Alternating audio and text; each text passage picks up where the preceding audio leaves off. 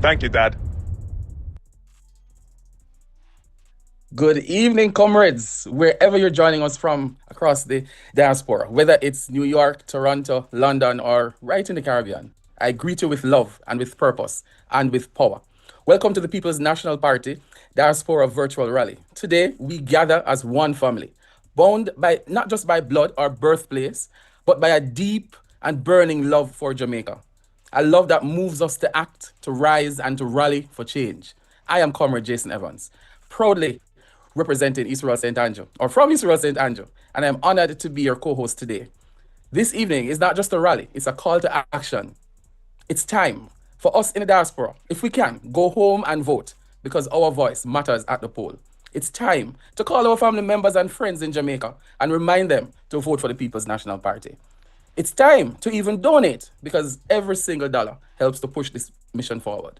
And it's time, if you are not a member of the People's National Party, to start your membership today because staying connected keeps our movement strong.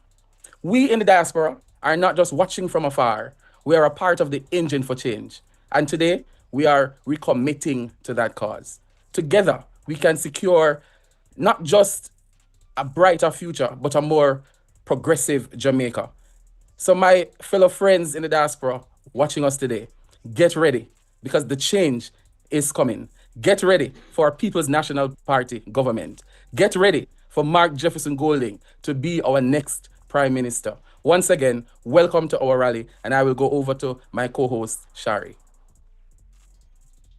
Good afternoon, comrades. Good afternoon, comrades across the globe. I am Shari and Henry, proud daughter of Jamaica and a mighty South St. Andrew, and your host from the Canada Zone. Let me be clear, the time has come.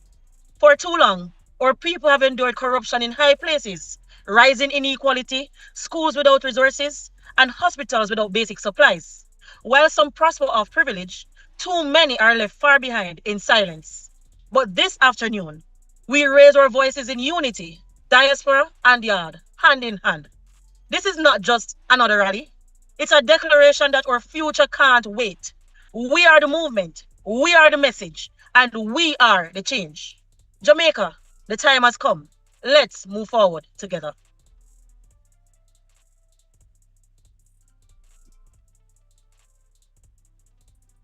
Perfect.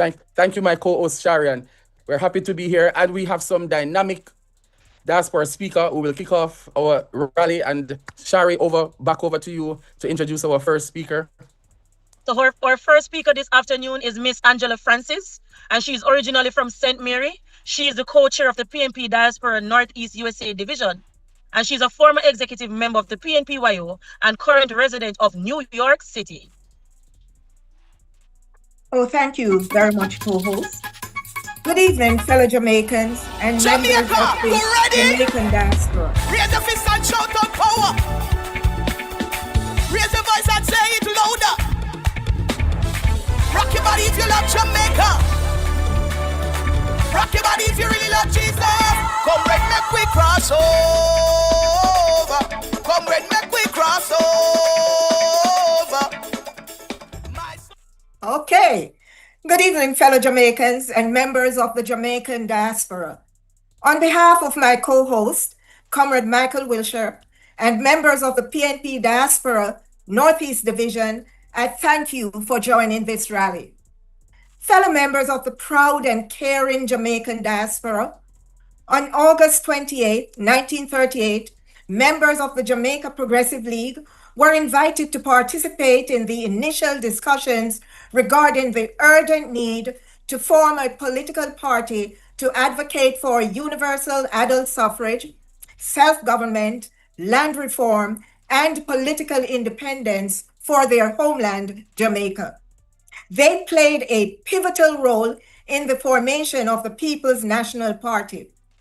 Throughout its history, the PNP has always chosen Jamaica and the Jamaican people.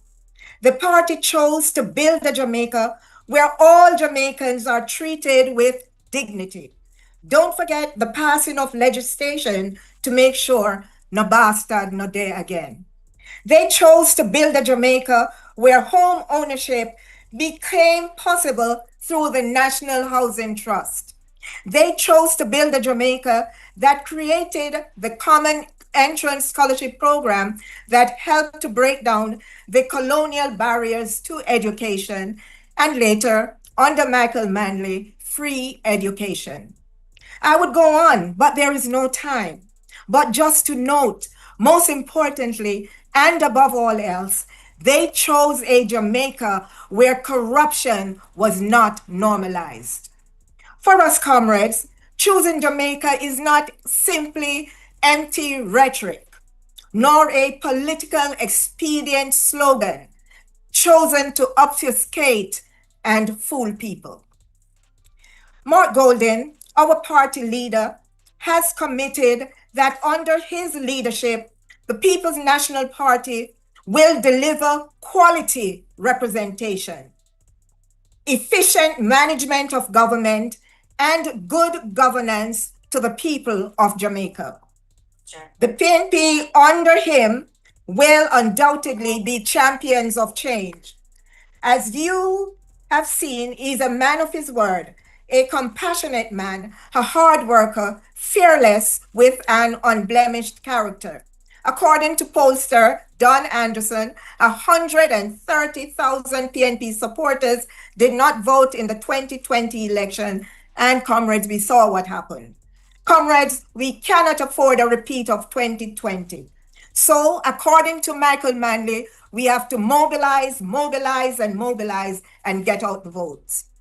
Comrades, as Dr. King once said, there's a fierce urgency of now. As members of the diaspora, we must once again rise to our historic mission of saving and choosing Jamaica. Comrades and friends, we must work assiduously to ensure the victory of the People's National Party in the upcoming elections. Encourage friends and family to go out and vote. Comrades, time come for the diaspora to once again play a pivotal role in the future of our beloved country. Time come to use our power and resources to build a better Jamaica for all. Time come to vote for the People's National Party. Forward ever, backward never, one love. Thank you so much, Comrade Angela Francis. And just to let everyone know, Comrade Angela is in the UK, and she has already secured her ticket money for coming to. And people are excited, they're ready. They have already decided. Play a pivotal role in the National Party. Forward ever, backward never, one love. Thank you so much, Comrade Angela Francis. And just to let everyone know, Comrade Angela is in the UK, and she has already secured her ticket money for whenever the date is called, that she will be in Jamaica to participate in the elections. Coming to us next, we have one of our very own in the diaspora, from all the way Angela is from New York, and she will be flying to Jamaica as soon as the date is announced. But coming to us now from the UK, and comrades, you know we love the politics, because in the UK it is almost midnight, but comrades are watching in the UK to be here today. So coming to us now, we have Mr. Calvert Barkley, who is originally from Mount James and is currently the chair of the PNP UK and a former chair of the PNP YO for West Rural St. Andrew. Comrades, make welcome Comrade Calvert. One PNP party man. Why PNP we a boom? PNP party a boom. Yes, my goal in a boom. My goal in you a boom. My comrades and friends, I bring you greetings from PNP UK. There is no doubt, comrades, that at this point we are at a very crucial point in the life of our nation. Comrades and friends, there's an urgent need to restore hope to the vast number of Jamaicans who are on the brink or who have already lost hope. Totally unacceptable is the high level of crime, corruption, nepotism, a broken education system, a decimated healthcare system, and this list goes on and on. No well-thinking Jamaican will dispute the fact that the level of government corruption seen in the last 9 years is the highest ever seen in the history of this country. Me say the amount of public scandal and corruption too much to count for me 2 foot. We say this government has lost the moral authority to govern. I therefore urge all Jamaicans at home and abroad to do everything in their power to bring about this well-needed change of government. Our future and the future of our children, grandchildren, and great-grandchildren depend on it. For those of us in the diaspora, it's very important that we reach out to everyone within our sphere of influence. That is, family members, friends, and associates in Jamaica, and convince them to go out and put their X against the head on election day. Comrades and friends, the PNP administration is totally committed to providing Jamaicans in the diaspora the opportunity to contribute to nation building in a more meaningful way. In fact, creation of the diaspora region as a 7th region in the party structure is a first step towards that, as this will allow for their membership in the party for Jamaicans living abroad and the opportunity to make relevant recommendations regarding policy initiatives, etc. in a new PNP government. So, comrades and friends, whether you're in the PNP, you're in the PNP, whether you're in the UK, other parts of Europe, USA, Canada, or the wider Caribbean, I urge you to visit the PNP website to complete and submit your membership application form as soon as possible. Comrades and friends, time come for positive change. Time come to secure a brighter future. Do the right thing. Put your X beside the head and encourage all persons in your network to do so also. The word is love. Thank you, Comrade Barkley. So our next diaspora speaker is Dr. Oliver Faloon, and he hails from the beautiful parish of Portland. Any Portlanders in the building, big up yourself. Mr. Faloon, he now makes South Florida his home, and he's the PNP Diaspora Southeast USA Division Chair. Comrades, friends, Jamaicans, let us welcome Dr. Oliver Faloon. Yeah, yeah, yeah. All the people them, listen again, yeah. Calling all comrades in this moment, it's time to raise your hand. And may we continue to put in the work and improve Jamaica land. From 1938, we are lead the way and that never change. And today this strong foundation from way back when remains. We move it. Here in Jamaica, and wherever you are in the diaspora, thank you for joining us. I'm currently sitting in West Portland in the constituency office. I had the great hospitality of occupying Comrade Doreen Campbell Forbes' office right now, and people are excited, they're ready. They have already decided that time come. But I have some housekeeping business to do this evening, and I'm going to go straight to it. As you well know, the diaspora has been designated the diaspora region, comprised of 6 zones. It means Jamaican nationals over 18 years old who are normally domiciled outside Jamaica may become direct diaspora members of the People's National Party. That is huge. Direct diaspora membership accords all the rights and privileges assigned by the party's constitution. It also means that you can get more involved and have direct impact and can make a richer contribution to your party. Join ad hoc committees, participate on commissions, participate in electing representatives to the National Council. However, this is not automatic. And so I am calling you now. It's a call to action. You must apply for membership. Provide your credentials, add your references, and get this done. Time come. It's time to take action. And so now, therefore, I'm appealing to our diaspora comrades to apply for membership to become direct diaspora members of the People's National Party. Go to pnp.org.jm, scroll to membership, diaspora membership, and apply. Comrades, we're ready, we're committed, our leadership is ready, they're competent, and we need to get behind them and get this movement going. Time come, time come. Thank you so much. Thank you so much, Dr. Reid. Dr. Reid is already in Jamaica to show his commitment to the People's National Party in Portland. And members of the diaspora, we're imploring you, if you can go home to vote, let us do it. Coming to you next and final to wrap up this segment is our very own co-chair of the International Diaspora Affairs Commission. No other person is also from Kingston, Jamaica, is our own Dahlia Walker-Huntington, who is behind the organization of this rally, and we want to introduce her. Comrades, introduce to you, Comrade Dahlia Huntington. Time come now, people are balling can't take no more. Know that the crime reach everybody do it.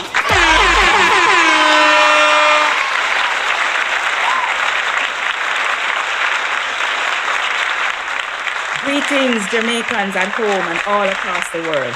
Time come for a better day in our beloved homeland, Jamaica. I left Jamaica over 40 odd years ago, but like most of you, Jamaica never left me.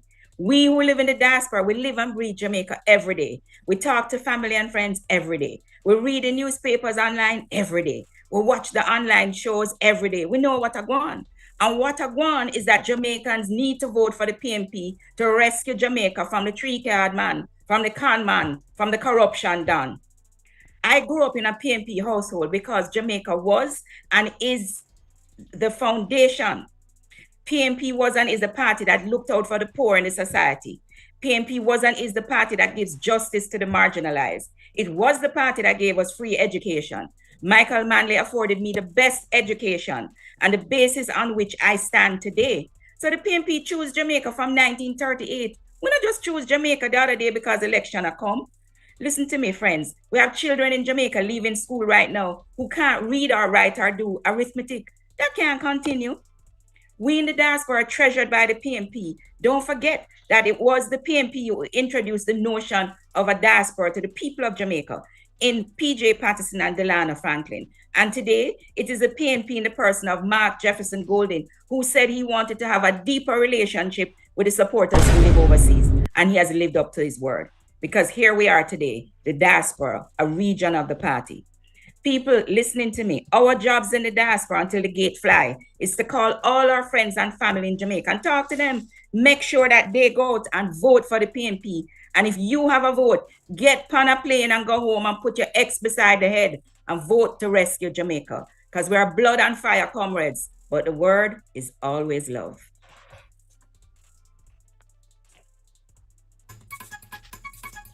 Thank you, comrade. And just a plane ticket away to rescue Jamaica. So our next speaker, we now move to the national speakers, and our next speaker is Reverend Dr. Paul Blake. Now, he's the head of the PNP Patriots, which is the professional affiliate arm of the People's National Party. He's Reverend Dr. Blake, and he's a respected voice within the professional and academic community of the PNP, and of course, he's a young firebrand. Comrades, let us welcome Dr. Blake. Good evening, comrades. I bring you greetings from the young professional of the People's National Party, the Patriots, grounded, mobilized, and ready for change. As the president of the Patriots, let me make it plain that time come for a better life and time come for leadership that is serious about a Jamaica that works for all and not just a privileged few. Now, I know many of you left Jamaica many years because you had, or even recently because you had no choice, no opportunity, no future in farming. But the truth is, you never left Jamaica behind.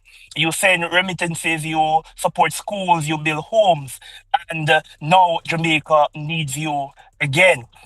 And because what is happening under an Andrew Holness-led administration is a disgrace. He promised prosperity, but we see poverty. He said farmers would be supported, but they're left begging for water. He told us food security matters, but the food import bill ballooned to over 1.2 billion US dollars, while our own farmers in St. Elizabeth, St. Mary, and Clarendon struggle to sell what they grow. Barefaced lies, empty promises, and the youth are tired of it. We fed up. But under Golding, we are not just offering talk, we are offering transformation. And then let me tell you what the PNP are standing on and what we're bringing when we get into government. One, we want to reduce the food import bill by 25% in the next 5 years. So we will cut back unnecessary foreign spending and pour investment into Jamaican farmers to grow what we eat. We're going to second, we're going to set up a special economic zone for agriculture. That's land, irrigation, tech, and infrastructure dedicated to high production, youth-led, export-ready farming zone. It is time agriculture become a pathway to success, not punishment. And thirdly, we want to have a 9 local farmers to supply schools. And why import when our farmers in Manchester, St. Elizabeth, wherein the name of few can supply fresh, healthy meals to our school children? This isn't charity, it is economic justice. We're going to fix the irrigation and farm roads. No farmer should be one jot or patrol away from poverty. We're going to invest in infrastructure so that the farmer in St. Anne and the mother in Junction can both thrive. And post-harvest infrastructure, we're going to set up cold storage to transport. We will stop the loss between the field and the fork. We're going to have linkages between the tourism sector and so Jamaican food for our visitors. No more hotel menus filled with foreign lettuce while local crops here are rot. And to my diaspora family, this is your moment too. Help us to build Jamaica that works for all of us. Help us to invest in a Jamaica that will be successful under the People's National Party. Time come for a better life. Time come for the PNP, and time come for Mark Jefferson Golding. Thank you. Make the trumpets play.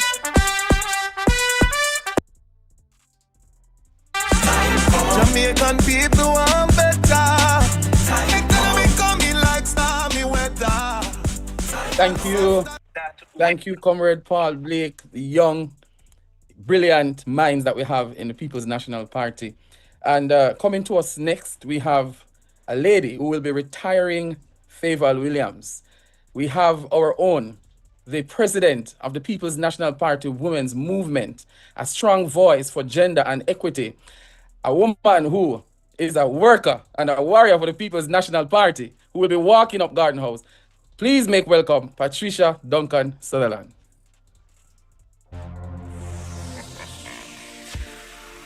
For my independent ladies, na na na na na na na. Me have money in my pocket, so I feel nice. No borrow girl clothes in a real life. Yes, and so I want to acknowledge and Comrade Angela, right, leaders of this diaspora, our movement in the diaspora.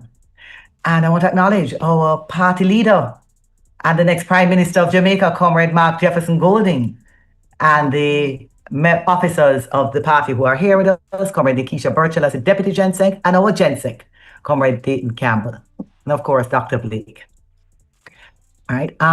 You know, it is really good to be here to have this conversation with the diaspora on the brink of an election that we are confident that we will win, and that so therefore we are getting ourselves ready to form the next government. And I'm proud to be a part of that team that will be the next government, not just in the context of being president of the PNP Women's Movement, but also in the context of being a member of Parliament for Eastern St. Andrew, as well as shadow spokesperson on social transformation and protection. And in that context, as president of the PNP Women's Movement, I'm particularly proud because we have 22 female candidates. 1/3 of the candidates, or more than 1/3, are female, which is a step in the right direction. And our leaders are clear that inclusiveness must be a part of any policy that we make. Inclusiveness of women, inclusive of young people, as you would have heard Comrade Paul Blake talking about how we are including some of our policies will target young people, and inclusiveness of our elderly. And when I'm speaking to you as a diaspora, one of the things that I am very aware of, that apart from the fact that you are still very connected to your families and help your families financially in Jamaica, that there is a large portion of our diaspora who will retire in Jamaica. So we have to get Jamaica ready for you when you are ready to come back to Jamaica. And that means our healthcare has to be ready for you. And we have to take that into consideration when we look at our policies. And so inside of the healthcare policies, Dr. Dawes would have spoken many times to the need for setting up a proper urgent care system, and for putting back the testing facilities back in the hospitals. So when there is an emergency or when care is required, people don't have to go and seek healthcare outside, because it's difficult, especially for Jamaicans right now. I have one elder, just barely elder, 62 years old man in my constituency who has prostate cancer and is at home in bed and now needs 194,000 just to do an MR and a CT scan to find out how far the cancer has spread. It's just a difficult time, but we know that a PNP government can rescue Jamaica from that. And the last point that I would like to make, because I'm very aware, is that in that context of getting Jamaica ready for the diaspora, we know that security is going to be a very important thing for us. And so therefore, in that context, social transformation, because the crime doesn't go to nowhere, right? People have to have hope to not choose crime as a way of life. And we have to create those pathways to hope for our young people and create that way that they can see how they can make their lives without choosing crime. And also to see how they can resolve issues without resorting to violence. And so in that regard, we are looking to increase our capacity with respect to social workers and how we deploy those social workers in the context of a peace management initiative, in the context of having social workers looking at families rather than individuals. So, as a member of a fantastic team and an excellent team, I feel so proud as a comrade to be a part of this. And I'm looking forward to the diaspora's continued contribution, not just in the context of financial, not just in the context of coming back to Jamaica, but giving us our ideas so our policies can grow and truly be inclusive and be for all of Jamaica, because time comes for a better life for Jamaicans. Thank you so much, Comrade Patricia, Duncan, Sutherland. And coming to us next is our very own Deputy General Secretary of the People's National Party, the candidate of St. James Southern, who will be retiring one-term Member of Parliament, Omar Davis. Diaspora, I bring to you our very own Nikisha Burchel. Hello to the men and women of the diaspora. My apologies, I'm out in the field here in South St. James. I'm Nikisha Burchel, and as Comrade Jason said, I am the candidate in South St. James going up against the JLP's candidate. I'm not going to speak his name and give it any more life. But I'm also a Deputy General Secretary of the People's National Party, and I'm helping in some way, some shape, to refine the PNP's communication strategy. I want to thank everyone who's on call today for being here, and thank you so very much for continuing to carry Jamaica's flag wherever you are in your hearts, no matter where in the world you've decided to make home. Whether you're in the US, the UK, Canada, or elsewhere, your love is what fuels us and helps us to shine and bring Jamaica's flag around the world. This coming election for us is one of the most important in my lifetime, and perhaps in your lifetime as well.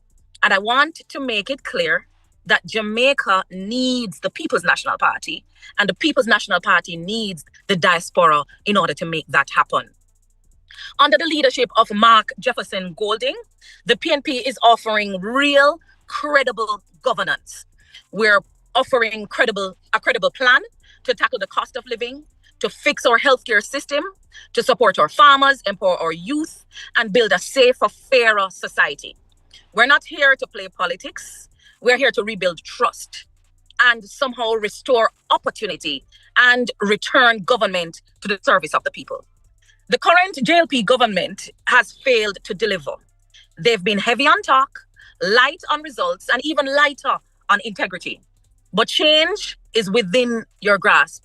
The People's National Party is on its way, and that's where you as a diaspora comes in. Even if you can't vote because you somehow aren't registered in Jamaica and you never ever voted here before, you can still help. You can call your friends, you can call your family in Jamaica and encourage them to go out and vote for the People's National Party. You can also join one of our phone banking teams. They will connect you with some voters that you can call, canvass, and give them the reasons why they should support the People's National Party. Of course, you can partner with a candidate in Jamaica, and Dahlia will tell you much more about that. Many of us are doing this work with limited resources. Your support, whether it is financial or your physical time or whatever you can connect us with through your networking capacity, it will help us to tip the scale in our favor. And right now, many of us are preparing for back to school. We have various back to school ventures that we're undertaking as teams to support the students going back to school in our constituencies. And so you can consider sponsoring a student or sending some supplies to us or sending sending some money that we can help them to prepare for back to school. Myself, Comrade Andre Horton, and I know of a few others, we have an Amazon wish list that we circulate, and it makes it easy for you to buy a couple of books, some pencils, something, and you can ship it to our address in America, and we will get it here in Jamaica to help the kids. In South St. James, I want to personally say a big thank you to Comrade K. Marie and John T. Hodges and the team that has been supporting us. Their unwavering support really and truly is something that we didn't know that we would be receiving, but since it's been on board, we are really grateful for it. They're a faithful force behind us, and we're grateful for it. Brothers and sisters, Jamaica time come. Time come for honest leadership. Time come for opportunity. Time come for the People's National Party.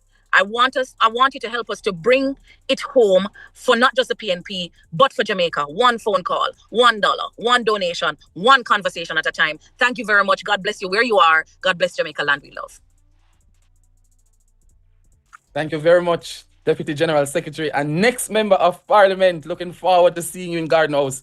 And comrades in the diaspora, please donate to this party. If you go on the website, www. and I'll just read it out for you so that you can know where to go and vote and donate to the People's National Party. It's pnp.org.gm, so you can go there and donate to the People's National Party. And remember, comrades in the diaspora, if you're able to go home and vote, we're encouraging you to do so. And if you can't, please call your friends and families and tell them time come to vote for honest governance. Time come to vote for a leader with integrity, a leader whose name is not marred by corruption, a leader who can represent Jamaica on the international stage, a leader who is not embarrassed to go anywhere because his name is not calling in any corruption. And that is Comrade Mark Jefferson Golding. So my fellow diaspora members, if you're able to go out, please go out.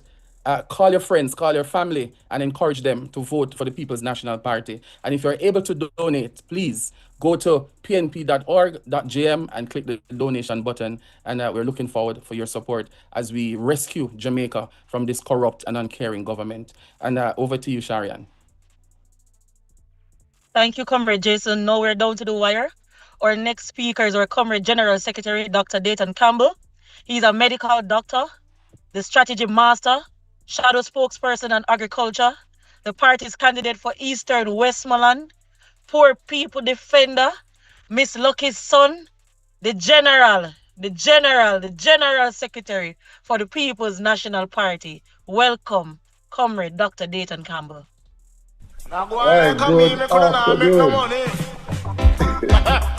I'm the money. Greetings, everyone. Greetings to our incoming Prime Minister, Mr. Mark Golding, and to Comrade Dahlia and all the other members here from the Region 7, and of course, persons, officers and members of different arms and affiliates, and also those who are viewing online. Good afternoon. I'm very happy to be here with you today. I'm in transit from a funeral in Westmoreland and heading across to St. Thomas, but I paused for a worthy cause to be here to share a few things with you today. And I pretty much just want to give an update as to where we are as a party, what we've been up to, and so that you can be fully on board with what we're doing and what our vision is in terms of the campaigning, not the policy part. I leave that part to the leader. So politically, we came out of the local government elections last year, and I think we've been buoyed by that. Since that time, we have been focusing on getting our house in order for the general elections. We started out early, putting our candidates in place, and we had all our candidates in place before the end of 2024, which I think was a good thing for us to have done. It gives them adequate time to be on the ground, to meet their constituents, and so that they can become familiar with them, share their vision, share their plans, and also fine-tune the organizational stuff. We then went into 2 by-elections, and what the Labour Party thought was going to be an easy win for them by calling those 2 the Friday before their annual conference.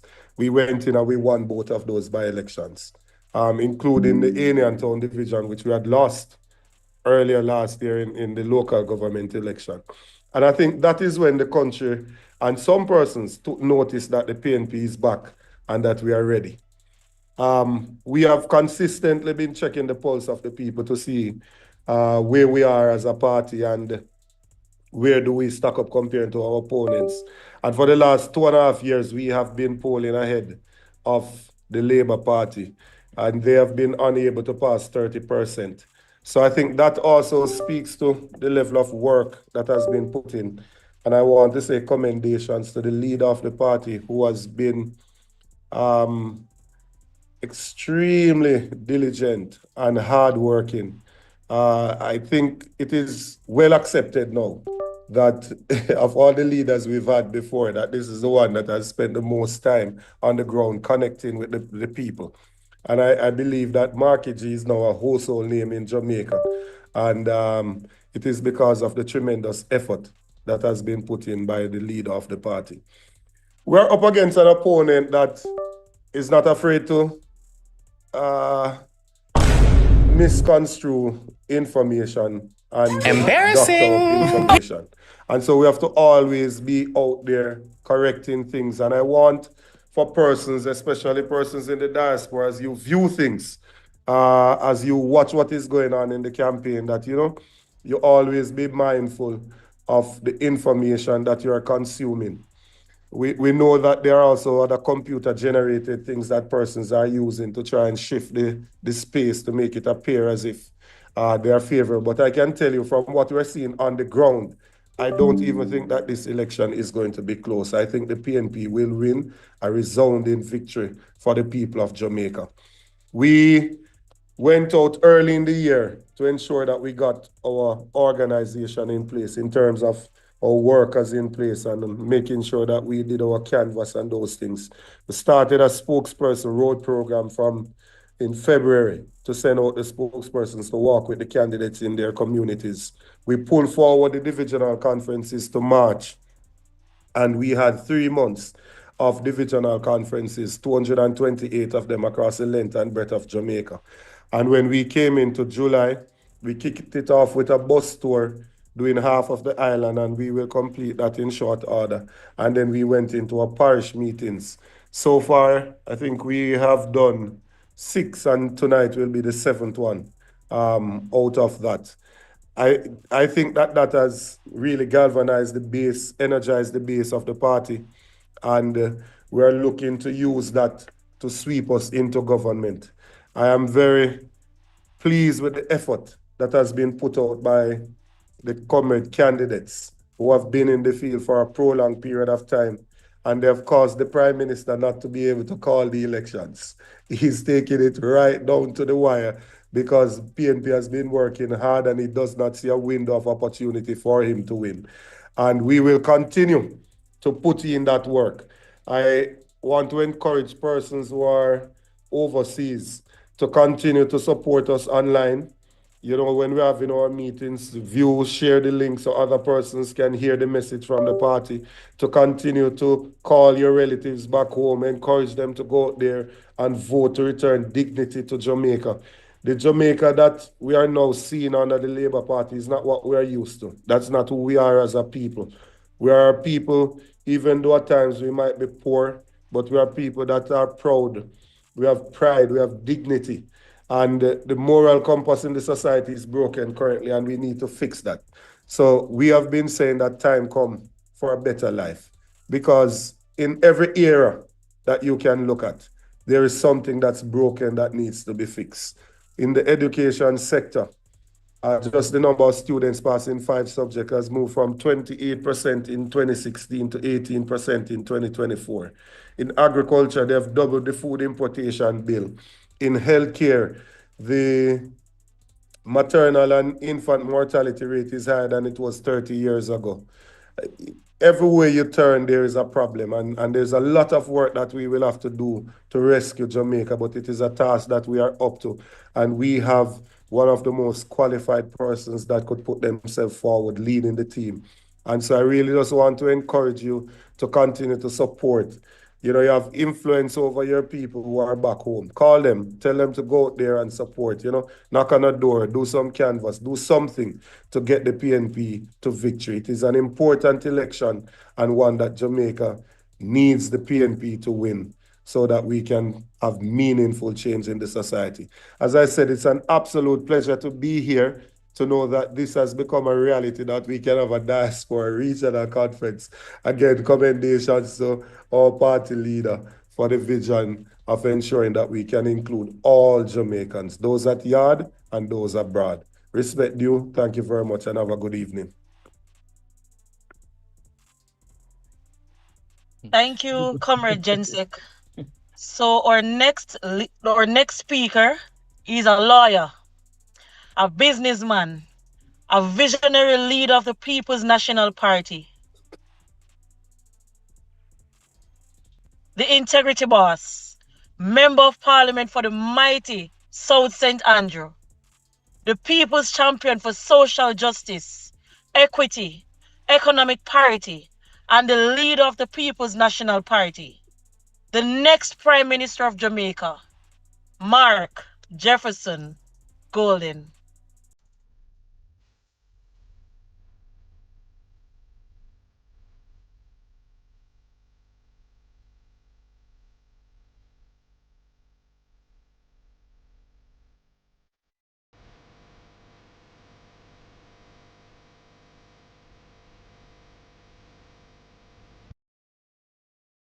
Yes, man. Marching on to progress. Comrades of the diaspora, all of my comrades who are speakers on this online rally, I greet you well. I greet you in the name of the mighty People's National Party. And the word is love.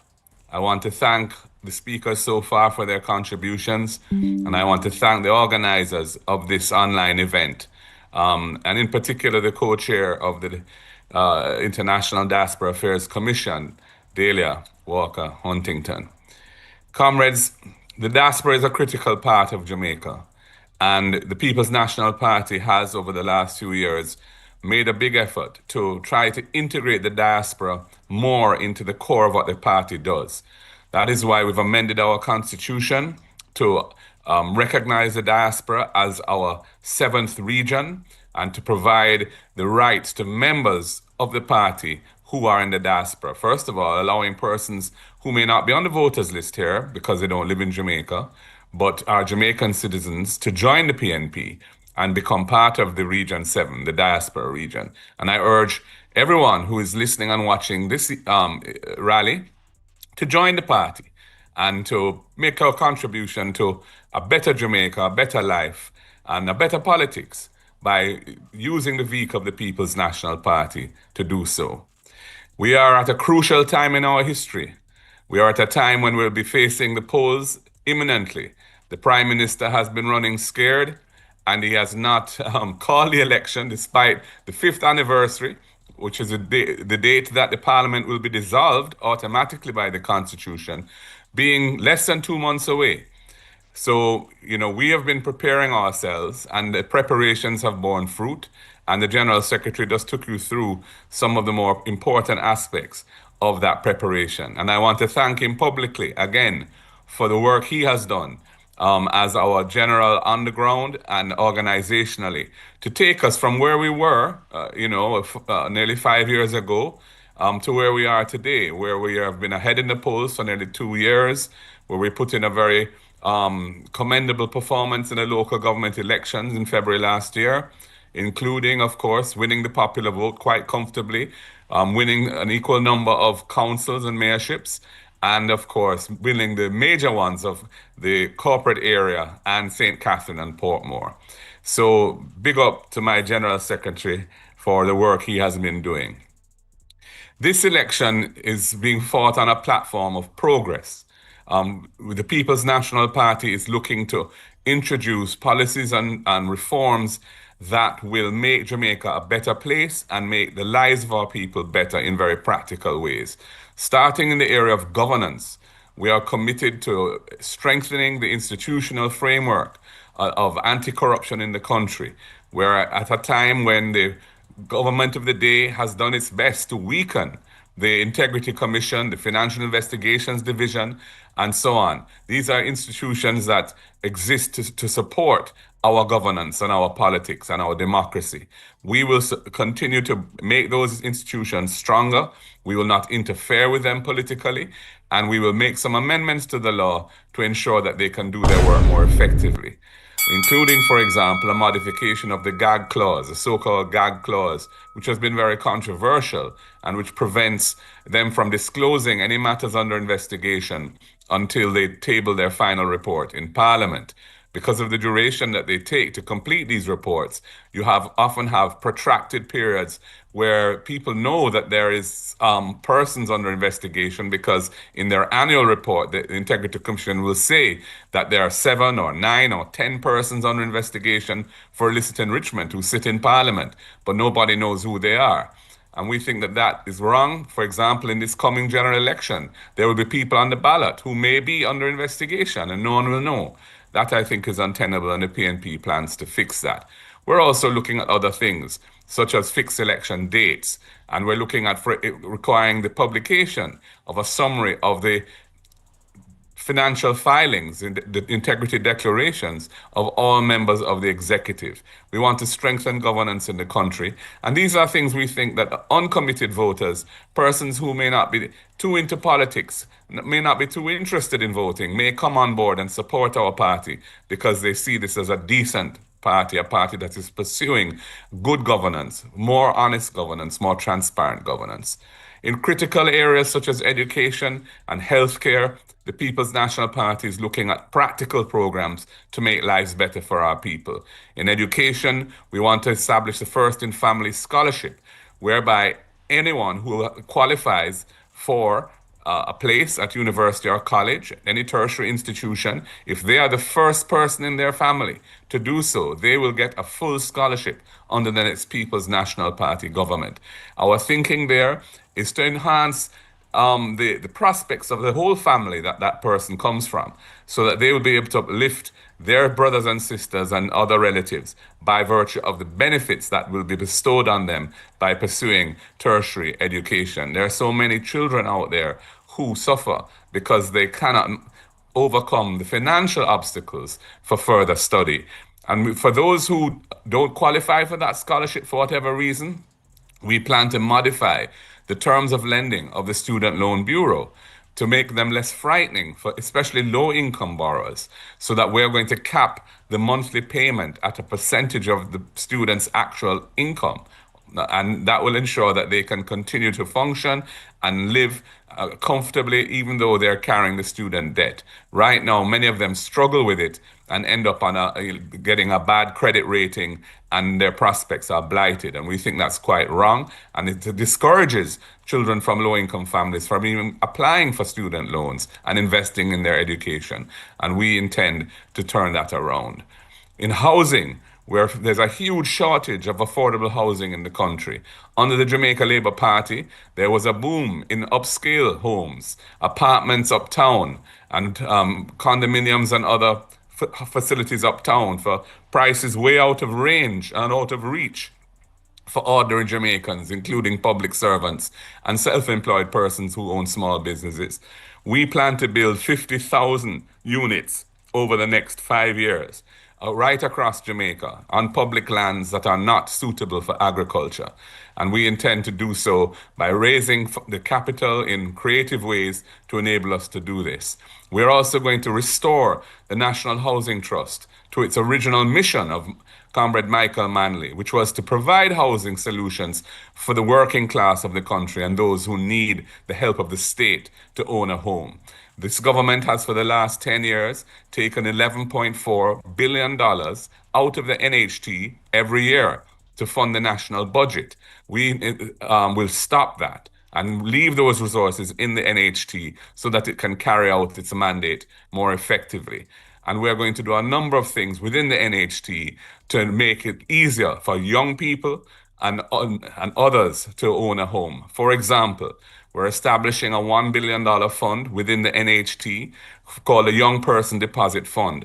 Any young person who joins the NHT and has contributed for 2 years or more will be able to get a grant, a non-refundable grant. They don't have to pay it back, of 500,000 Jamaican dollars to pay down on their first home. This will enable many of them to buy one of these 50,000 units that we will be building for the people. We're also going to cut out the insurance costs for the lowest rung of NHT borrowers and have the NHT absorb the insurance costs rather than passing that on to those borrowers who are at the bottom of the income ladder. And we have the rent-to-own scheme, which is a creative process idea that would allow somebody who can't prove their income because they're not formally employed in a firm that generates a monthly or fortnightly pay slip. They will be able to go into one of these houses as a tenant. And if they make the monthly payments, which would be equal to what the mortgage would be, on a consistent basis for 6 months, we will treat that as having been proof of income, and they will qualify for the loan. They can draw down the mortgage and convert themselves from a tenant to an owner of the home and own a piece of this rock with their own door key.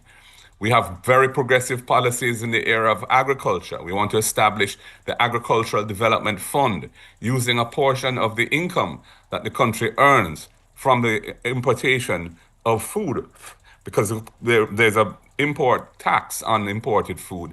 We want to use a portion of that tax to set up this Agricultural Development Fund, and we will then use those resources to really get behind the agricultural industry. Better farm roads, storage facilities, credit through the PC banks, the People's Cooperative Banks, to our farmers, and so on, to enable them to have proper land preparation and generally support production to reclaim some of the lost sales that are going to farmers overseas. As was mentioned, the imported food bill has more or less doubled under the JLP since we were last in office. And we want to bring some of that production back to Jamaica to save foreign exchange and to provide more wealth and income to our farmers across Jamaica. These are some of the ideas that we have. There are many others. We have plans for the creative and cultural industries. We have social justice plans to ensure beach access for our people. We want to get rid of the use of contract work, which denies many of our workers the rights that are in law for employees.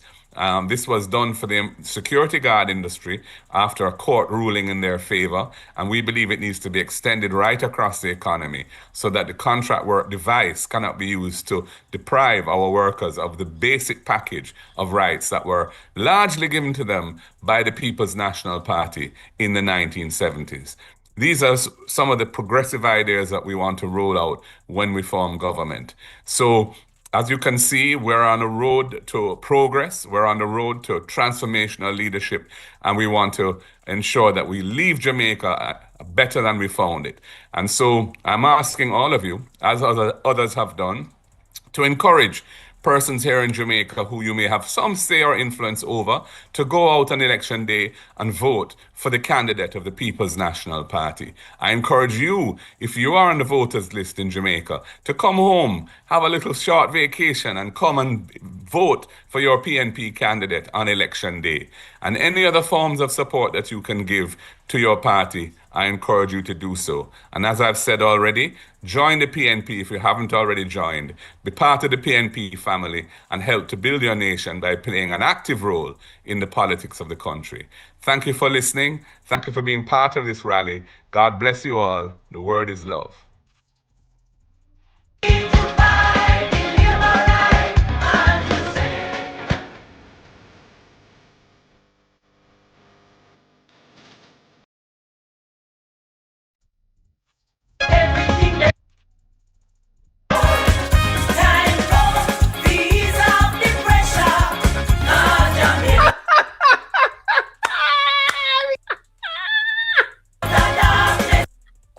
That is funny, honey. That's funny. Oh my God, that is funny. Thank you.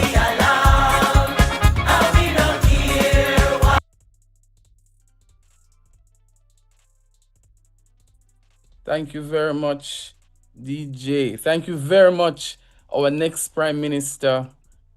Thank you very much to our next Prime Minister, Mark Jefferson Golding.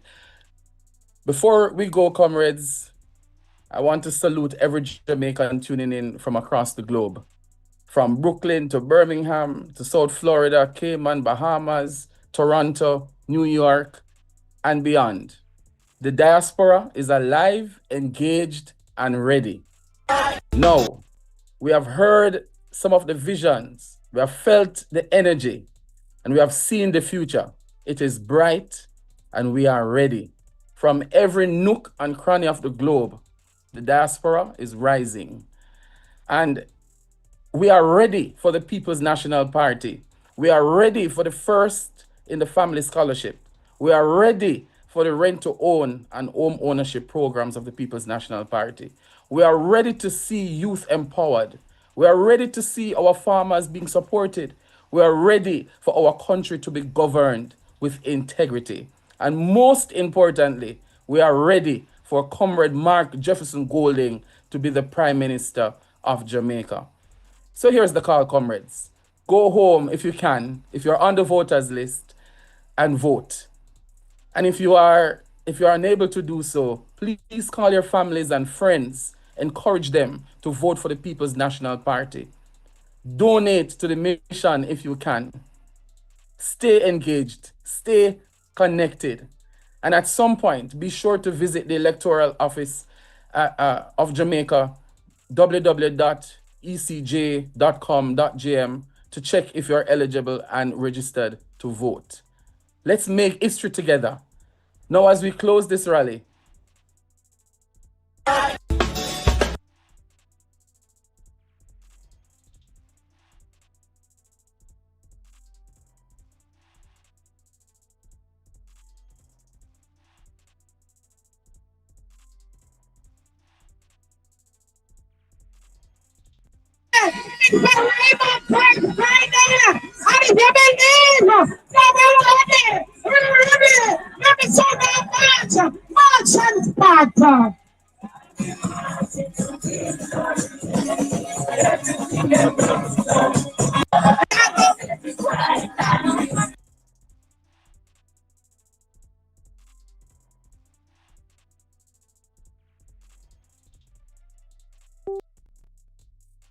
people are going.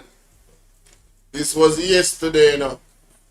Of course, I know, I see the rally are going, the diaspora rally, and I say, you know what, I'm going to go live early and check it out. Thank you, everybody that came, that has been here so far. We're not going anywhere. The 6 p.m. one, you know them, they really start early, so. Worse like how Marky G done so busy today with the diaspora. Big up Andre Stevens.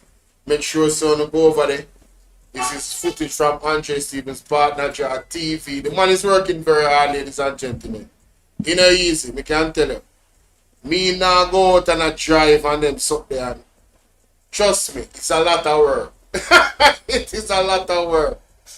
Hope you guys appreciate the effort that I do give. Because life is life. You understand what I say? Yeah, man, you put out a lot. But look on the people, man. Look on the energy. The people are ready, you know. The people of Jamaica is very, very ready. They're very, very tired. And just I hope them stay strong with the blood of Jesus and the fire of the Holy Ghost, the Spirit of the Lord. You understand? Because it's time of great tribulation right now. This is not It's a very serious time we're living in. This is a serious election. You understand? I hope you guys are paying attention to the prophets and what they're saying. If you notice, the prophets are very, very involved in this political season. You understand?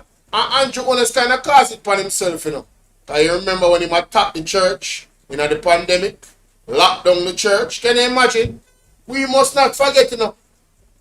We must not forget. Andrew Honest, in his infinite stupidity, went against God. You understand?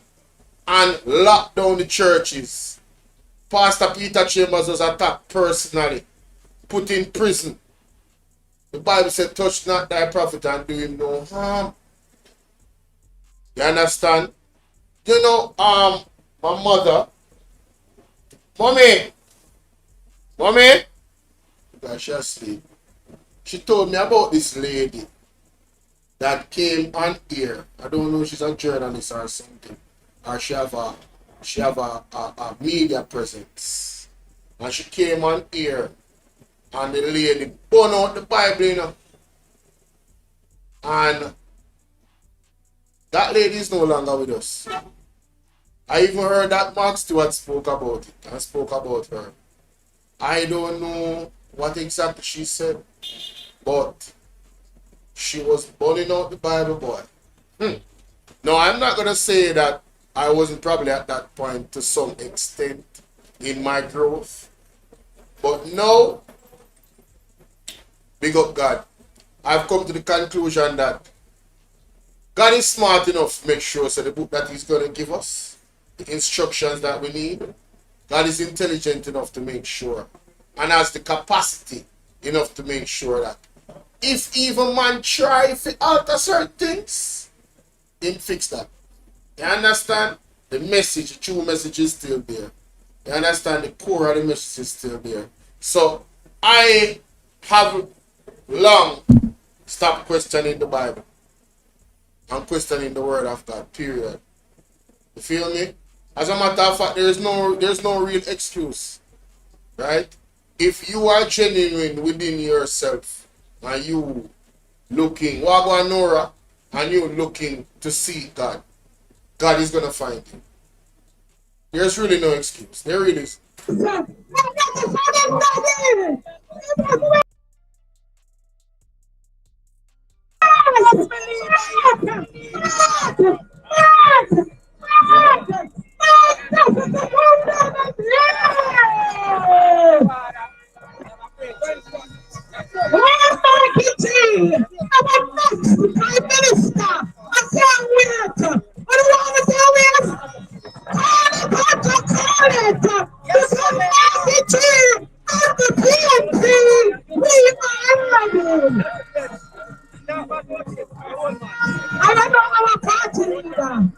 Our party leaders need to stop and talk to people.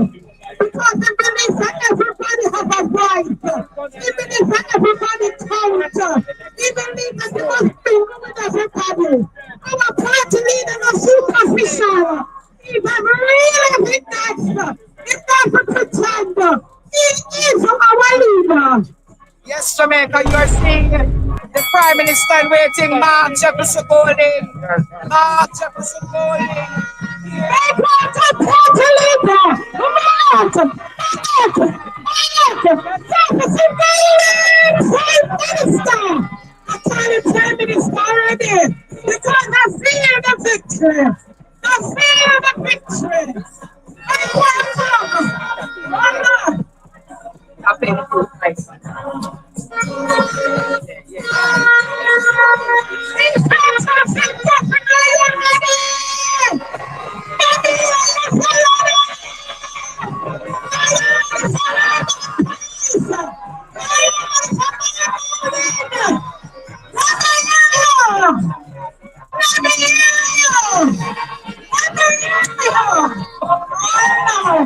I'm so ready.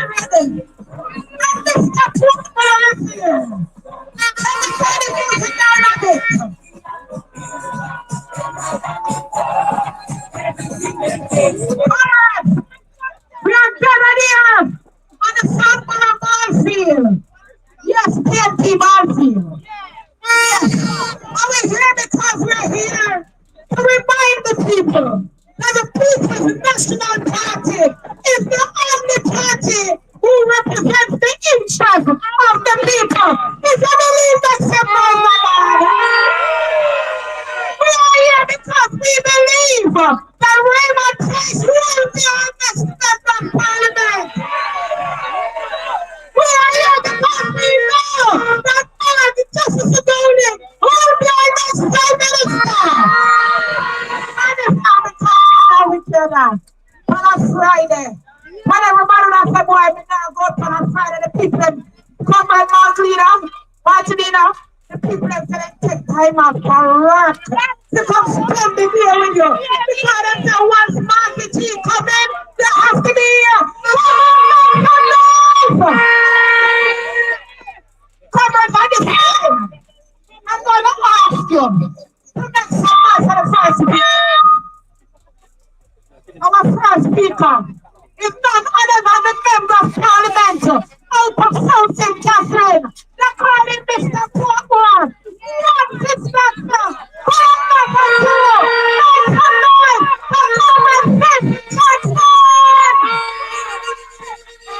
Thank you, Comrade Keisha. Comrade Party Leader.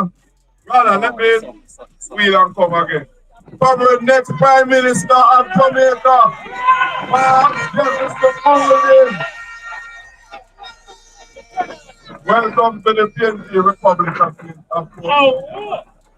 Comrade incoming Member of Parliament. One prize.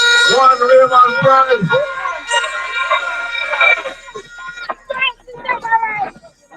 The workers, the stalwart of East Central St. Catherine, I greet you well. You know, Comrade Leader, it's kind of hard to say comrades of East Central, you know, because when you're in Southborough comrades are my comrades. Comrades with whom I have developed and built a relationship, a partnership for a number of years. And I must tell you, every time I come in Southborough as a community, I feel that I am at home. Southborough is one of those communities in Portmore. But wait, who else know about this? I could set up a free account with Shippingville and get the item. And formerly of South St. Catherine that has treated me and the People's National Party well. But you know, Comrade Leader, this next election is going to be a tribute to one of the finest councillors that this community has had in Comrade is the Parkins, Comrade Tyson. And I know the spirit of Tyson is walking beside Comrade Price every day in this division, in this constituency.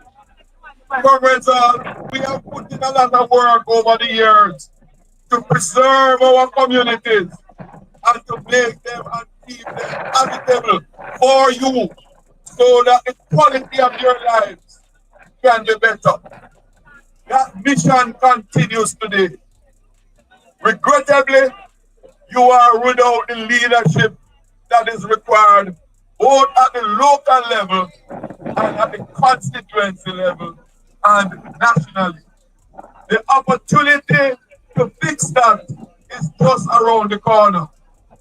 And we will amend that, firstly, by making sure that a committed and hard-working comrade in the person of Comrade Price becomes your next Member of Parliament.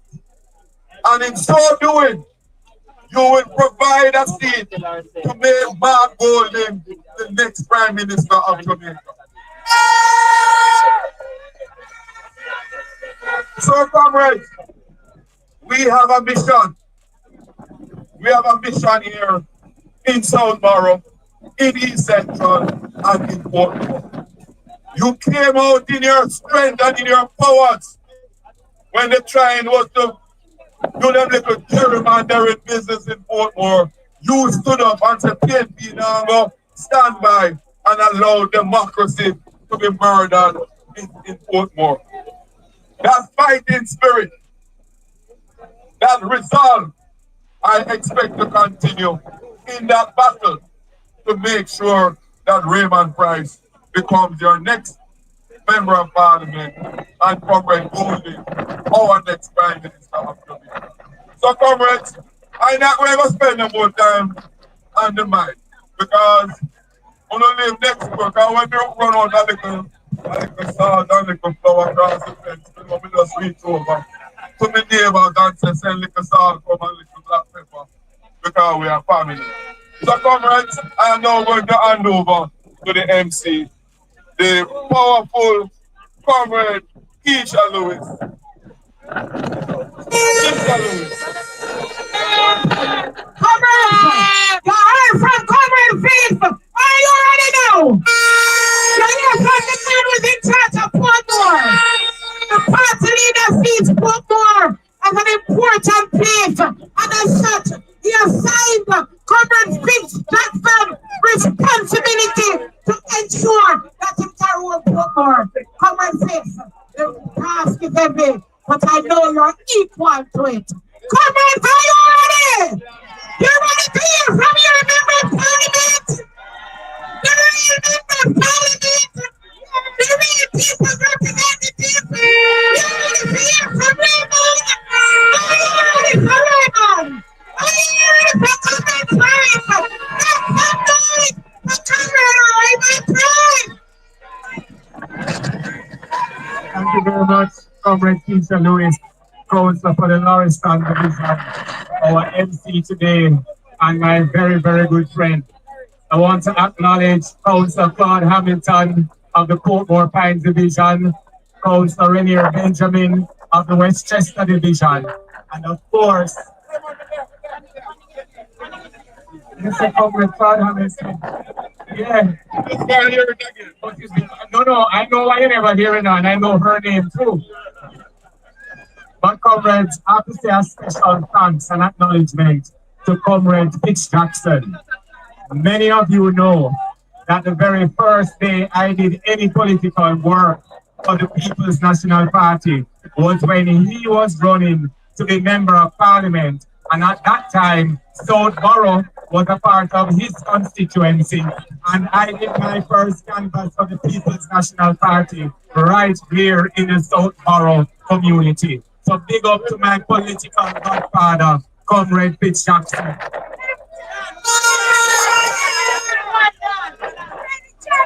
Comrades, my heart is full to give acknowledgement to Comrade Party Leader Mark Bogle.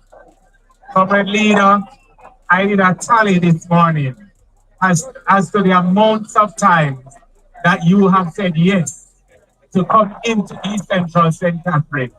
Even on your way to the country, you have come in and met with families during their time of grief.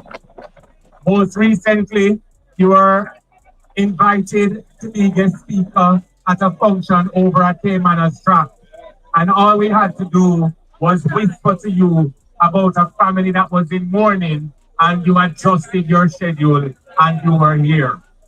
You are here again today, as you were last year as our guest speaker at our constituency conference. And you are here today helping us to energize the PNP base in East Central St. Catherine. Comrades, let us give a big round of applause to Comrade Mark Bogle.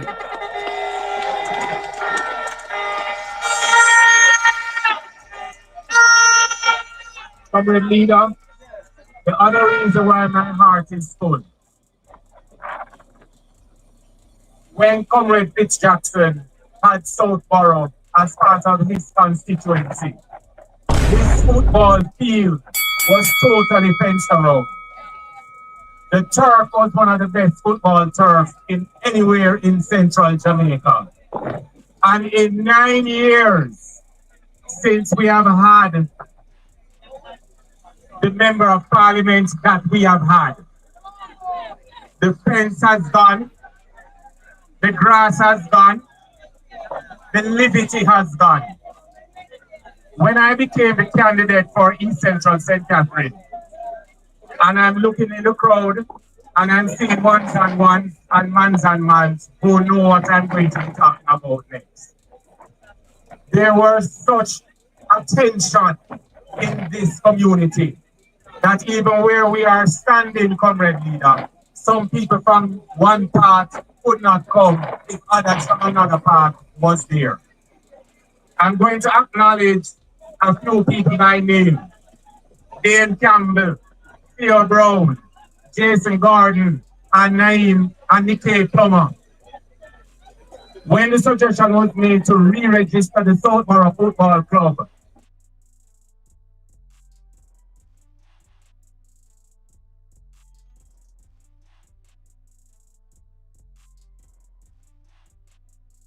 we walked from part to part to part and brought the leaders together to tell on the instructions that you gave. And we re-registered the Southborough Football Club party leader. And for 6 months since we have re-registered the Southborough Football Club, we have had practice matches. We have had people from other parts of the country coming on this field and playing football in support of the Southborough football team, which re-entered for the first time in 14 years the St. Catherine Football Association division competitions. While we never made it past the first round, the fact that we were able to bring the community together. Leader, if you are here on those Sundays, you see people set up chairs on them house top. You see people bring out them dining room chairs and sit down and eat them Sunday dinner while watching football. And since that time, we have had no crime, no violence, no murder, no disruption anywhere in Sutherland. So this time around, Raymond Price is not a candidate saying, when I am member of parliament, I will do. Raymond Price is a candidate saying, when I become member of parliament, I will continue to do. My opponent has been here for 112 months. And during that time, $3 billion of taxpayers' money has been allocated to this constituency for an average of $30 million per month. We have seen him giving presentations in Parliament saying that in concrete the gully behind Newland and in no concrete. We have seen him say that in concrete the gully beside Westchester and in no concrete. We have heard him recently, and by the way, as someone talk on microphone, we don't come in and dead in the middle of the night like we are vampires.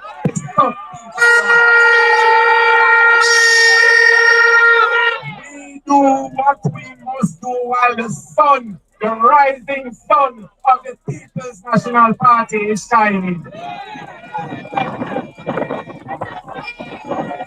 Comrades of the Central St. Catherine, we're not in the baga. We're not in the imposter that drive around on a microphone and accuse us of being criminals. He was a minister in the Ministry of Sport, and there is not one football field developed in the constituency. Not one netball court built in the constituency. The multi-purpose sport being built in Portmore Pines today is being built by Comrade Walker-Huntington, the councillor of the Portmore Pines division. The netball field over there was built by Comrade Ainsley Parkins while he was alive as councillor in the Portmore division. The roads that were fixed down in Fernando and Melva and Laurel were built by Comrade Ainsley Tyson through the Parish Council. Garbage was being collected. Street lights were being turned on and stayed on. So we want to say to that man, while you were minister in the Ministry of Sport and youth did not benefit in East Central St. Catherine. While you are now a minister again in the Ministry of Foreign Affairs, nobody from East Central St. Catherine not even get post on a farm work yard.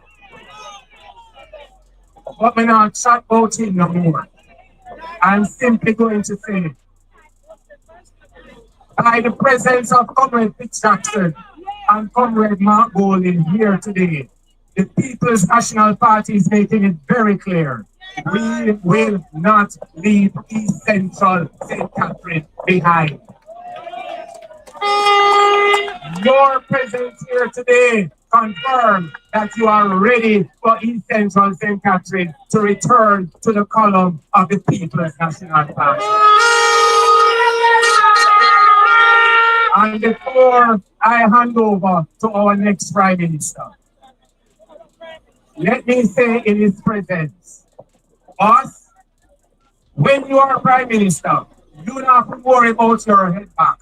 Raymond Price will be in Parliament and the government benches in support of your administration.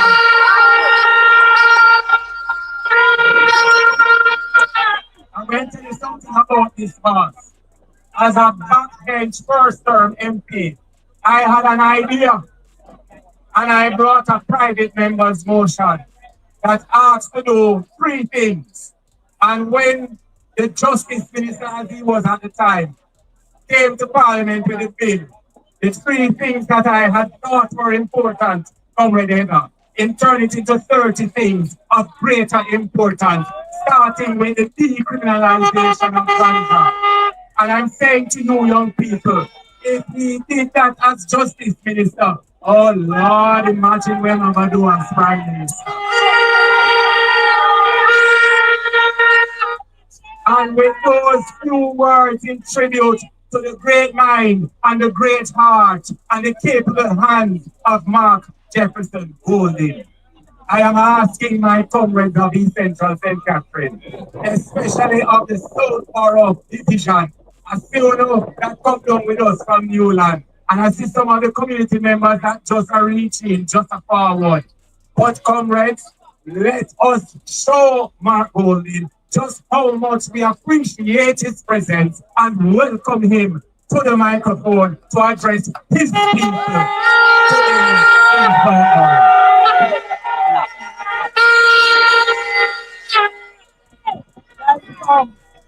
Yeah, man.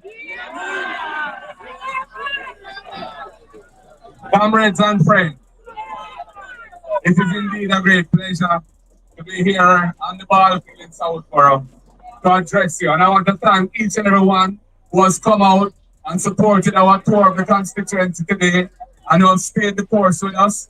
And here we are wrapping up the proceedings. I want to big up, first of all, a mentor, one of the fathers of the PNP right now, Comrade Fitz Jackson.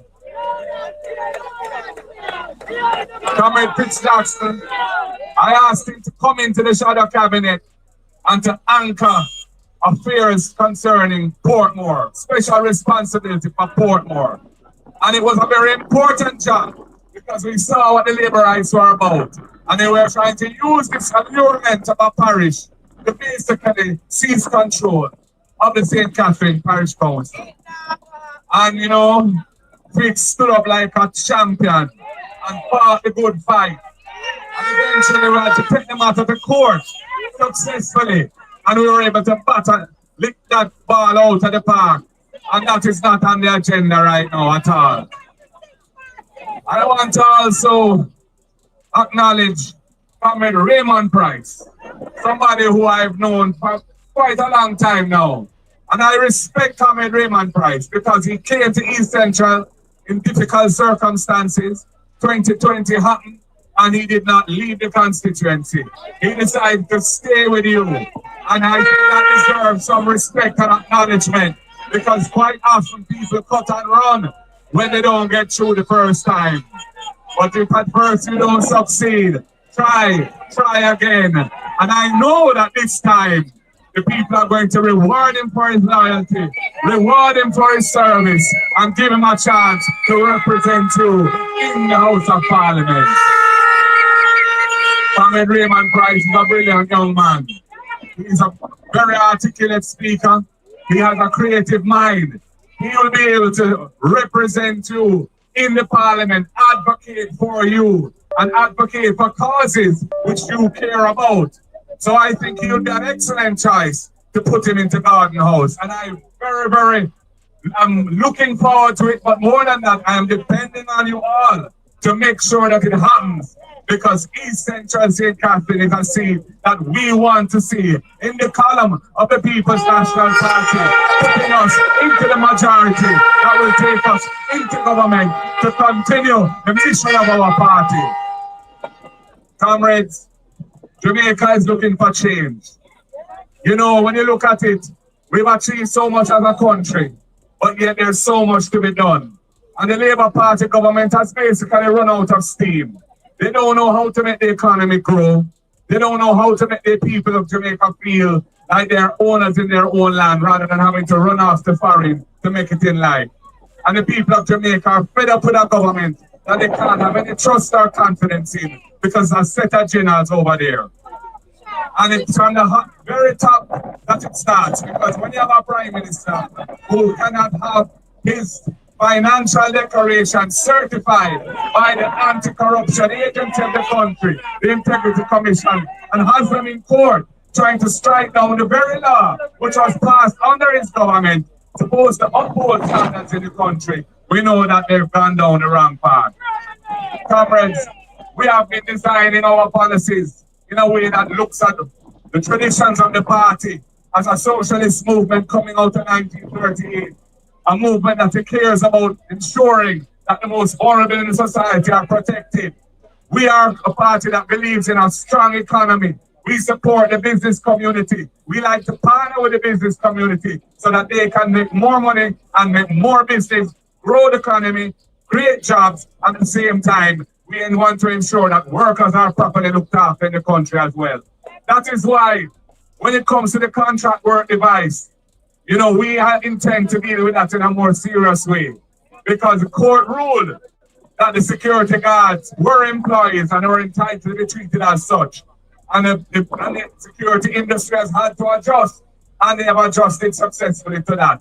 And there are other industries where similar work has to take place to ensure that our employees in Jamaica have all the rights that workers are supposed to have. From Daddy Man the time coming through to Michael Joshua Man the time, those rights were put into the law for our workers, and we intend to ensure that they get the benefit of those rights. In the same way, when it comes to beach access, we have a beautiful country with so many miles of beaches, but so few of those beaches are accessible to the people of Jamaica. That is wrong. Other countries in the Caribbean have a big tourist industry like us, but their people are not excluded from enjoying the beaches of this land. And we intend, in the next PNP government, to address that issue. We're not going to address it in an antagonistic way. We're going to meet with tourism interests, and we're going to work out a solution that is a win-win for the people and for the industry. And we understand the importance of the industry. But we're not going to sell out the people. We're going to defend the rights of the people and make sure that the people of Jamaica have access to the beaches of this land. Comrades, we have a progressive set of policies in housing, in education, in agriculture, in healthcare. We want to build an economy that takes advantage of Jamaica's geographical position in the sea lanes, where we can be a logistics hub, adding value here in Jamaica, creating good quality jobs for goods and services that can be produced right here, putting Jamaica more firmly into the value-added supply chains of the world. Ships coming through the Panama Canal can stop in Jamaica. Goods and services can be provided. Maritime services, assembly of goods, and other important tasks. That is why we need a government with a plan and a government that understands what needs to happen to make that a reality. Comrades, I am very much looking forward to delivering on these things. The bureaucracy of the country. Many people are frustrated when they have to deal with government. And that government office, it takes too long. There are too many fees and charges. There are too many delays in the system. And that is why a lot of investment is coming to the country. I want you to know that foreign direct investment is at a fraction today of where it was when we demitted office in 2016. I think it's less than a third. And one of the reasons is because this government has been so poor at sorting out the bureaucratic procedures. All they have is Daryl Vaz running around as Mr. Fix-It. 3 reasons every man over 40 should start doing Tai Chi workout today. Calls and limited office in 2016. I think it's less than a third. And one of the reasons is because this government has been so poor at sorting out the bureaucratic procedures. All they have is Daryl Vaz running around as Mr. Fix-It, making calls and so on, as if that can be a substitute for a system of government that works for all. I intend to put myself in charge of that process of reforming the bureaucratic systems and procedures of the country to make them more efficient, more user-friendly, more business-friendly, less costly, and more, as I say, efficient and timely in their delivery of services to the public, including the business sector. So, comrades, there are many things we have to do to make this country better, but I want you to not feel hopeful about the future. We do not have to leave our country to make it in life. We can set the system in Jamaica the right way so our people can see progress right here. It won't have no one night. But we are a strong, proud, resilient people. We are a talented and brilliant people. We prove that in so many fields of endeavor. But what about making life better for ourselves? We need a government that understands what the people need and what the people need and how to tackle those issues, the real issues that make life hard, too hard here, and that can be improved. That is why we are committed to uplifting standards in education, improving healthcare so they have access to affordable healthcare, affordable housing, access to land, and those things. We are very, very committed to ensuring that Jamaicans who live on land and have lived on land for long periods of time, if they're public lands, they get a chance to become owners of that land. Because we want to empower our people. We don't want to call them squatters because those people and their ancestors fought the struggle which has led Jamaica to where it is. So we must uplift them and give them a chance to be owners of this rock. I want a society where we all feel part of it, where we all feel like we're owners of it, where we feel proud to be Jamaicans and we don't want to leave our country. We want to build up our country. We want to make Jamaica brilliant and great and make it the place for the future for generations to come. And that is what we intend to do when we form government. So people, it all begins right here in East Central St. Catherine, because none of those dreams, none of those plans, none of those programs can be implemented unless the People's National Party forms the next government in the country. And that is where you come in, because you are the ones who have the power. The people have the power. That's why we respect the people, because the people have the power. We are here to serve the people. And I say to you, let us do the work we have to do. Each one talk to one, bring one on board. There's some who are undecided, and there's some who say them now vote or they've never voted. Explain to them the importance of this election. Explain to them why we need to move Jamaica to the next level and that we must have change to achieve that. Sell the message of the party to them so that they can understand why it is important to come on board. Because I want to make sure that Raymond Price is with me in Dahlia House and that we are marching on to progress. Comrades, it has been a pleasure. God bless you all. Thank you for being here. The world is love. Power to the people. I mean, tell you, man. One Marky G. Boy, I'm the number one in the people, but boy, every time I listen to this man, me get more and more motivated. Every time I listen to the man, me hear the commitment to change.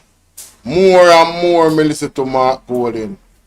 You understand what I deal with? No joke about it, people. One Marky G, you know? Not two, you know?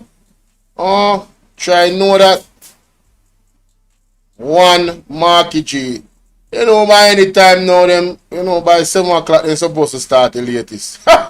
You know them still already, but let us look at some of the plans that the People's National Party have in store for this great nation and us, the people of Jamaica.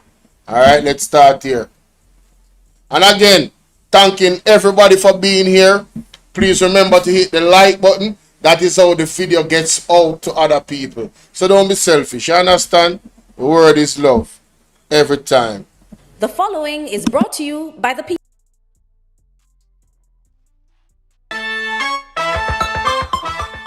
Jamaica.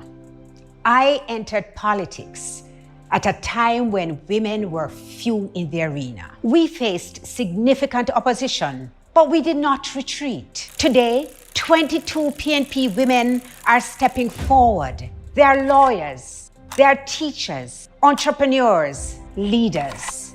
They have worked in their communities.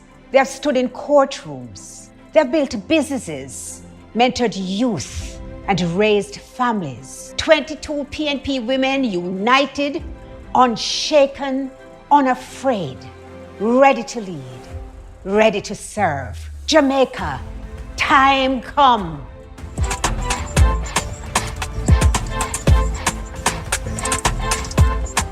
The proceeding was brought to you by the People's National Party. The following is brought to you by the People's National Party. I'm Miranda Wellington, your People's National Party candidate for Southwest St. Elizabeth. I was raised in Flagaman, where I learned the value of hard work. Now, I am answering the call. I will work to expand irrigation systems. I will also fix our roads. I will advocate for better financing to ensure our farmers and fishers can truly succeed. I will expand training and development in farming, entrepreneurship, and vocational skills. Southwest St. Elizabeth, time come for a better life. Clearly, so hear me.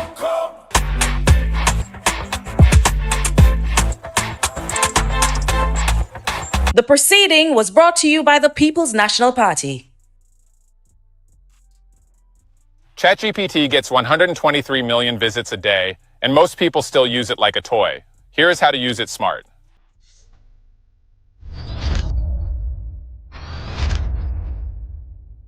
Every Jamaican deserves a place to call their own home. Our plans are to make that a reality. We don't bulldoze people's homes, we build them.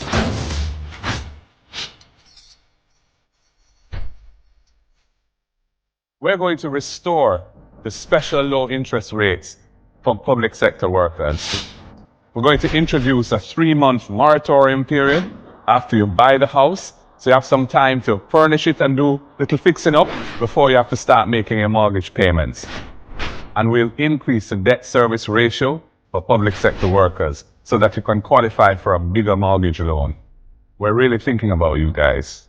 And for our young people, we have the Young Owners Fund, a $1 billion annual fund within the NHT, where anyone up to 35 who's buying a house for the first time, if they're an NHT contributor for at least 2 years, can get a grant of $500,000 towards the deposit on the house. And if you're a person who is working but can't produce a pay slip because you're in the informal economy, or you're struggling to save enough for a deposit for a home, we have the rent-to-own plan, where you can go into the house as a tenant, paying rent equal to the mortgage, and after 6 months, if you can establish your capacity to pay the rent on time, you'll be eligible for the mortgage. You can draw down the loan and become an owner of the house and step up in life. Because housing is not just a luxury for the few, it's a must for everyone. Comrades, know the history, feel the victory. Time go, people, know the history, feel the victory. Time go, comrades, know. The next People's National Party government has identified land and housing as a priority for national transformation. We begin from the principle that every Jamaican who desires to own a home should be facilitated to do so at all costs. Home ownership in the 21st century must be treated as a right, similar to education and health. The inability of thousands to own a home is rooted in the structural inequalities that govern Jamaican society. One essential step is to accept informality as a legitimate mode of urbanization. We must support and collaborate with those who are parceling land and constructing buildings in informal settlements rather than working against them. I'll get to that soon. This will not be easy. It challenges our sense of order. However, in a society marked by profound structural informality, and deep inequality, true social cohesion can only be achieved through dialogue and consultation with a clear framework of legal reform. Such an approach will yield better results rather than a heavy-handed and punitive approach. Order in a democratic society comes from agreed norms, not from a big stick or a bulldozer. Sat down and I looked at the dates. For months we were at that point where we said nobody knew if they were being investigated. The Integrity Commission didn't send a letter. I don't know. Nobody has said anything to me. When you look at this report, the initial communication was September 30, 2022 regarding the omissions in the 2021 statutory declaration. There were follow-up requests to provide additional information and corrections. February 23, 2023, March 6, 2023, March 12, 2023, April 4, 2023. He was interviewed on January 12, 2023. Further meetings and interviews were had, and a significant meeting was had on the 31st of August, 2023. A letter was sent on May 5th, 2023. I'm going to make sure I write them down because we don't want to make no error. A letter was sent on May 5th, 2023, informing him of the referral received for investigations regarding his 2021 statutory declarations, and the referral raised concerns about potential illicit enrichment and other issues. So here is the problem. Even if we're not concerned about the veracity, the truth in these documents, I am concerned that my leader, Dr. Andrew Holness, did not tell me as a voter, as an individual, as a citizen, that he knew that he was being questioned. All this time we were operating under the pretext that this was a dopey thing. Nobody know nothing about it. Now, when you look at this report, and this is when you want to ask for facts, if you don't think the money important, the honesty, the truth is important, because you made me feel that nothing ever goes so. And if you have interviews, you have emails, you have meetings, and a one-on-one thing. One of the meetings were held at his office. So tell me, Dion, as a Jamaican, even if I don't believe that the Barita people them said the thing right or the bond thing not right, and I adequately earn my money, why would you not tell me that you knew that you were being questioned?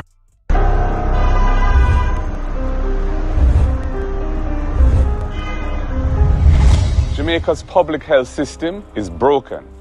Every week we hear the horror stories.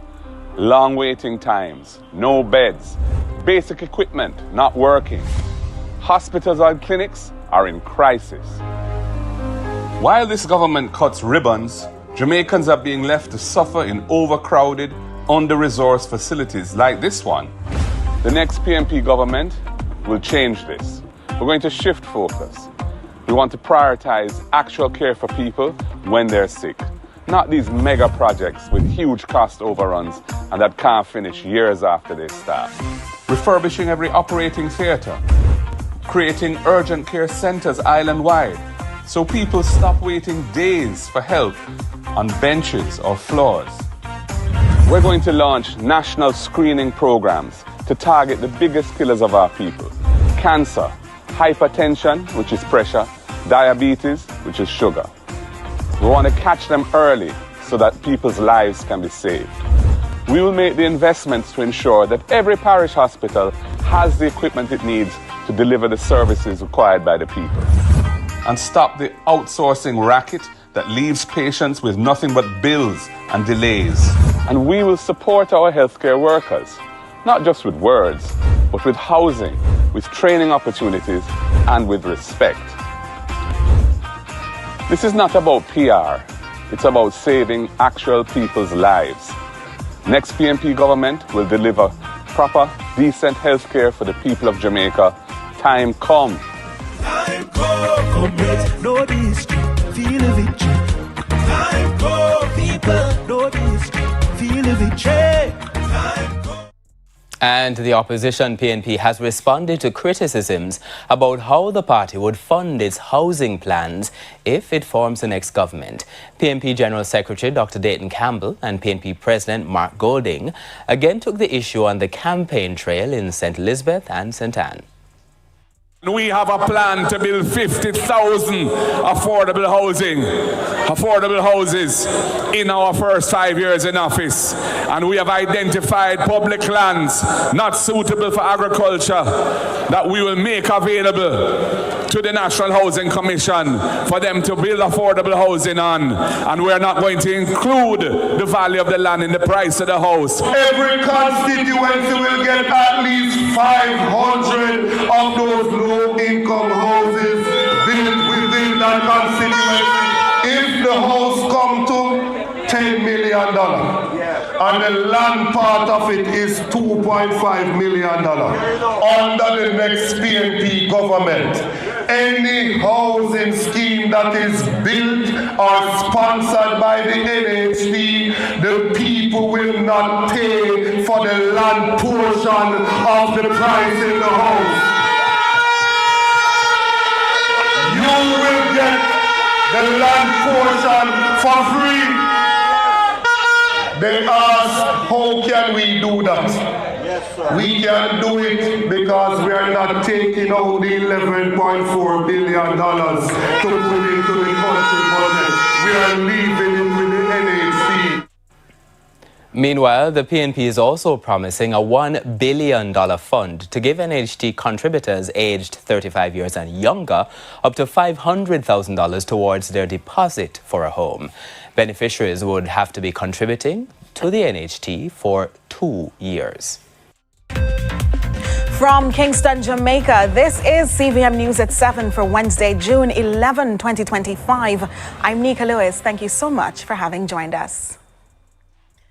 As politicians on both sides continue to lay out their positions to sway the undecided, the People's National Party mounted a platform in a section of St. Catherine early Wednesday morning, hammering the government heavily, not on anything new, but this time pressing home the need for resources should they take over. More from Curlin Brown.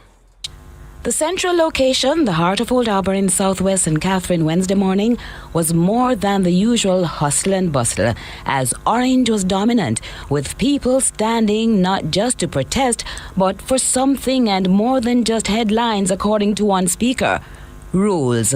Rules which the party leader and opposition leader Mark Golding says are not only being called out by him and the PNP.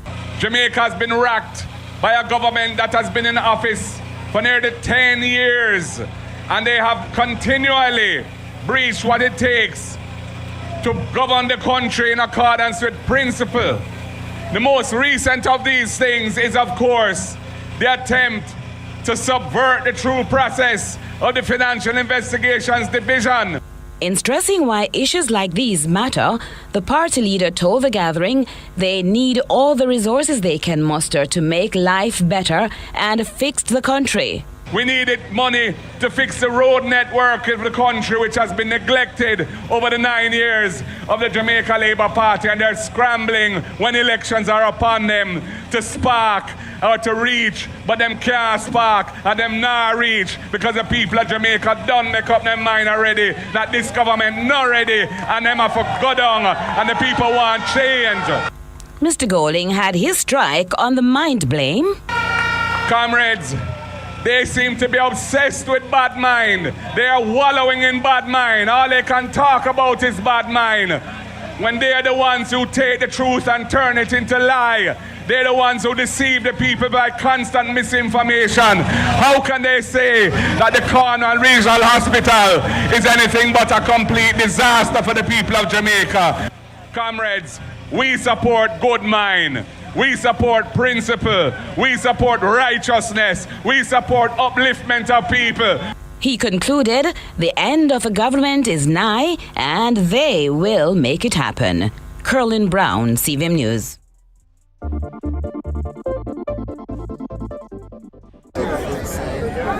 We are gathered here today for a worthy cause. I want to say up front that we come in peace. We are an orderly party. We are a party that believes in the laws of the land.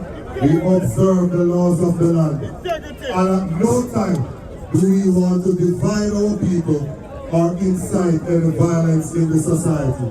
We come in peace. We are here today because there is a fundamental issue that needs to be addressed. Many persons look at this as just an issue with Mr. Trump. It's not just an issue with Mr. Trump. If you remember correctly, 2 years ago, we saw an annual report from the Integrity Commission. In that report, it stated that 6 parliamentarians were being investigated for illicit enrichment. They have assets that their lawful income cannot justify.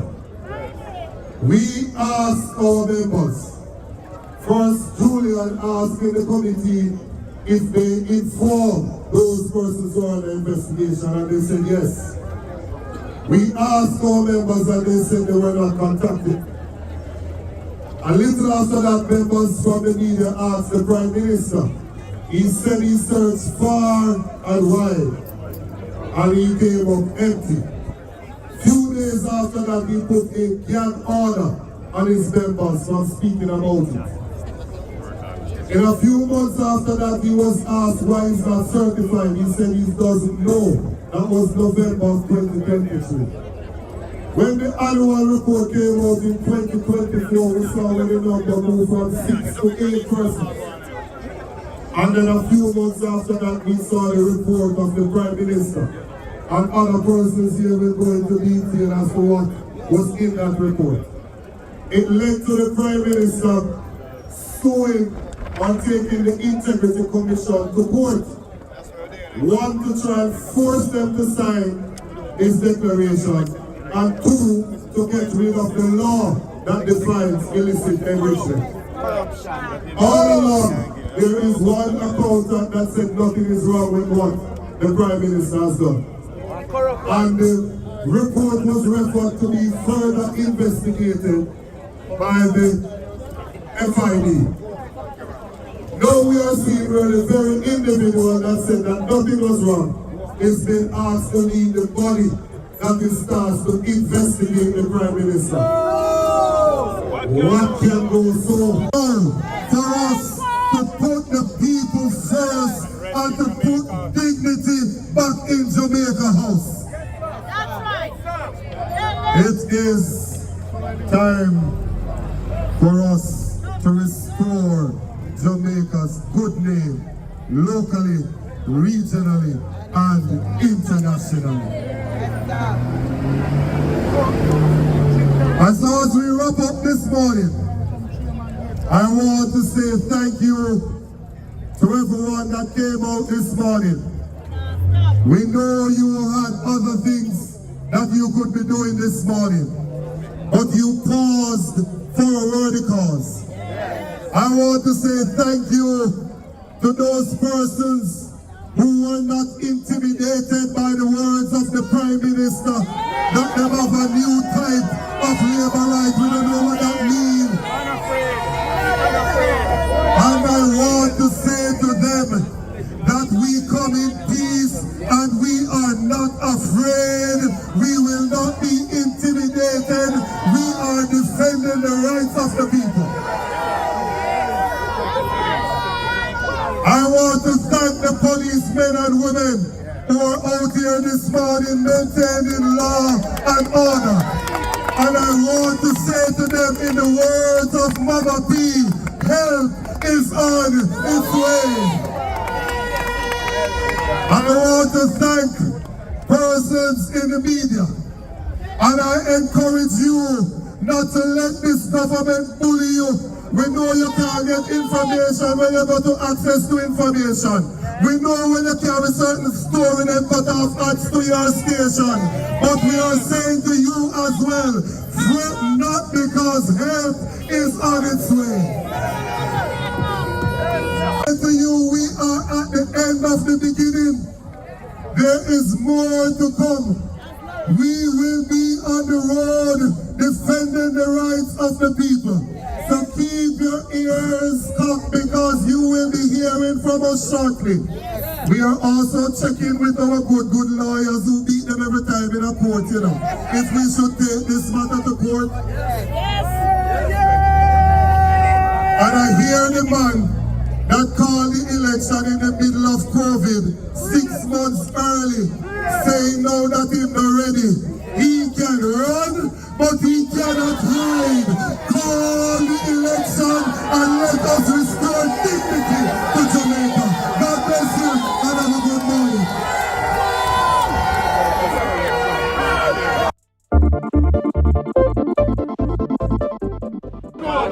Greetings, each and every one, all supporters, all Jamaicans who have come here to National Hero Circle this morning to join in this peaceful protest. We're meeting to defend a very critical principle. We are meeting to defend the governance of this country in a way that is consistent with our Constitution and our democratic traditions. The Prime Minister has problems.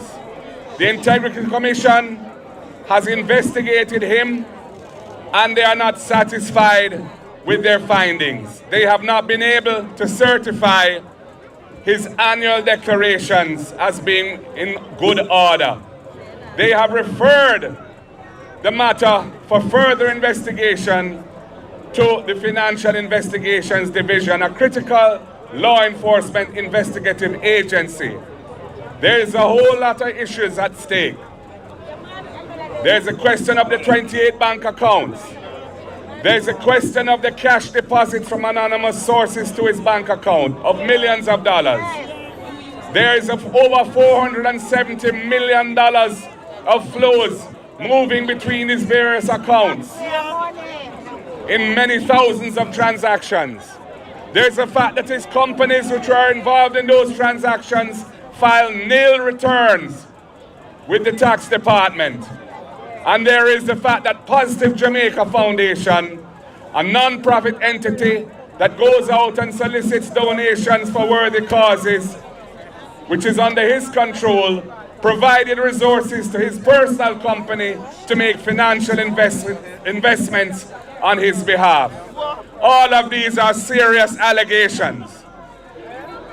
And these are matters which the person who they have just appointed to head the FID, the Financial Investigations Division, has said there's nothing untoward or wrong.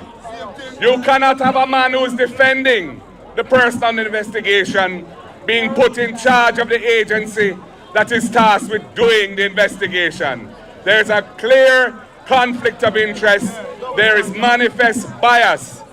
And furthermore, the very requirements for the post were deliberately watered down so as to facilitate the outcome of his appointment. Jamaica must stand against this erosion of good governance, this defilement of principle. And that is why we're gathering here today to state to the Jamaican people, we do not support this. We stand against this. Time come for good governance in the country. Time come for a government that is above board. Time come for a new government that the people can have trust and confidence in, that can rescue Jamaica from the corruption and the mire of bad governance in which Jamaica is now enmeshed. Only the People's National Party can do that under my leadership, and I plan to deliver that for the people of Jamaica so we can move forward and address the very real issues that our people are facing. Issues of the cost of living and the struggle for survival. The poor nutrition represented by the food insecurity of 55% of our people. The school system failing our students, where over 30% of our students leave primary school illiterate, unable to do basic arithmetic. And the housing crisis, where there's a huge unmet demand for affordable housing in the country, when the government has for the last 10 years been taking $11.4 billion every year out of the National Housing Trust, depleting it of resources with which to provide affordable housing for the people. These are all issues that we are focused on and that we have plans to solve for the Jamaican people. But ethical government, honest government, government in which the people can have trust, must be at the center of the delivery of those programs and solutions. And this Dennis Chuck situation is symptomatic of the erosion and corruption of governance in this country. And that is why we are standing here today to register our peaceful protest. It is nothing to do with bad mind. It is good mind at play. Good mind supporting good governance. Good mind fighting against corruption. Good mind standing against conflicts of interest. Good mind standing against cronyism and nepotism. And for the Prime Minister to call upon his supporters to protest today against bad mind was a new low in the governance of this country and reflects the desperation that he feels because he knows that the people of Jamaica have had enough of this government under his leadership and they want change. And we will. From the parliamentary opposition regarding the $31 million neurosurgical drill purchased by the Southeast Regional Health Authority. At a press conference today, opposition spokesman on health, Dr. Alfred Dawes, said an internal investigation revealed that the company that won the bid purchased two similar drills of the same make and model for only $250,000 Jamaican dollars. Around the same time, the drill was sold to Sarah. As Kalisha Williams reports, the opposition is calling for Sarah to immediately tell the country whether the drills are the same. Speaking at the office of the opposition leader today, opposition spokesman on health, Dr. Alfred Dawes, outlined the findings of his investigation into the $31 million drill that was purchased by the Southeast Regional Health Authority, SARA, for the Bustamante Hospital for Children. In his opening address, Dr. Dawes told journalists that his findings revealed blatant corruption within the health ministry and a hijacking of the procurement process for the drill. In November last year, just before the drill was purchased by Sarah for the Bustamante Hospital for Children for $31,500,000, two drills of the same type, EM200, same manufacturer, same specifications, same model numbers, were brought in by one company, the company that won the bid to supply that $31 million drill. And in assessing the invoice for the drill from the manufacturer, we see that it was not a new drill. They were refurbished drills with a purchase price of $1,600. That was the declared value, and they paid $90,000 in customs fees, bringing the grand total, landed the same drill, model number, specifications, landed in Jamaica, cost nowhere close to $31 million. Stop ordering me. But 250,000 Jamaican dollars. Which means, according to Dr. Dawes, that the drills that the company purchased for 250,000 Jamaican dollars had the same specifications as the drill that the same company sold Sarah for $31 million. And so, he said Sarah has several questions to answer. Is the $31 million drill at the Bustamante Hospital for Children one of these drills that were imported in November last year? Yes or no?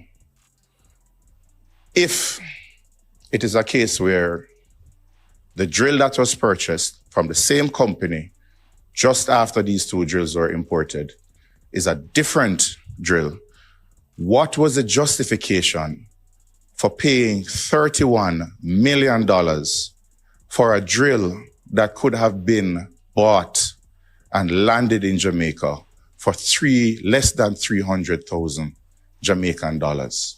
When the concerns were first raised by the opposition earlier this year, Chairman of Sarah Wentworth Charles defended the purchase and stated that it was the best offer following consultations with senior neurosurgeons. However, in going further, the opposition said it will be sending these two files with the results of the investigation to the Integrity Commission and the Auditor General. We're asking for a fulsome investigation into the procurement process of this neurosurgical drill. Kelisha Williams, TVJ News. PNP General Secretary has responded to recent comments by Prime Minister Dr. Andrew Holness, who urged Jamaicans to choose a leader with a proven track record. When you have something that is life and death, like you have a surgery to do, and you go to find a doctor, you're not going to simply take a recommendation for your doctor. You have your country to run. You have the doctor who has performed, who has shown you what he can do. And then, with the most illogical reason, just say, sure, we don't go with the doctor. We have a proven track record. We have to go with the doctor where you don't know. Eh? What kind of reason is that? We all know that if you are going to choose a doctor, one of the first thing that you want to know is that your doctor is registered and certified. I could never get up to choose a doctor that the Medical Council of Jamaica has not certified to say yes, it can go on. We have to apply each year to be certified. Our Prime Minister has not been certified for people time.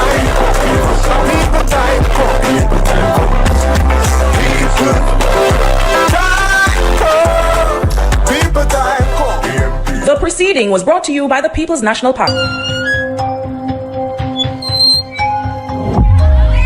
Not one new high school built in 9 years. Children learning in church halls. Desks falling apart. Termite damaged roofs. Is that choosing Jamaica? The PNP will invest in education again because we choose you.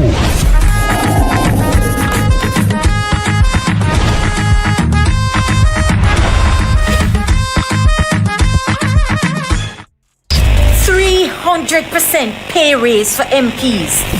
The truth is you get the quality of governance that you elect. And every government is afraid to touch it because if you touch it, people say you don't deserve it. Why we should pay you more and the country not running well? The country not running well because of that very reason.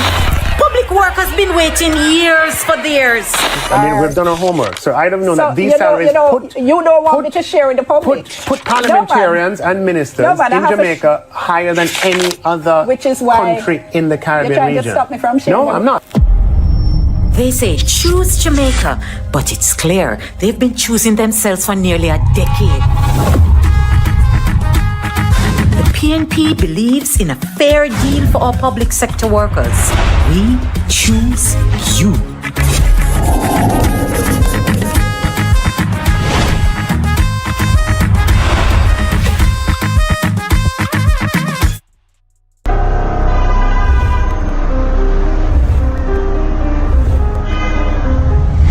Jamaica's public health system is broken. Every week we hear the horror stories.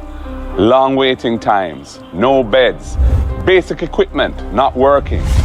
Hospitals and clinics are in crisis. While this government cuts ribbons, Jamaicans are being left to suffer in overcrowded, under-resourced facilities like this one.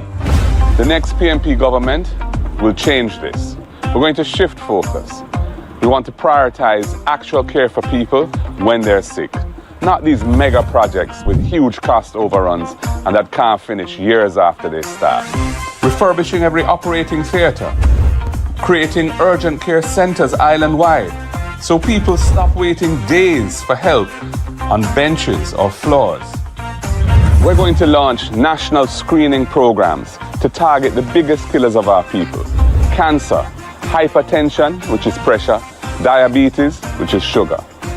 We want to catch them early so that people's lives can be saved. We will make the investments to ensure that every parish hospital has the equipment it needs to deliver the services required by the people. And stop the outsourcing racket that leaves patients with nothing but bills and delays. And we will support our healthcare workers, not just with words, but with housing, with training opportunities, and with respect. This is not about PR, it's about saving actual people's lives. Next PNP government will deliver proper, decent healthcare for the people of Jamaica. Time come. Time come, comrades, know this, feel the victory. Time come, people, know this, feel the victory. Time come.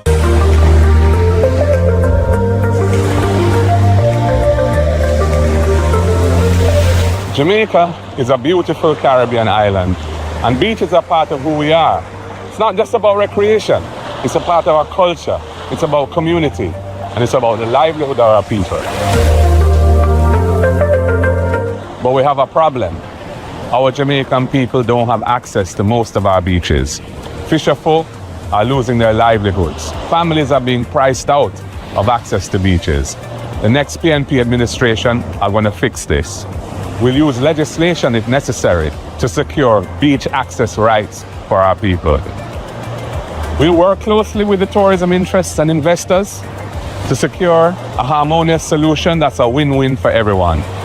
But the principle is that the interests of the people must always come first. Our beaches are part of our natural ecological heritage. All our Jamaican people must be able to enjoy our beaches, and the next PNP administration will make sure that this is so. Time come, comrades, know this, feel the victory. Time come, people, know this, feel the victory. Time come. Crime and safety. Your future depends on the right measures for crime being put in place. And I think you're mature and smart enough to realize it's not just about police and soldiers patrolling the streets. It has to start with healing ourselves and our communities and giving our at-risk youth a second chance to become productive citizens. Many of you will know a young person that the education system failed, who, if he or she had that second chance through mentorship, training, remedial education, and job placement, could become a positive contributor to our society instead of chopping and pushing badness. Time come to use your vote to change that. Find out everything you need to know about voting at markgoldingja.com/vote. Remember, get out and vote. Your voice, your vote, your choice.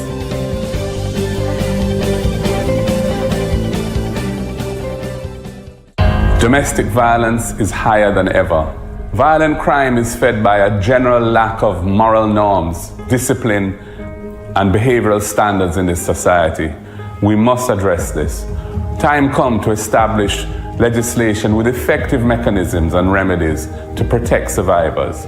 Time come to implement support centers in every parish to provide safe havens for the survivors of domestic violence and sexual assaults. Your vote matters. Jamaican people want better. Education. Education is the best antidote to poverty, passing from this generation to the next. Your vote can help to make tertiary education more accessible to everyone. Your vote can help eliminate the requirement of a guarantor for students to access a student loan. It can help to cap student loan payments at a manageable percentage of your actual income, so that the state, not you, the student, bears the risks of low pay or unemployment. And if you lose your job and you're unemployed, we will suspend loan payments and tack them to the back end of your loan without any penalties.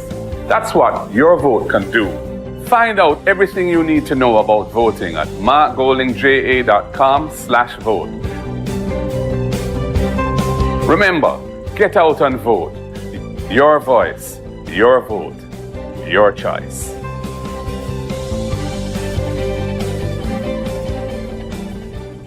Our environment. We need a government that means what it says when it comes to protecting our environment.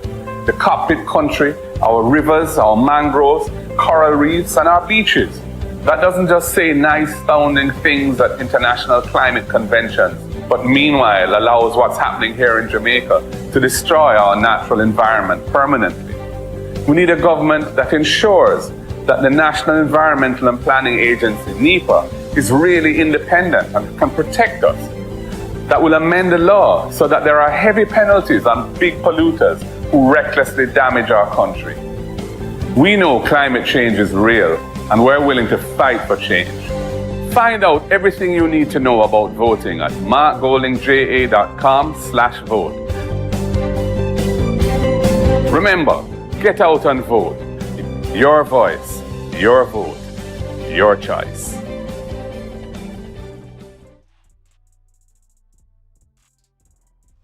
Jobs and wages. So many of you said you wanted to become successful, to help out your families and enjoy your life. Do you realize that many of the world's largest businesses today are in the same age range as many of you? Amazon is 28, Google 24, Facebook 18, Instagram 12, and TikTok is 6. New technologies will continue to disrupt and supersede existing industries. And as the world goes increasingly digital, Jamaica must not be left behind. We need our own digital transformation, bringing affordable broadband internet to every Jamaican home to help our young Jamaicans to compete and outshine their peers across the world. Your vote can help us to make those necessary changes. Find out everything you need to know about voting at markgoldingja.com/vote. Remember, get out and vote. Your voice, your vote, your choice.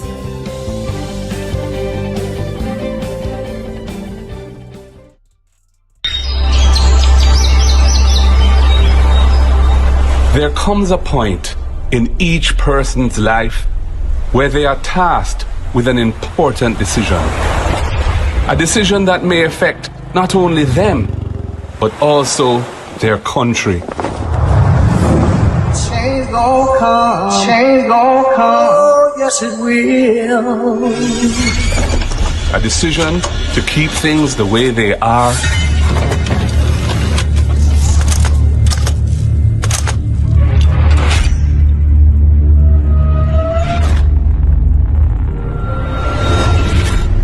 or a decision that will bring meaningful change.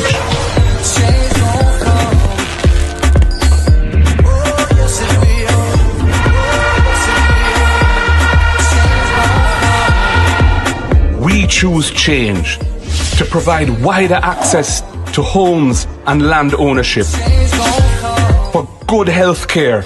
There's a travel advisory issued by the U.S. State Department advising of the poor state of our hospitals and the prohibitive costs associated with accessing private health care. And access to quality education from early childhood to the tertiary level. A change to decrease crime and give our youths a chance. A change from unfulfilled promises to renewed trust. A change from corruption to good governance. If I were in your position, I would take for myself and hand over to someone else who is not compromised. We choose a Jamaica that is run democratically, not autocratically. We choose a Jamaica where if you break the law, you pay the price, no matter who you are. If, like me, you truly want a better future for all Jamaicans, not just a few, then make the decision to choose change for yourself, for your family, and for Jamaica.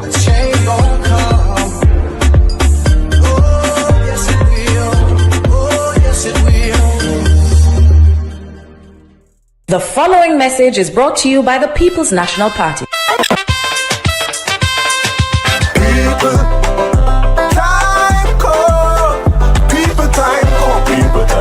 People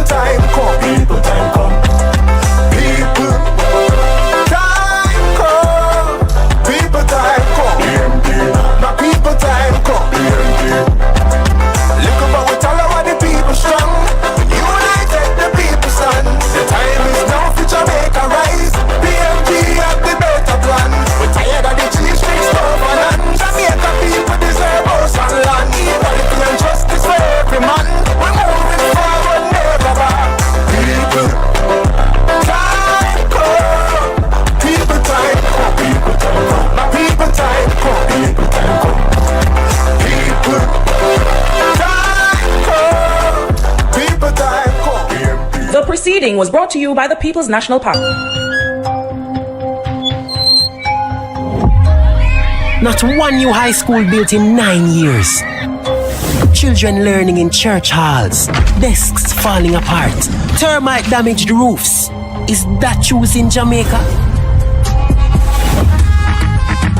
The PNP will invest in education again because we choose you.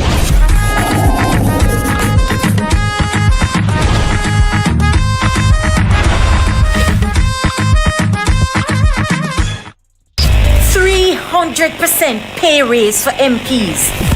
The truth is you get the quality of governance that you elect. And every government is afraid to touch it because if you touch it, people say you don't deserve it. Why we should pay you more and the country not running well? The country not running well because of that very reason. Public work has been waiting years for theirs. I mean, we've done our homework, so I don't know that these salaries you don't want me to share in the public. Put parliamentarians and ministers in Jamaica higher than any other country in the Caribbean you're trying region. to stop me from sharing. No, I'm not. They say choose Jamaica, but it's clear they've been choosing themselves for nearly a decade. The PNP believes in a fair deal for our public sector workers. We choose you.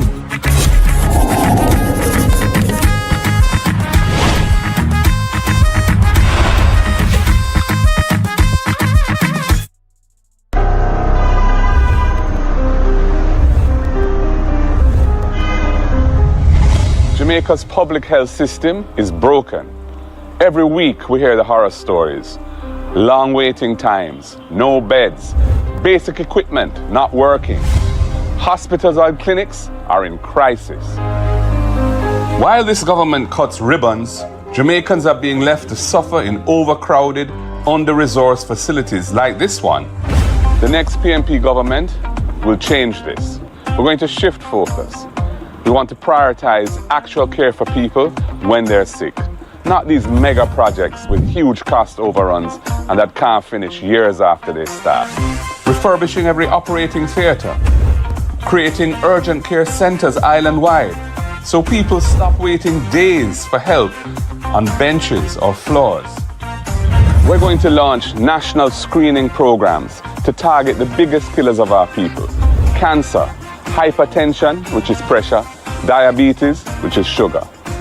We want to catch them early so that people's lives can be saved. We will make the investments to ensure that every parish hospital has the equipment it needs to deliver the services required by the people. And stop the outsourcing racket that leaves patients with nothing but bills and delays. And we will support our healthcare workers, not just with words, but with housing, with training opportunities, and with respect. This is not about PR, it's about saving actual people's lives. Next PNP government will deliver proper, decent health care for the people of Jamaica. Time come. Time come, comrades, know this, feel the victory. Time come, people, know this, feel the victory. Time come.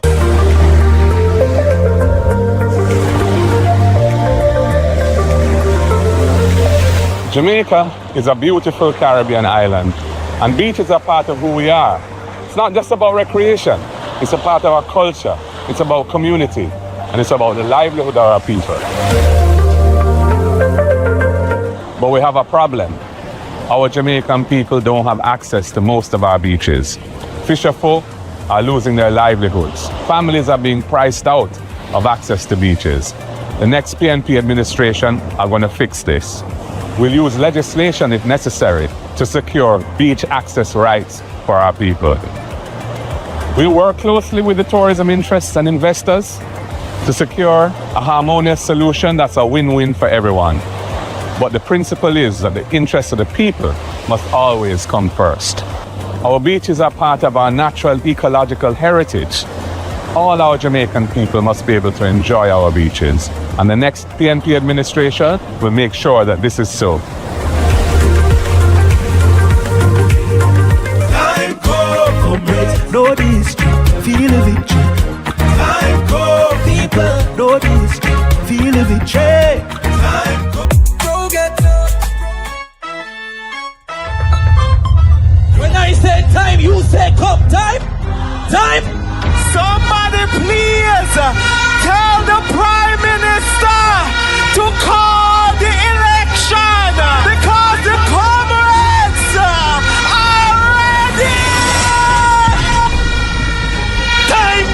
for young people. Time come to move Andrew out of power. Let the people go. The line stop here. The game done. Time come. So when them cutting ribbon over hospital with them paint up, we're going to cut hernias. We're going to cut fibroids, cancers. Don't believe in me. I'm not Jesus. Believe with me that better can come with Mark Golding as Prime Minister. The dreams you dream today will be the reality he creates tomorrow. The people of Jamaica are ready for change. Everywhere I go, I see the wind of change blowing. Somebody asks me, Perry, why aren't you a labourite? Me ever fresh, me no green. So we say one blood and comrade victory. We are going to Jamaica House. We are rescuing Jamaica, and Mark Golding will be the next Prime Minister. Power, power, power to the people. Power to the people.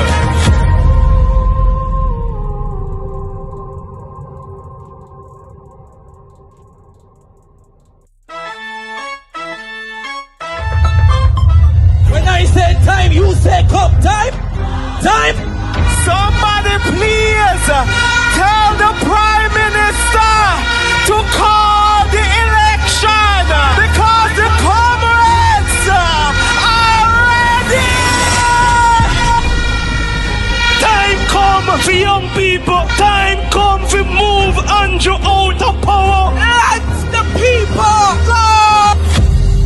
The line stop here. The game done. Time come. So when them cutting. Bless us with the presence of God. Reverend Comrade. Oh, him there, man.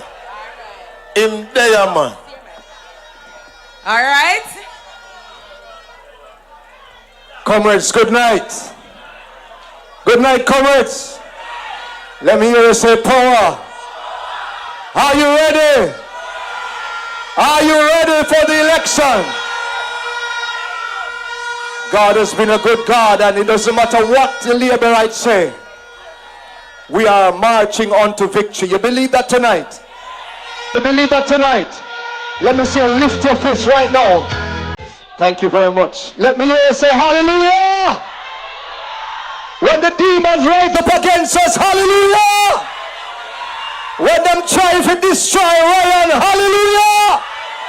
When the evil come up against us to heat up our flesh, hallelujah. It doesn't matter what they do. We are victorious, comrades. The People's National Party is founded on the gospel of Jesus Christ. And we are a God-fearing party. And it doesn't matter what the enemy might do. It doesn't matter what Satan and his followers might do. We are saying that Jesus is the winner, man. At this time, I'm going to be invite Sister Jessica Smith to come as she minister to us in singing. Can we just lift our hands? Can we just take a quick second to give God some praise? Hallelujah. God is good, amen?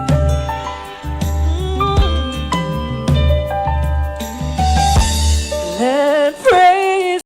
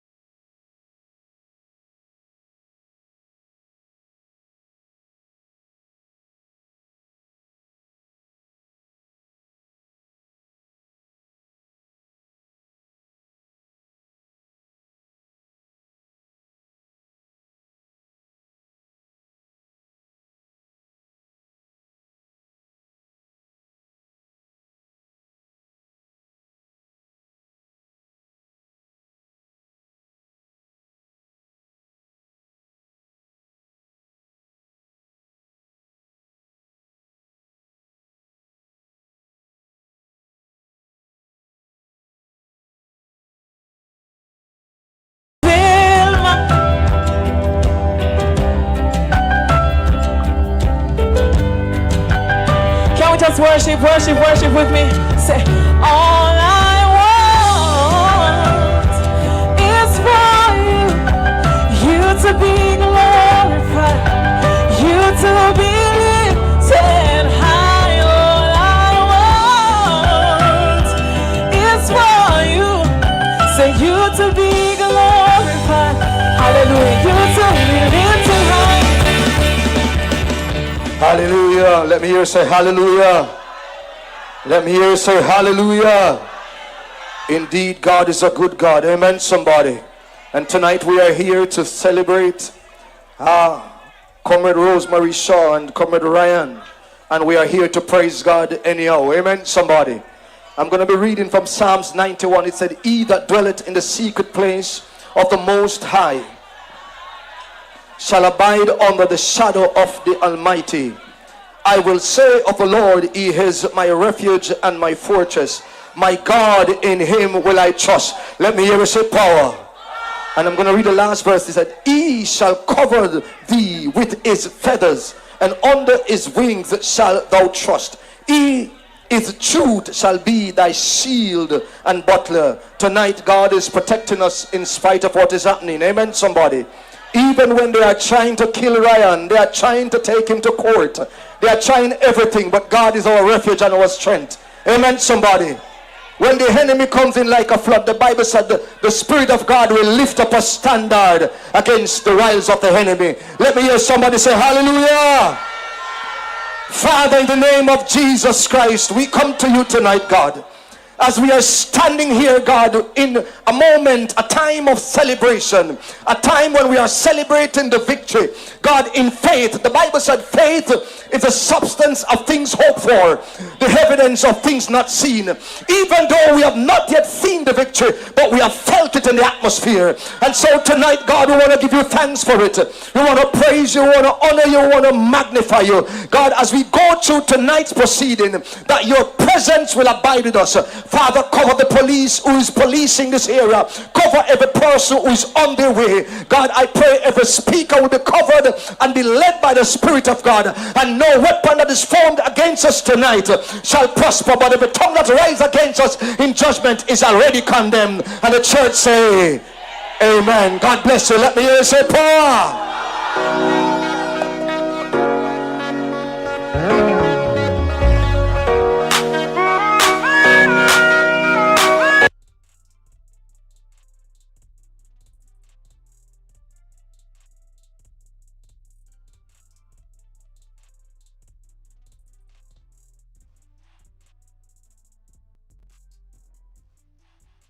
I want to welcome everybody that is still here with me. You understand? Watching this, you know what I mean, this wonderful gathering. Why may I tell you? The wind of change, it's undeniable, man. Sonia, big up yourself. Big up yourself. Where you want the link for Pastor Ricky channel? You know, say, I'm going to tell you the name. PNP thing nice. First of the year, right? In for the People's National Party. Now, comrades, only remember earlier, we are telling you, say, you see, in a PNP, we have some young people. We're bright. And PNP, them nice. My son look good in on the orange in the crowd. Yeah? PNP say young people, and we young people say PNP. So, at this time, I want to make welcome to the microphone. Your first speaker for this evening is none other than our junior spokesperson. You want? Oh. Hold on. We move too fast. Right? So, before we get to the first speaker, we're going to have our welcome. So, we're going to pick up some people and we're going to nice up the evening, right? All right. So, I want you to make welcome to the microphone at this time, Comrade Marsha Ford Brian. God is the greatest.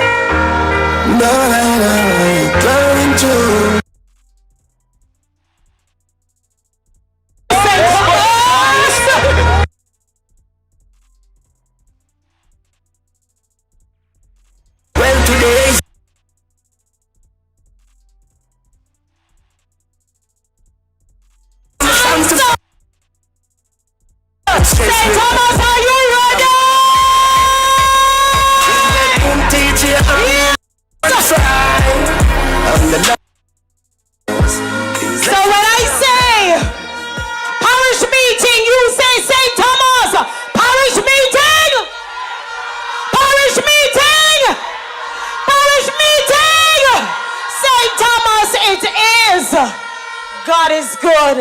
All the time, and all the time, God is good. We are here to celebrate. We are here to celebrate our candidates. We are here to celebrate the People's National Party. We are here to celebrate victory in the name of God, our one King. We are just going to formally introduce who we have here. We're not going to call all the names, but the main speakers who are going to be here this evening to inspire, to motivate, to let you know where we are going, where we are coming from, and that victory is ours. Let me hear victory. Let me hear victory. Victory it is. In short order, we will have our comrade and party leader, Mark Golding. Let's hear it for him. On his way. Man, I work hard for real. We have in our midst none other than our own comrade councillor Yvonne Rosemary Shaw.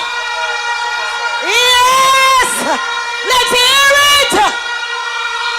One rose, never two, and certainly the man from the west, comrade councillor Hubert Ryan Williams, not here, but give the shout out. Give the shout out.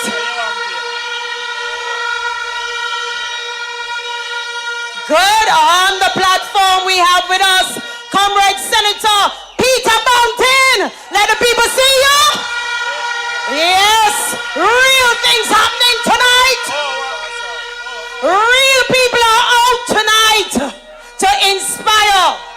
We have on stage Comrade Kimberly Thompson. Comrade Kimberly, inspiring youths of tomorrow. We have to give them full support. And we have another with us, Comrade Cleveland Tomlinson. Another young boss. And I want to use this opportunity to welcome all the other councillors who are on the platform, all the former councillors who are on the platform, all the supporters who are on the platform. Please stand so that your people can see you. Welcome everybody. Turn up the thing. Turn up the thing. Turn up. If you want things, time to make the right choice. If you want, we have it locked. We have it locked. Say Thomas, we have it locked. Now is the time. Now is the hour. Choose PNP for people power. Now is the time. Welcome to our celebration. Tonight, we're East meets West, and we will be celebrating you. We welcome you, comrades. Give yourselves a shout out. Without you, we definitely wouldn't be here. Okay. Dr. Fenton Ferguson, are you here? Turn up the thing. Are you here? Turn up the thing. Sir, sister, turn around. It's here. Time to make things. Now the time to now is the time. Now is the hour. PNP for people power. Now is the time. Now is the hour. Choose PNP for people power. Turn up the thing. Turn up the thing. The real big general. So shout out to East and West St. Thomas. We have it locked. Blood and fire. Comrades, welcome all. Turn up the thing. Yo, Shaggy. Yo, boss. What is that? Thomas here, keep them there where they are. If I want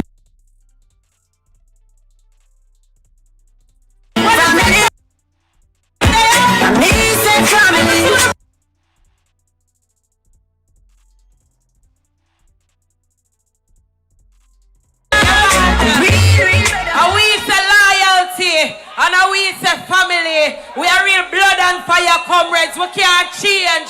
We not switch. And we don't know no other way. Not true? Alright. Alright. So we're ready for getting into the program now. We have no young people in the audience. We have young people there. Wanna see them? Alright, my student. Wanna look good. So we make them know, say, you see, in a PNP, because a PNP is education and a PNP is substance. PNP make sure them educate them young people so nobody can take you for fool, right?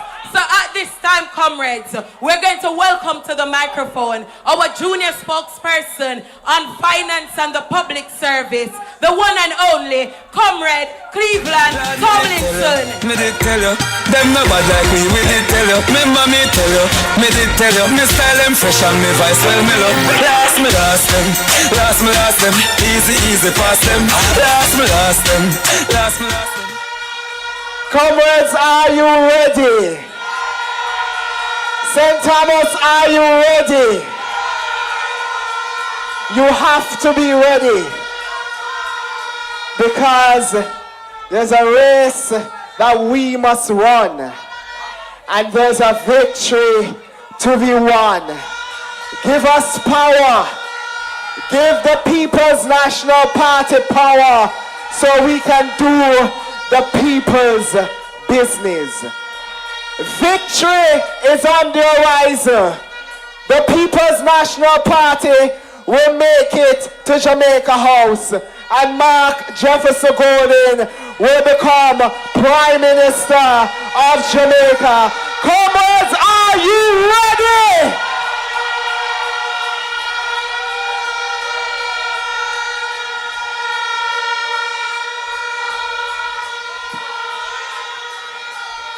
Let me greet the comrades on the platform, comrades in the audience. Respect is always due.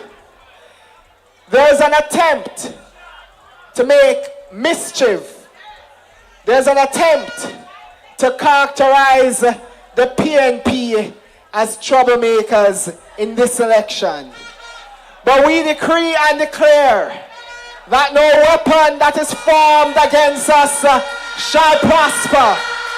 And every tongue that rises up against the candidates of the People's National Party, we condemn it, and they shall be brought down, because victory is on the horizon. This evening, I want to talk to you very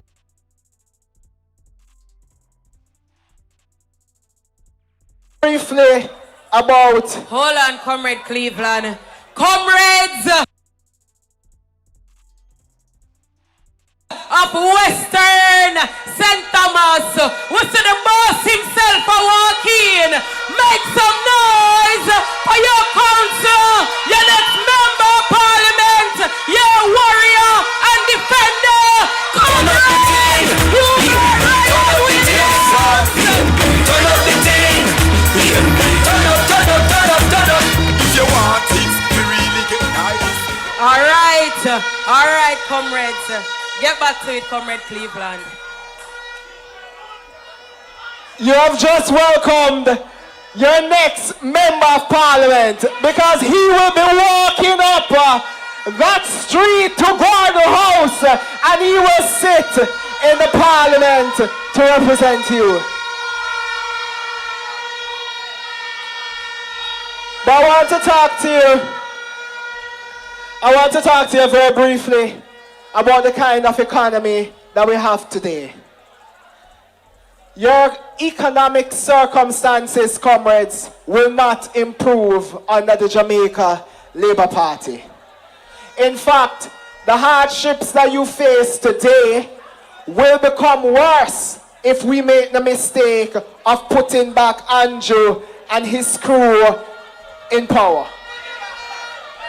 We cannot allow that to happen, because we want a better life, not just for some Jamaicans, but for all Jamaicans.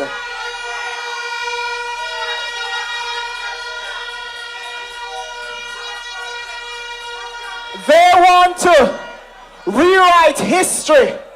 They want to undo all the positives that the PNP did when it was in office. But we know that it was the People's National Party. We know that under the PNP, we have shaken the foundations of inequality in this country and shifted the scale of justice towards the common man. We have always acted in favor of the common man because we have never been a party of convenience. We have always been a party of commitment, of purpose, and a party that works for the common man.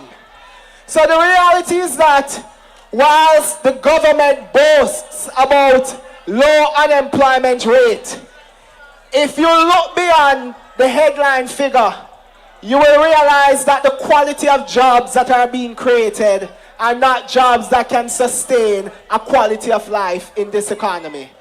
The reality is that if you work for 1 hour, you're classified as employed. If you work for 5 hours in the week, they regard you to be employed. 1 hour of work, 5 hours of work for the week cannot sustain you in Andrew's economy. So we say no to low-paying jobs. We say no to jobs that cannot afford you a quality of life that you deserve, that cannot give you the dignity that you deserve. The People's National Party fundamental objective is to ensure that you can sustain a high quality of life. And we will do that by growing the economy. We will grow the economy so much so that we'll be able to attract and generate high quality jobs that can give you the kind of income to afford a proper living in this economy. We're going to focus on reducing energy costs. I spoke on Sunday at our youth rally in Kingston that energy costs is a significant part of why you're facing higher prices when you go to the supermarket. When the manufacturer faces a higher light bill, he passes that cost to you. So you face that higher price for the bread. You face that higher price when you go to supermarket.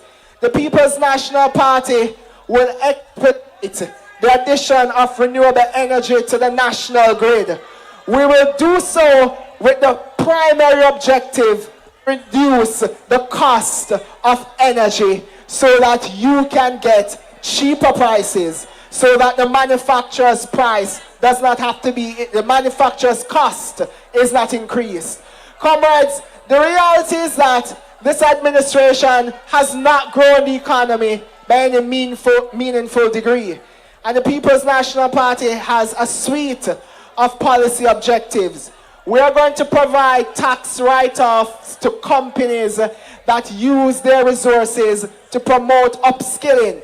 So if they pay for a course for their employees, we will allow them to claim back the money that they have paid to upskill their staff from their hard contribution.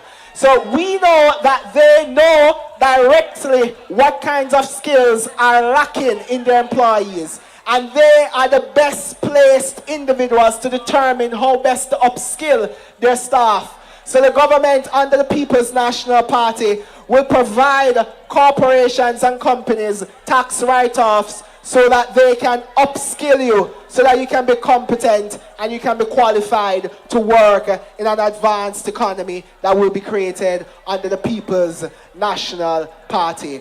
I will say one last thing.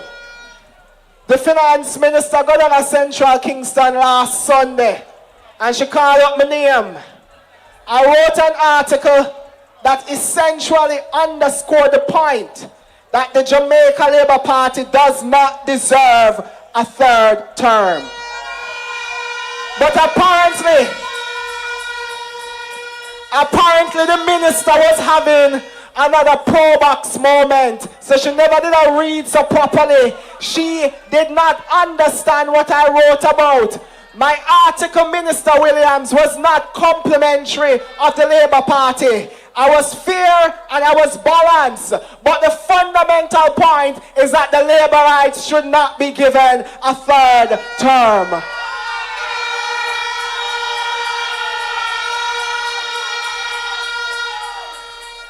And while I leave you, I say, if we make the mistake of putting back Andrew and his crew in power, we will suffer for the next 5 years. And we cannot allow that. One love, comrades. Put the fist up in the air. Time. I sat there and I listened to our junior spokesperson on finance and planning. And he sound better than the current. My goodness. Hats off to you, General. The PNP full of talent. And when you write the article, you need to ask them what them understand first. Because them don't understand much. Comrades all, the man who got broke up one vase down at Portland.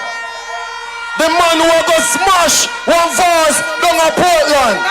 The next member of parliament. Comrade, I said, but can mix this. I'm on the rush them like a pit bull. Mix with the ratty. One like a rifle. Mix with the ratty. I know mix it. Let's welcome to the platform the greatest General Secretary.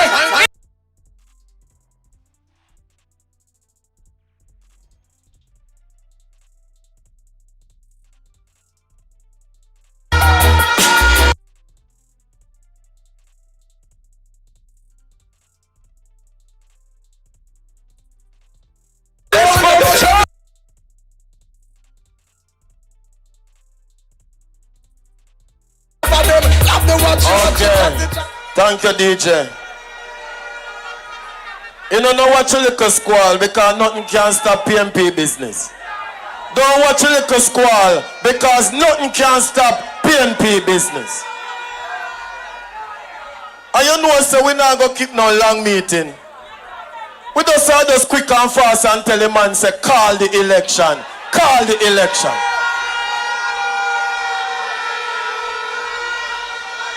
We are in St. Thomas tonight. We are in St. Thomas tonight and I get a little black up out so because certain man have tried to fix road now. After so many years. And I know him a fix road. But I tell you, we are giving you a warning. The PNP is ready. The People's National Party is ready. Are you ready?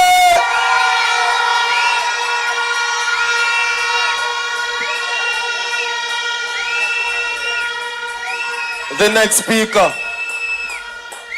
And before I go to the next speaker, Senator Peter Bunting, the next member of Parliament for South Manchester is here. And I can tell you, we have people from South Manchester here to support you, to make sure that, that's how we take PNP business serious. When we South Manchester people them there, when we only get upon division people them, we're serious about this. We are serious about victory. Are you ready for Mark Jefferson Golden?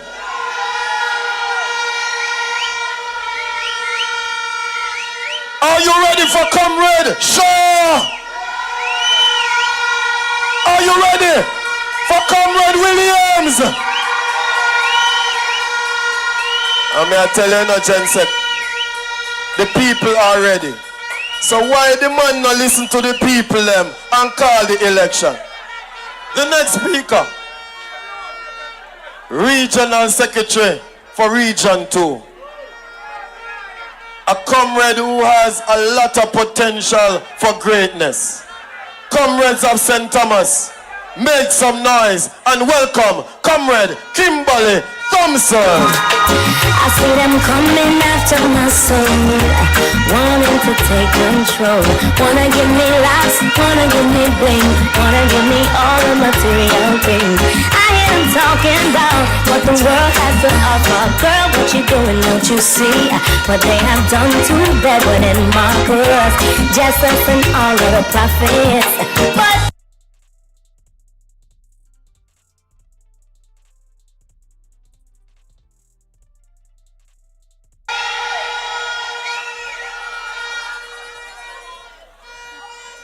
comrades all, good evening. I must specially recognize the General Secretary of the People's National Party and the candidates for St. Thomas East and West, Comrade Roshaw and Comrade Hubert Ryan Williams. Comrades, this evening, PNP business in St. Thomas is serious. We have a situation in this parish where they said that they cut a ribbon to give us a highway. And I see them campaigning about the highway. But since the ribbon has been cut, them not stop cut up the road. You go down a pamphlet, the road cut up. You go down a poor man's corner, the road cut up. You go up a yard, the road cut up. So I'm saying to the Prime Minister, put back the ribbon together because the road is not ready. And it's never ready for your cutting. Embarrassing. We need some milk. In St. Thomas again, we have a situation where it was a beautifully packaged scam. They said to us, we are giving you a building where you can go and take care of all your business. All the government agencies will be there. And we say, all right, that not sound like a bad plan, but we never know, say, it was a big tax burden to us. $10.33 million for 1 month rent.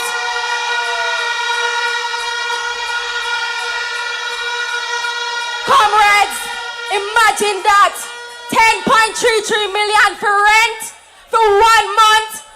These people that don't care about us, they are for the deep pocket investors. They have come to rape and raid this beautiful parish of its resources, and we cannot have that.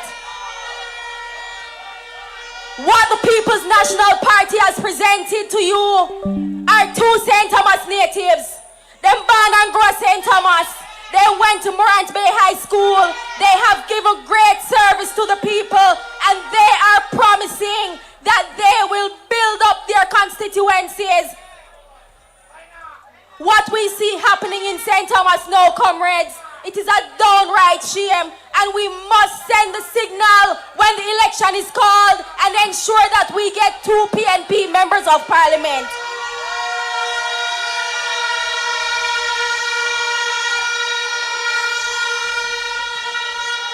And tonight, comrades, I also want to talk about something I saw in the newspaper where the Minister of Local Government was labeling taximen as evil.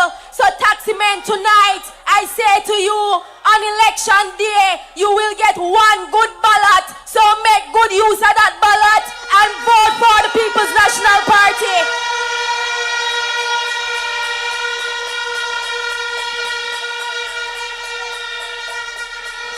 We also have a situation where the government agencies are labeling farmers who are farming on government land as squatters. The People's National Party is here to support our farmers and ensure that you move your business from a ground to a big farm business. The People's National Party will ensure that our farmers get the support that they need. You won't hear nobody in the PNP labeling you as squatters. So farmers, when the election is called, place your bet on the People's National Party.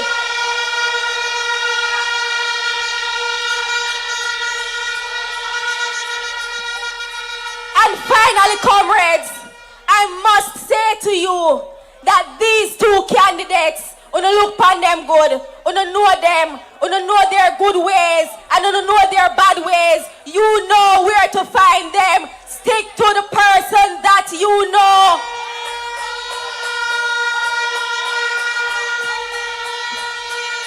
want a simple task.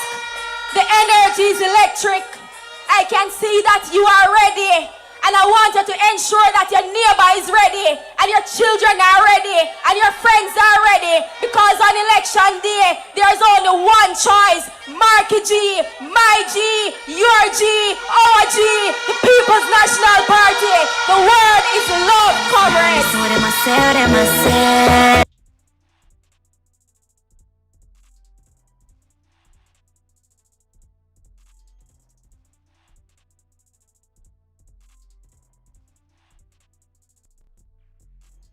You know, so normally me not talk when the conference are going, but it's that girl there.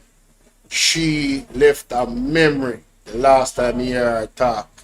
And me I tell her, say, boy, that young lady, the passion in her voice, mighty God. Big up everybody upon the life. Potential and a say PNP every time. Now, comrades, I want to pause a little bit for big up former councillor of the Cedar Valley Division, Comrade Clive Larman. Big up yourself in the building.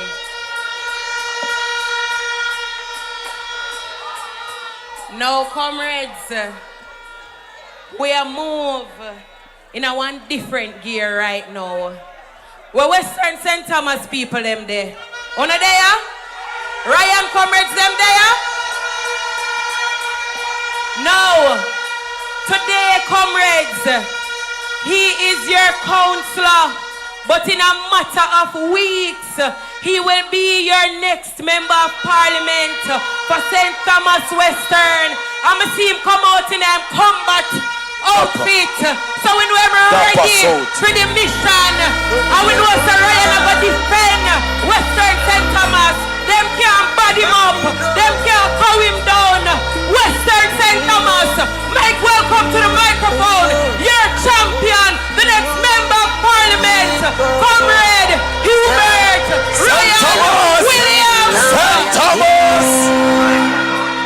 Little from the sun, girl, I get what I mean.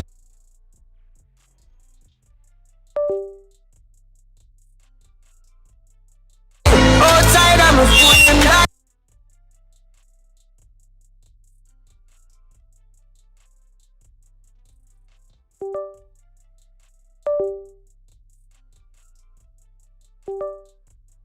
Every record with them set off will break.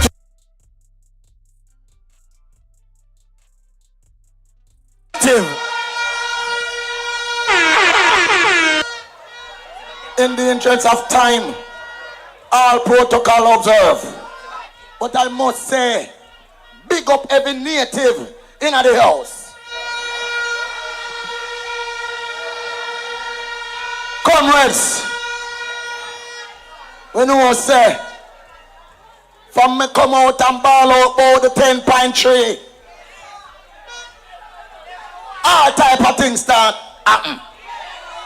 But let me tell you something. I want to listen me careful. I am like the force of nature, and only a fool fight against the force of nature. I am unstoppable. I was ordained for this, and no human being on the face of the earth can stop me from becoming the next member of parliament for Western St. Thomas.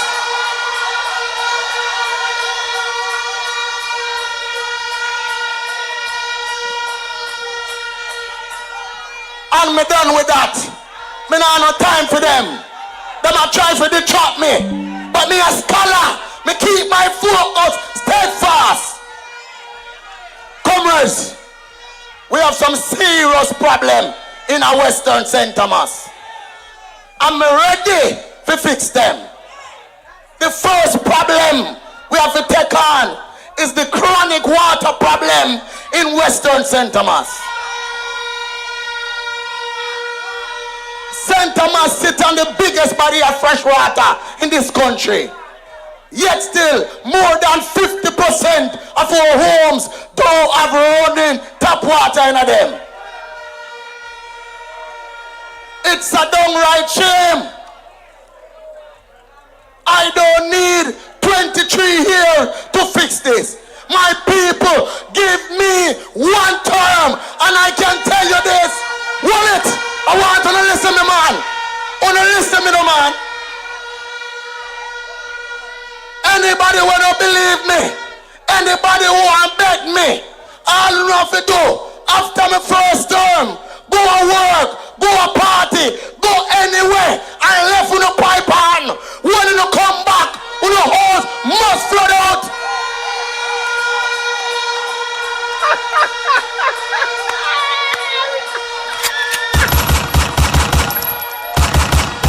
Funny, honey. So my people, it's only a few more weeks to go. Because, remember, you know, get somebody who have been tested and proven. You know, say, I am the real performance boss. And nobody can dispute that.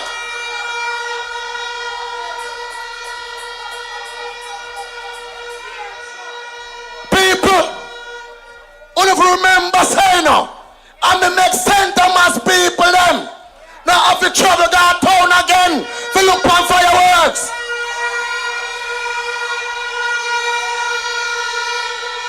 Because of me say Kingstonian nothing had none power. After that no more that way.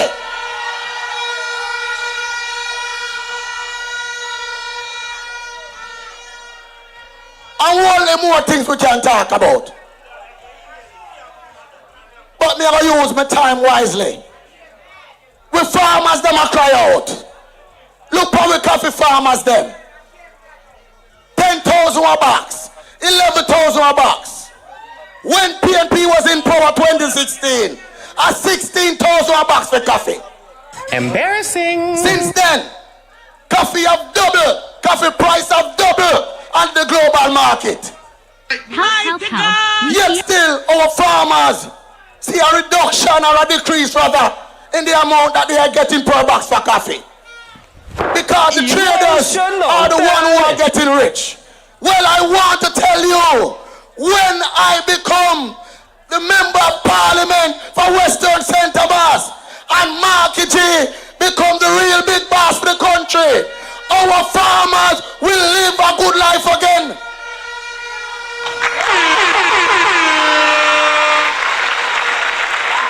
We have to upgrade the farmers from bike to four-wheel vehicle. Can we understand the farmers need to have money in their pocket? I can tell you, we're going to modernize the agriculture sector of this parish. We're going to make irrigation water more available. And I want to tell you this. Under the PNP watch, we now have no rather extension officer go out there with only a book and a pencil. We're going to ensure that each and every extension officer is equipped with an extension kit. Not an extension clip, kit. Because we understand if they have the right tools, they will be able to do their work better and farming will become more efficient.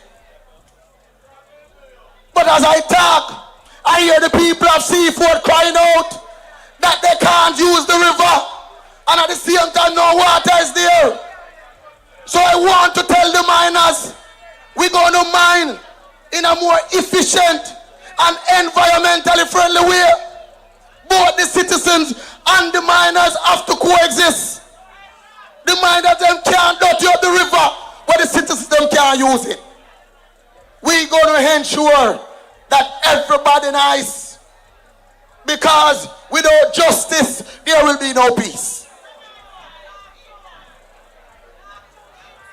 I'm marrying BM there. And let me tell you something. Every night of the week we have round robin. But the round robin promoter them I face too much fight.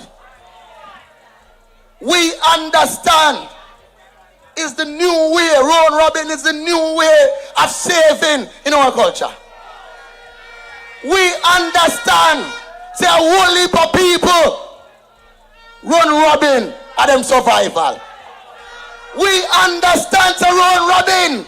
Send Wally Pop in the guy's school. We understand. Say a round robin finance never our wedding. We understand that round robin put enough taxi on road. We understand that it's paying college tuition. So it's adding value to our society.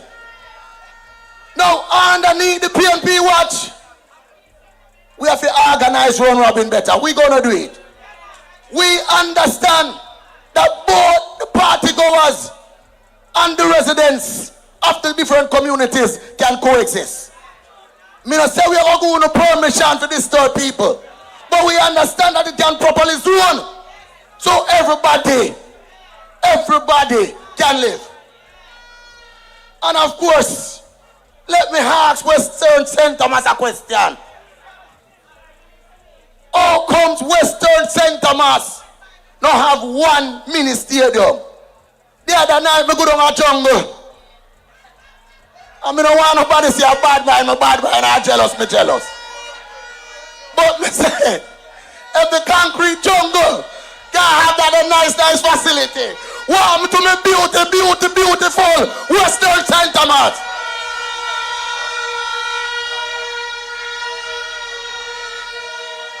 So me going to talk clear tonight. In my first term, I pledge to you tonight that I will build a mini stadium in Yalas because the parish need it. We have youth with talent and they must be facilitated.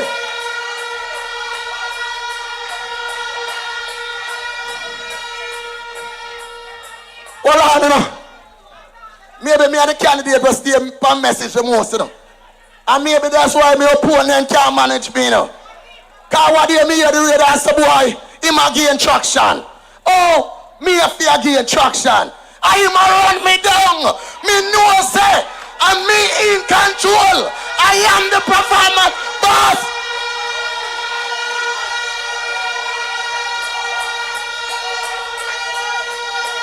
Hold on. Class, you know. Hold on. We just say, only look for me good, man. Man, me turn up good. We militant. Not even death can jerk us in earth. We believe in progress and we burn corruption. So all the youths, them, you know, we want to entertain now. Who if remember see how puppy ground we stand up on, you know. So I can say to you, in Western St. Thomas again, in the same first term, I know nobody saw me talk about the first term, you know. Remember again, it's the performance boss. Me I gonna do things what the average man will never able to do. So in the first term, the youths of Western St. Thomas will get a public studio. So if them a vocalist, if them a player of instrument, whatever them do, them are gonna have them studio to develop them talent. And finally, cause we don't argue them everything, you know. Cause them a hide their teeth. We have to wait till nomination day. We drop some on them.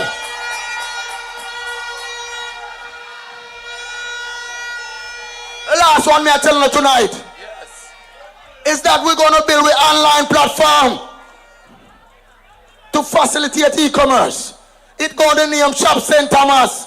So whatever product, whatever goods or service you supply, you'll be able to advertise on that platform. You'll be able to sell it on that platform. So in closing, I want to say to you, comrade, I never take this up for myself. St. Thomas, St. Thomas, the party leader, the party leader, the party leader, the party leader, the party leader, the next prime minister, the next prime minister, the next prime minister.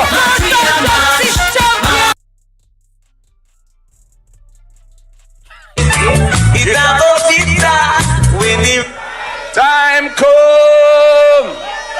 Some are go charge for corruption. Oh yes. Why,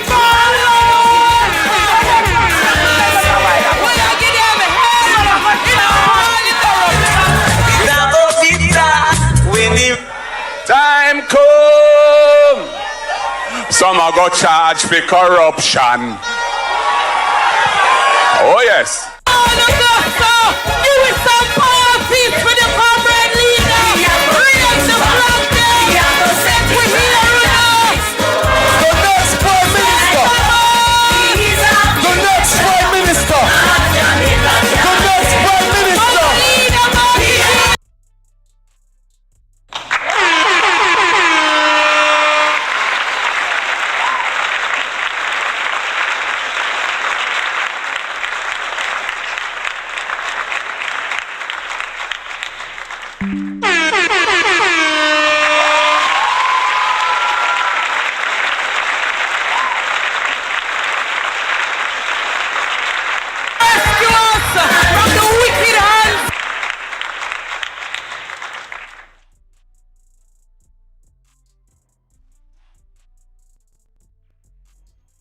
Ryan Campbell, big up yourself. One market, you know.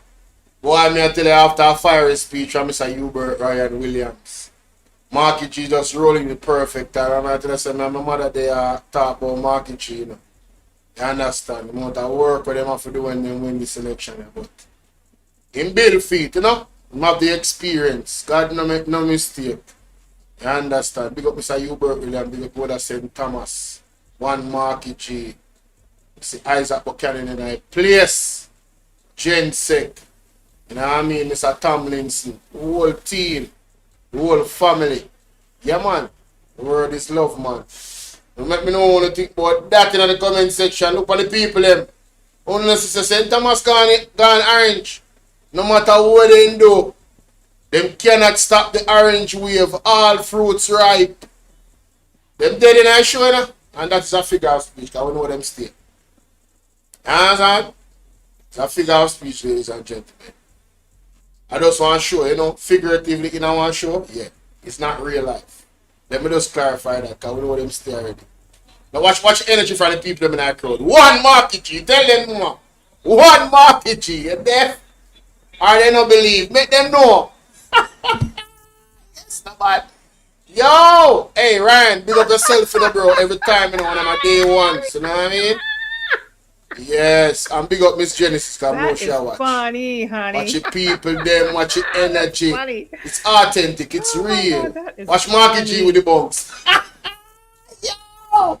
Hey, me say, the people that give Market G want energy in just, don't just notice Market G step, in footstep them, light, the energy when people might give him is like him a levitate, him a float. Energy have him a floating, bouncing. Bouncing. That is it. No joke. Ready? Peter, right? Peter, me did things say Christiana did full of vibes. Me did things say Black River did full of vibes. Me did things say St. Ann did full of. But look at St. Thomas! My goodness! Them ready? No, man. Them ready? A new member of parliament will be in Western. Finish up, my boss.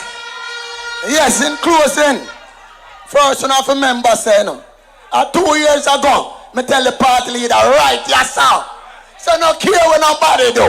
Him and the next Prime Minister of Jamaica. He don't say so.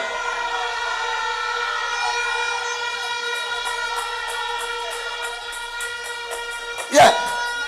So in closing, I want to say, no care what them do, no care what them try. Remember me telling you 10 years ago that I was ordained to lead this place. 10 years ago me telling you that. So we don't watch what they want to do. And you know what, me not going to talk about it. Because come the next election, which is only weeks away, I will write off the political career of James Robertson. Yes, sir. Don't say another word.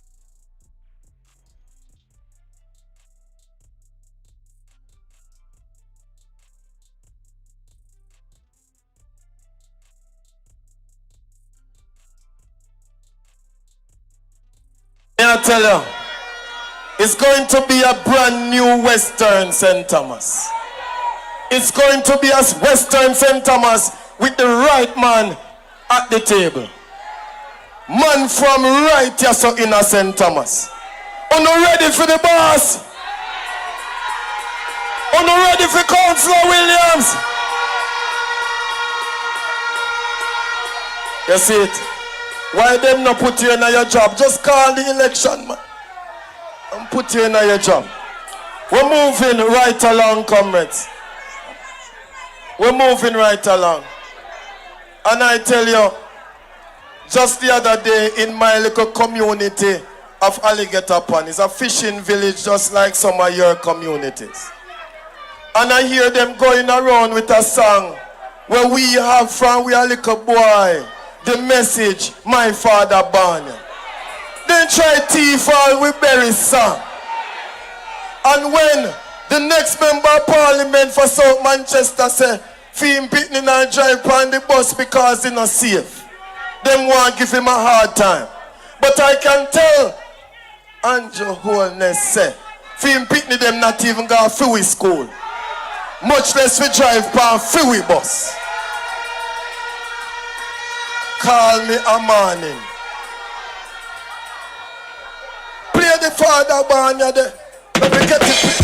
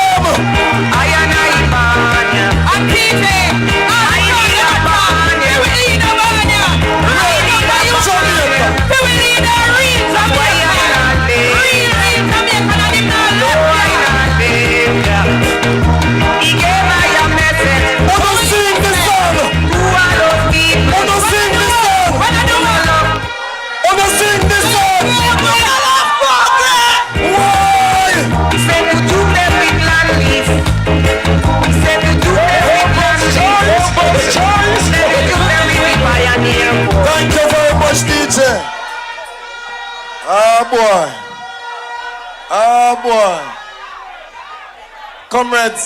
Comrades, I'm going to ask for your attention. I'm going to ask for your attention for about 30 seconds. Yeah. Because we lose a strong comrade, you know. Yes. You remember Ryan Washi Bryan. You remember the general. John no, DJ. Yeah.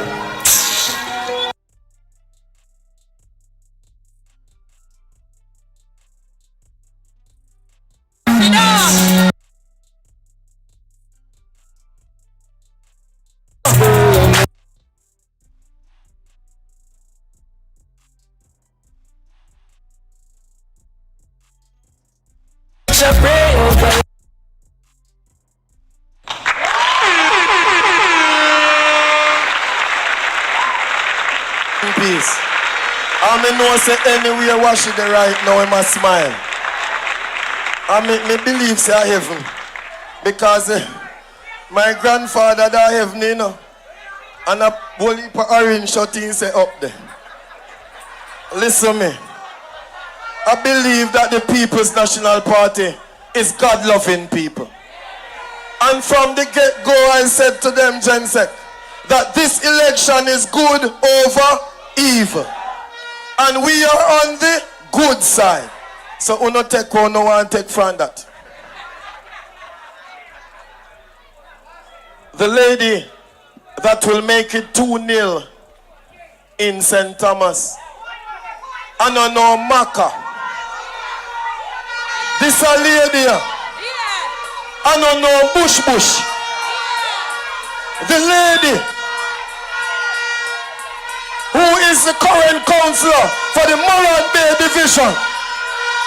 Your rose, my rose, all our rose, the beautiful, the vivacious councillor Ivan Shaw, next member of parliament for Eastern.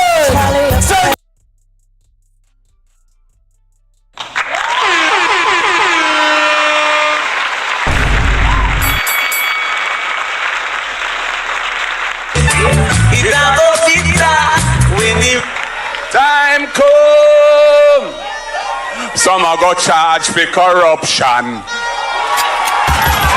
Oh yes. Why, Bolo? Some are going to charge the corruption. When the time come, some are go charge for corruption. Oh yes.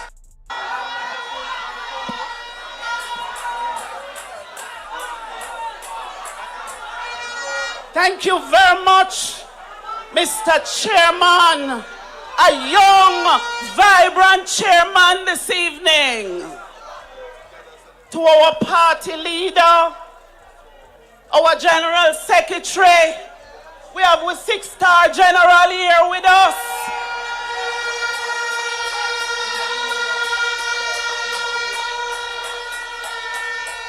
Councillors on the platform, my executive members, my esteemed, hard-working campaign manager, and you who make all things possible. Let me hear it. Let me hear it.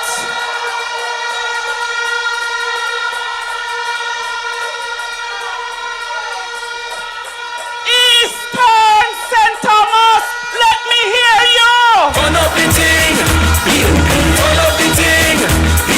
Turn up the thing. Turn up, turn up, turn up, turn up. Let me hear you. Western St. Thomas, let me hear you.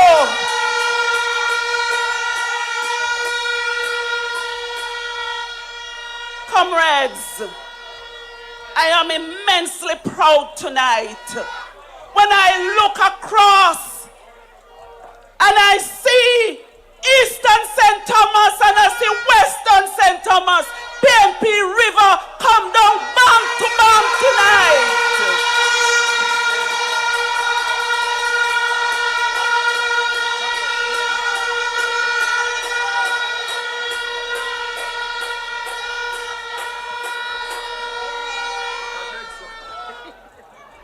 We have come a long way.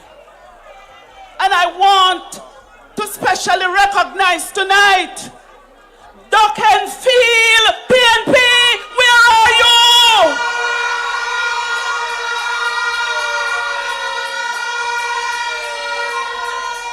Comrade leader, you know why I recognize Duncan Field, comrades, tonight? All you, my comrades, I love you. But I have to recognize Duncan Field tonight because in 1990, a revolution took place in Duncan Field. When Duncan Field sugar workers striked for their money, they were pounced upon. They were called the military and the constabulary to say that they were disorderly and they were peaceful people. And comrade leader, tonight, a barrage of gunmen went to Duncan Field when the 4 buses were rolling out. Comrades, we know the names. Those names are given to the police. I want to say to you tonight, comrades of St. Thomas, let us turn back gangsterism.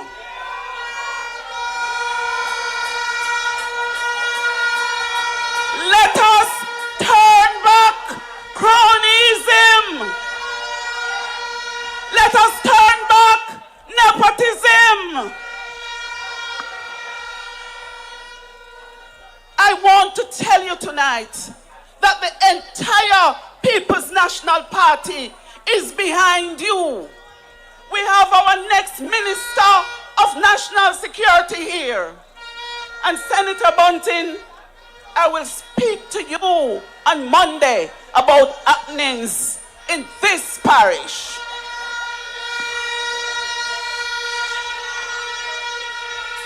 Comrades,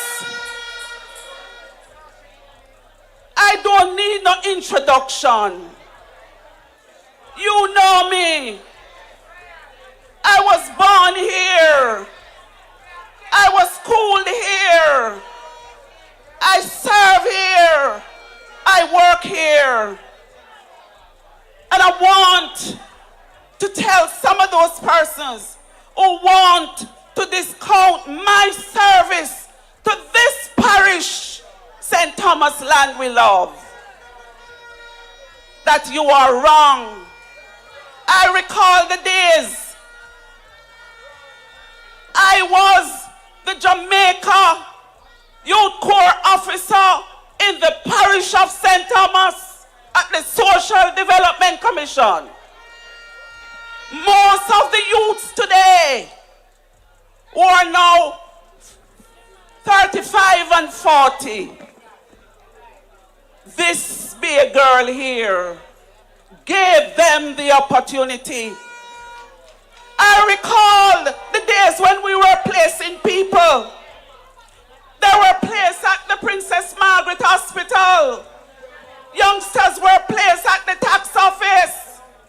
We had Jamal that Michael Manley brought in.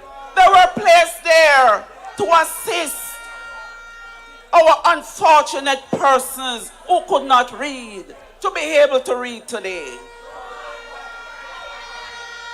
That was the program that lifted the young people of St. Thomas, the Jamaica Youth Corps. And it later became the National Youth Service. I have served in this parish as a counselor at the age of 22. Comrade leader, up to now, I can boast that I have been the youngest councillor to be elected to the St. Thomas Parish Council. Up to now.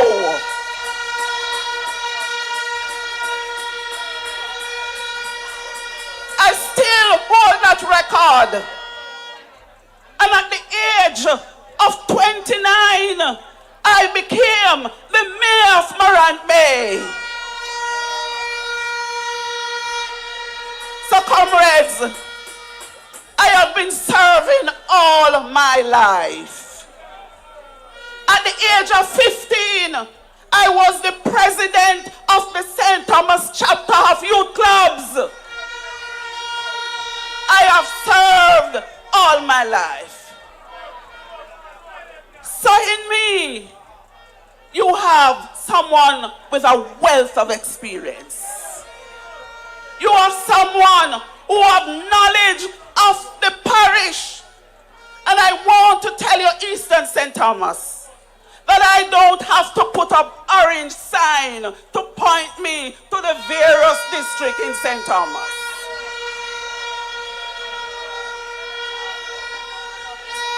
Eastern St. Thomas and Western St. Thomas, I am imploring you tonight to bring back a semblance of order and decency to this parish.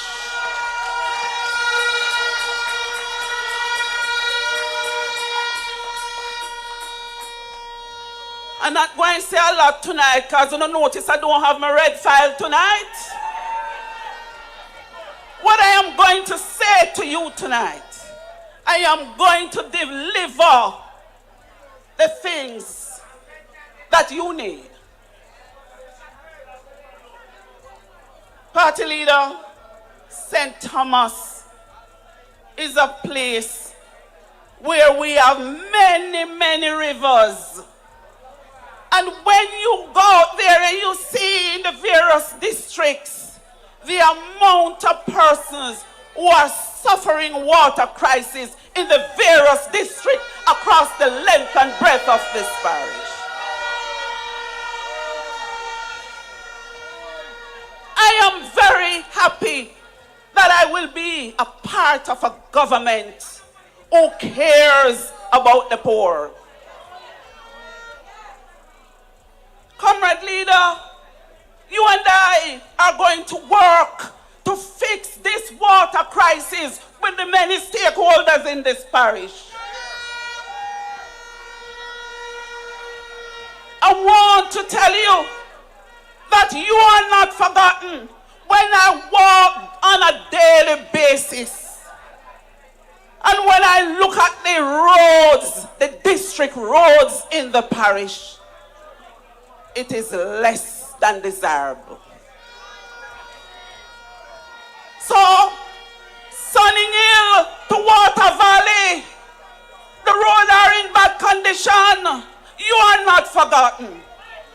Johnson Mountain, you are not forgotten. Roland's Field, you are not forgotten. Pipe Road, you are not forgotten. Wilmington, you are not forgotten. Arcadia, you are not forgotten. Stanton, Spring Garden, you are not forgotten. I have my list tonight, the list of roads that I, in my first term, and I can say, safely say, party leader, the first 200 days, we're going to start the ball rolling as it relates to the roads that lead to the various districts in East and St. Thomas.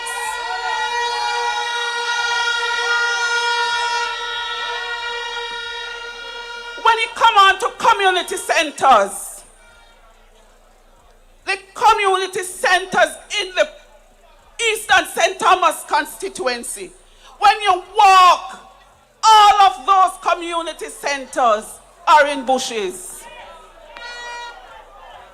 Primary of all is the community center in Hampton Court.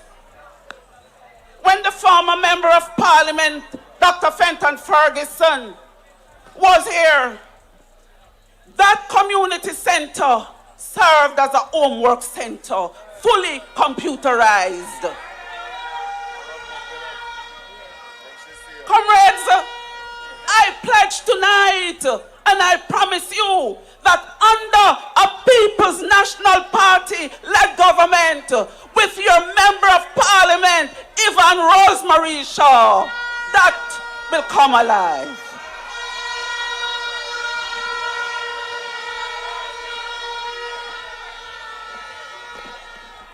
When I talk to most of the youths, they need leadership. They don't want a member of parliament to be driving around, waving and jumping up on TikTok as if it's a reality TV show.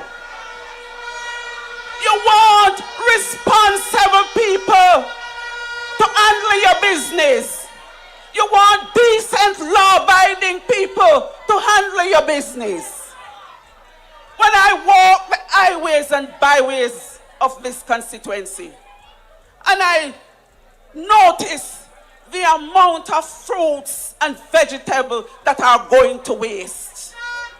When you look at the mangoes, the sweet sop, the sour sop, the apples that are on the ground, I am pledging to you tonight. Hold on a little bit, Comrade Shaw. Comrades, there's an emergency. The fire truck needs to leave right now. The vehicle with license plate CP2234, a gray Toyota Hiace vehicle. You need to move your vehicle. The fire truck needs to leave right now. I will, under the leadership of the People's National Party, establish 2 agro-processing plants in this constituency. One in the eastern far east section and one in the central section. That is to create employment, preserve our food security. We can also tap into the export market and put the unemployed to work. St. Thomas, leader, I think the national average of unemployment. We top that average here in St. Thomas. Our women primarily have no work. So when we establish the agro-processing plant, we will put some of our women to work. When you look at the trade training centers, you have one out by license that was established under the auspices of the People's National Party. We need more of that.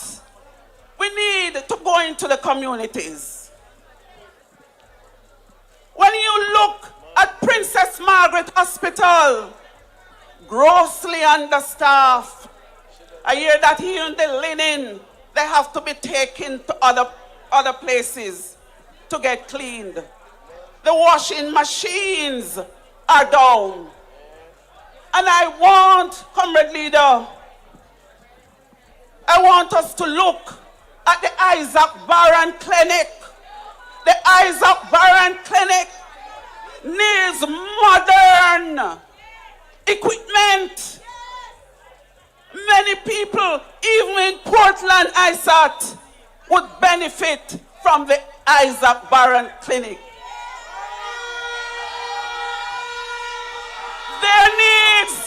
There needs to be a revolutionization of land distribution in this parish. We have one of the largest agro park over in Bachelor's Hall, and we need to expand those. We have many people, Comrade Williams spoke about it, that claim that they are squatters.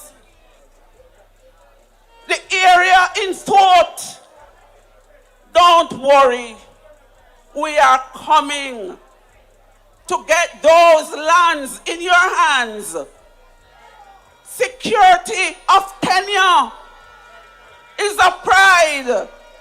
When you have your little document as a title in your hand, that is a national pride. You can walk into any bank and borrow money to deal with whether your house or your farm. I am very proud to be a part of an incoming government that will tap into $1 billion fund to assist some of you young people who are contributors of National Housing Trust. You will be getting $500,000 as a down payment. So if the house down payment is $1 million, you will get a grant of $500,000. Glory to Mark Golden and the People's National Party. Comrades, I just get 10 minutes so I can reel out all the plans. When I look at Licensed Community Center, Licensed Pavilion used to serve as an entertainment center. We are looking at prime lands out there to develop a cultural and entertainment center in License.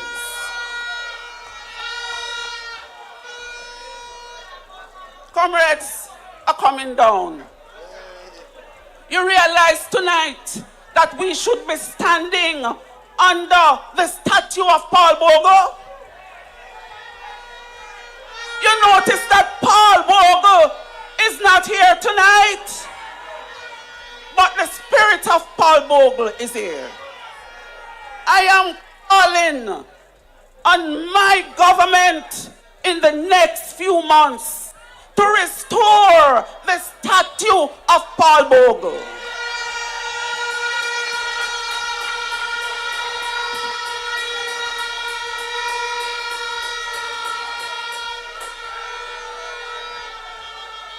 And before I take my seat tonight, I must touch on the urban center. Comrades, caucus of councillors of the People's National Party met, and we spoke about the $10.3 million. That is a wicked act. We caucused, and at the last parish council meeting, we mandated Comrade Williams to speak on it. And I'm sure that most of you did not know that those atrocities were being committed by the government of the day. Can you imagine? How would I go and explain to the people of Morant Bay Division and to the people of Eastern St. Thomas, to speak on behalf of my councillors, that your road can't get fixed, your water supply is in bad shape, your community centers are in bad shape, and then we're going to go in a building to pay rent for $10.3 million? It's a wicked shame. The People's National Party is going to put people first as we used to. Put people first. If you were thinking about the poor citizens of St. Thomas, you would be talking about paying rental for a municipal corporation for $10.3 million. And comrades, the bridge broke down in Bamboo River. The bridge that Fenton Ferguson and myself as councillor constructed 20 years ago broke down. And the matter was taken to the council. And lo and behold, you hear all kinds of stories about who's sending material.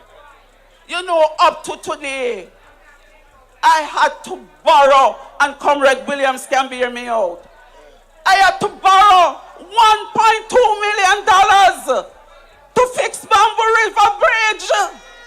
And then you're going to tell me that you're a government who cares. You're going to tell me about prosperity. Comrades, the last thing I have to say, in these hands, you are safe. Yes. You are safe with the People's National Party.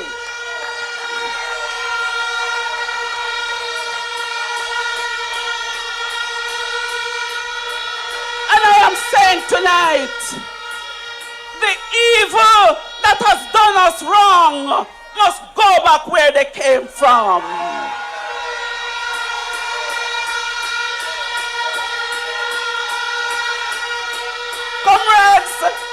Comrades, in a matter of weeks, the trumpet shall be sounded. And I know that you are going to answer the call. Eastern St. Thomas, Western St. Thomas, one love, one heart, one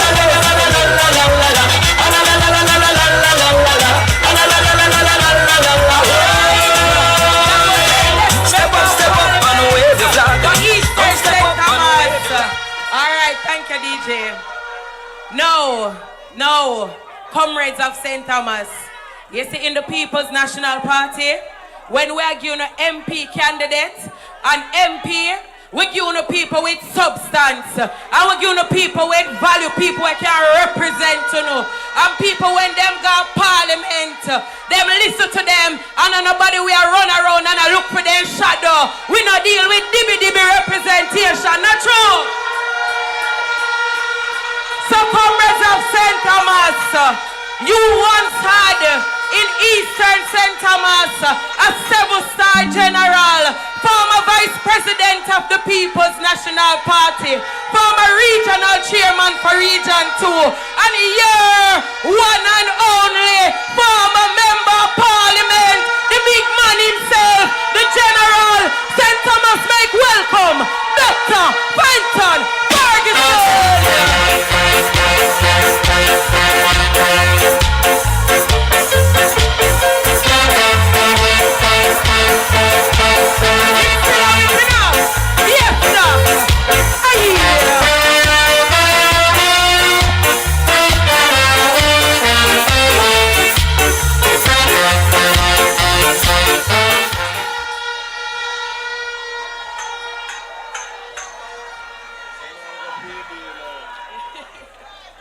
Comrade, chairpersons of this historic meeting, our comrade leader, Comrade Mark Jefferson Golding, our General Secretary, one of the most loyal General Secretaries I've ever met as it relates to his leader. I want to recognize former Minister, Comrade Peter Bunting, an opposition spokesman on national security.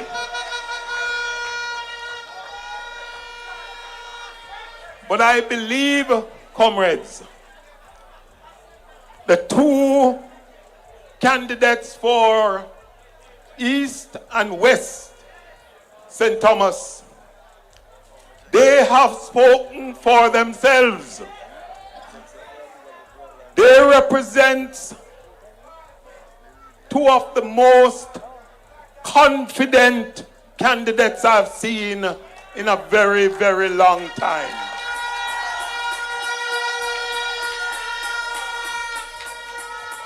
I want to recognize the candidate for East Portland. East Portland, Comrade Isaac. I overlooked my friend Philip Paulwell, a man from St. Thomas. Man from St. Thomas. All the other distinguished comrades on the platform. And I want to recognize the comrades, the workers, the blood and fire comrades of the People's National Party.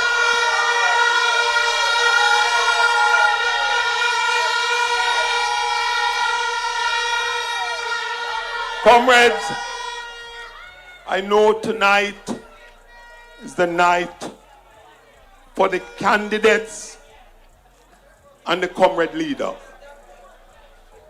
Because if the candidates can't win, the comrade leader can't take charge of government. And so, when we gather tonight, and I look also in the audience, and I say, Comrade Andre Stevens with 10,000 people between Jamaica and the diaspora looking at our meeting tonight.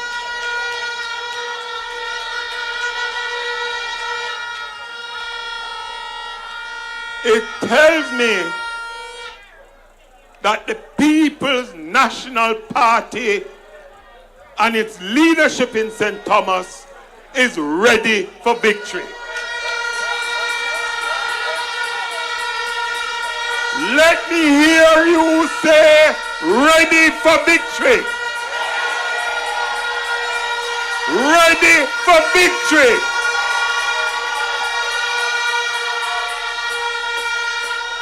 Comrades, tonight reminds me of that period of 1993. I feel the power tonight. And I know this is the kind of spirit we had when we became, myself and Comrade Anthony Hilton, became giant killers in 1993.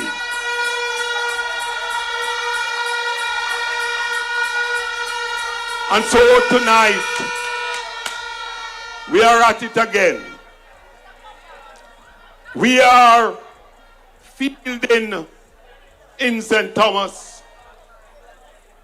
two candidates that in my mind, and the party's mind, and the people's mind, are ready for the people. They have been tried and tested.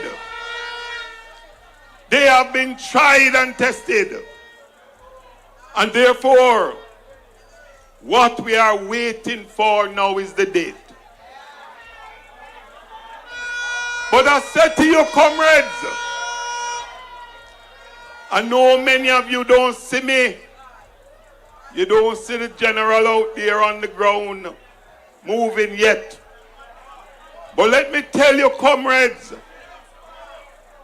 I am 100% behind Comrade Yvonne Rosemary Shaw.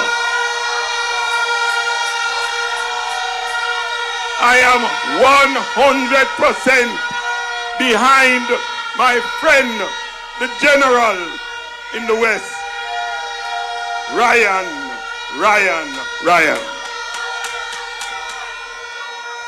And so, comrades, my role, and I believe when you have served 27 and a half continuous years, you have to say thank God, and thank God to the people of Eastern St. Thomas.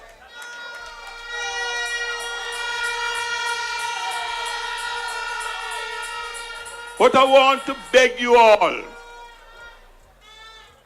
keep the peace. Don't let them draw you out.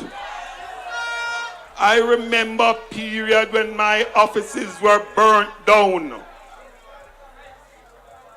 And we got tents and went into the divisions and into the districts and meet with the people. Don't make anybody draw you out. Not because you have ISAT. Not because you have ISAT around, who is one of the best criminal law in the country. But we want to use him for better purpose. Better purpose. We have more for him to do. The party leader is eager to get to Jamaica House. And I say to you, comrades, it is better to be on the inside of Jamaica House wondering what is going on Hope Road than to be on Hope Road wondering what is going on in Jamaica House. So I said to those out there, Mark Jefferson Golden represents the best of what Jamaica has to offer at this time.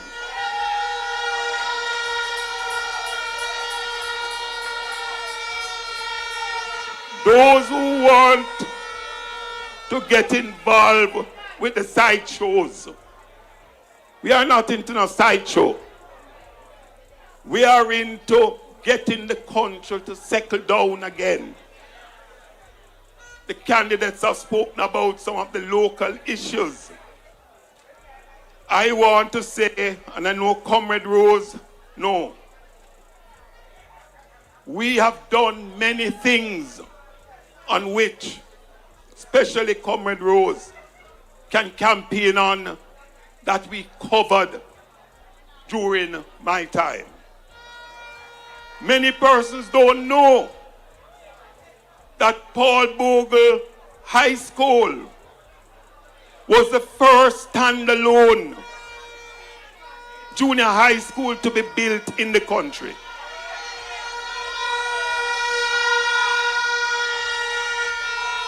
Many of you don't know that the China Goodwill Center for Early Childhood, 2 members of parliament got those schools. Fenton Ferguson in the east, and there is a constituency by the name of St. Andrew West Central. that got the second one. I know most of you know which constituency that is. So I don't have to tell you. But 2 of us got that China Goodwill Center, the most modern basic school in the country. So people don't understand St. Thomas has been first with a lot of things during this period. So when you see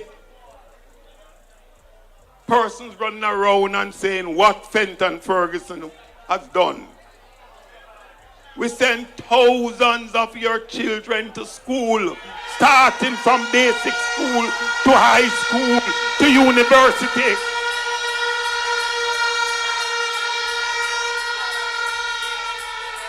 We lose count of doctors and lawyers and teachers and agriculturalists in this parish. So I just said to you, comrades, there is nothing to be ashamed of. You know, and I'm appealing to those comrades who stayed home in 2020. I am begging you, give Rose my vote now.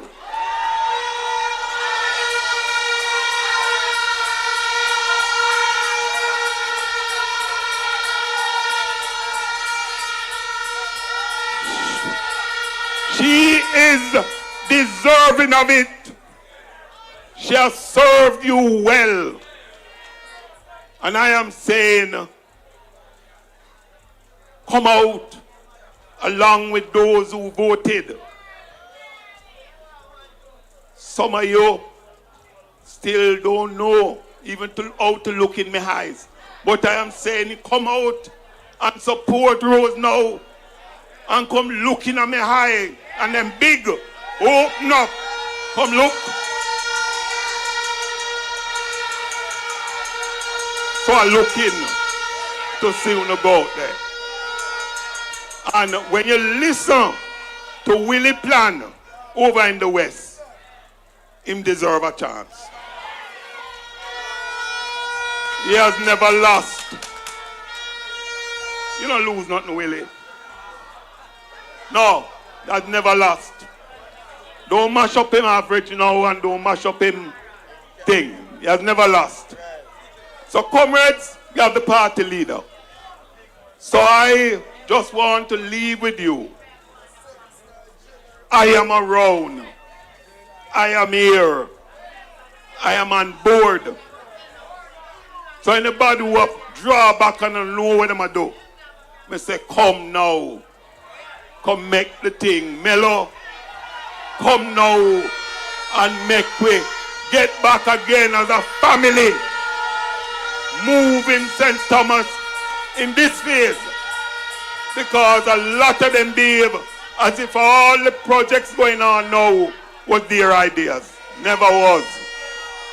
What we want now is the unity of purpose, the dignity, the integrity, and our people continue to learn and continue to see the wisdom of my fanaticism when it comes to education and training. God bless you, comrades. God bless you. St. Thomas!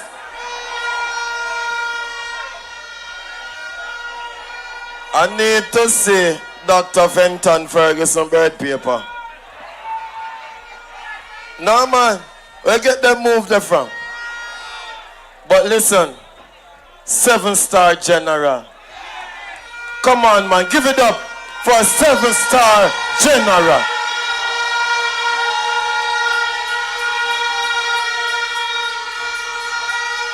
When I grow up, I want to be like you, sir. Them dance move their bad. But I want to just send a little message over Portland, little bit. Yeah, one man I talk about him and Mr. Portland. Let me tell you something, we are going to take off your stripe. And there will be a queen in Western Portland. She is here.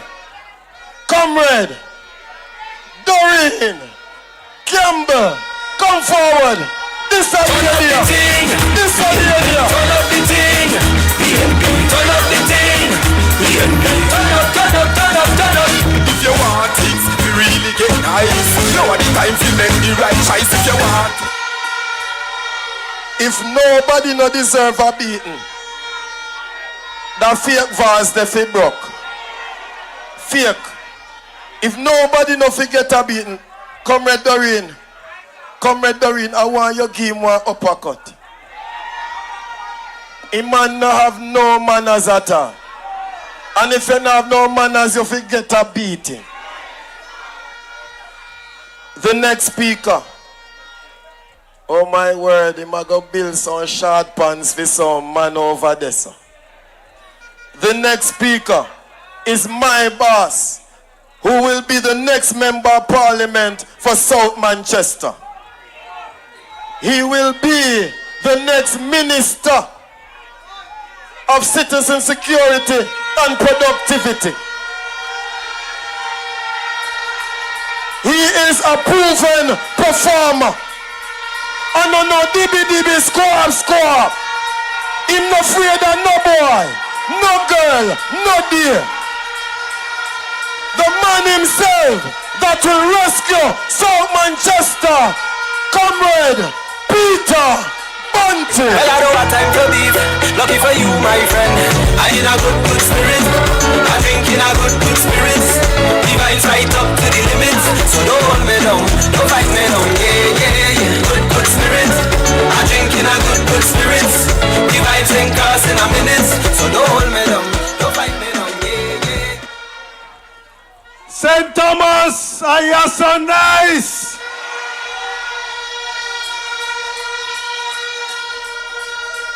Comrade leader, comrades on the platform, comrades, workers and warriors in St. Thomas, good evening. Comrade Jens, MC.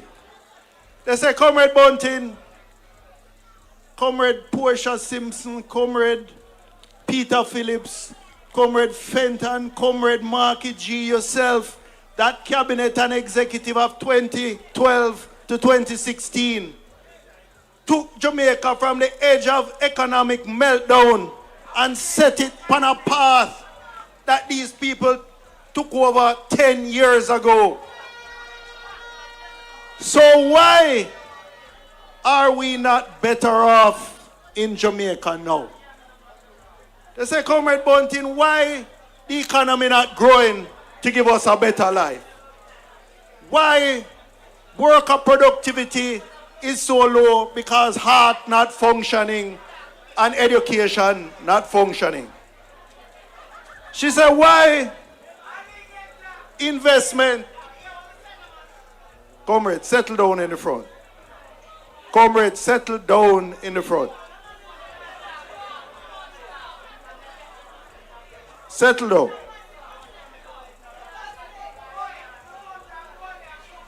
Comrade, go to speak with them for me, no? Just go. So, they say, Comrade Bunting, why having inherited that, are mothers afraid to go to the Mandeville Regional Hospital to deliver babies? Because the maternal mortality rate is 10 times what it was. Why children leaving primary school are not literate and numerate? Why high schoolers, less than 20%, leaving high school with CXC, the 5 CXCs, including maths and English?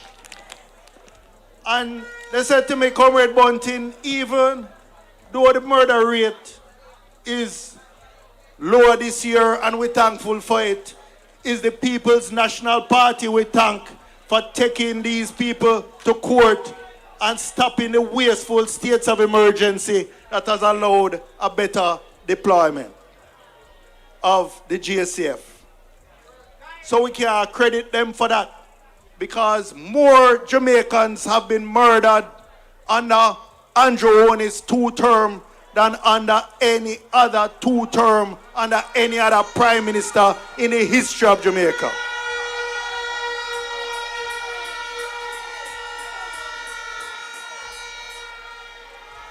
So, comrade leader, I really have to think about it.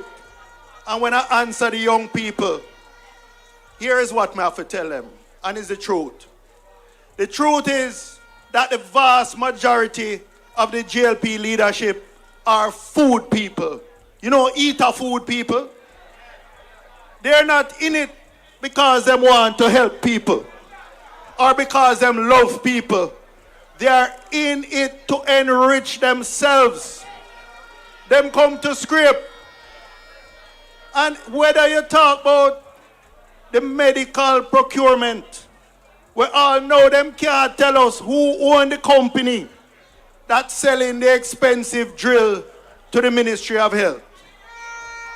All know them can't tell us why there was no tender for the old buses and why them just choose a company whenever import bus before or never in that business. All know them can't tell us why them rent a space in Mandeville for the same 10 to 12 million a month from 2019 and them paying rent all now and the building empty same way. And these people, comrades, will tell any lie, spread any propaganda, any misinformation to cling to power because they know in their hearts that the only other term they deserve is a prison term for robbing the taxpayers of this country.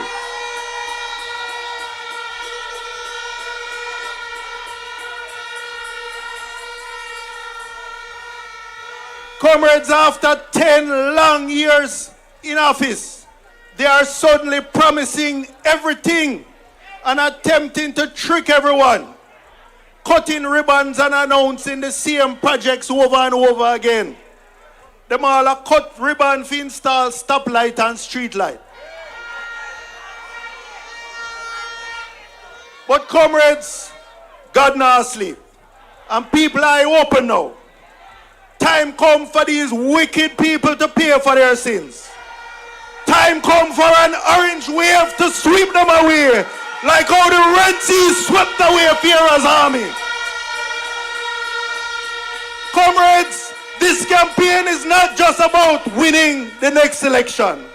It's about creating a bright future for the next generation. It's about rescuing our democracy. It's about justice. This campaign is about making sure taxpayers' money, rather than fattening the many bank accounts of the greedy, that taxpayers' money is instead spent upgrading our schools, our hospitals, our infrastructure. That money is spent paying our teachers, our nurses, our police officers, our public servants, paying them better, not the 0% offer now on the table.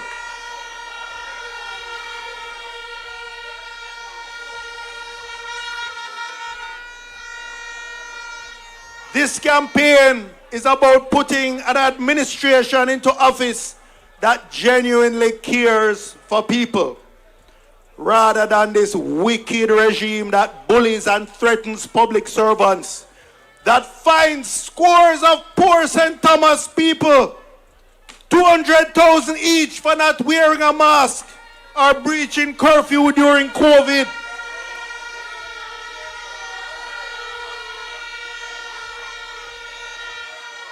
And while they are fining the poor people these huge 200,000 fines, their cabinet ministers on No Movement Day partying and drinking pink champagne at New Kingston Hotel. This is not a government for poor people.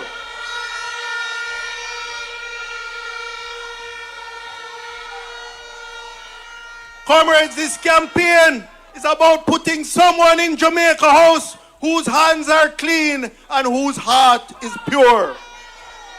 Someone whose statutory returns are certified. Someone who is not under investigation for illicit enrichment. Someone who comes to serve and not to scrape.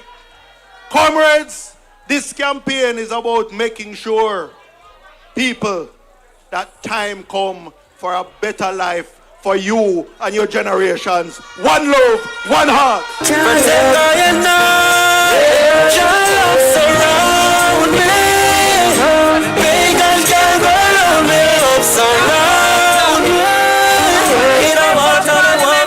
Manchester, Senator Peter Bunting. Now, comrades, we are work with the time, right? I want to check in with you now. Wanna still there? The vibe still nice? Let me hear you say power.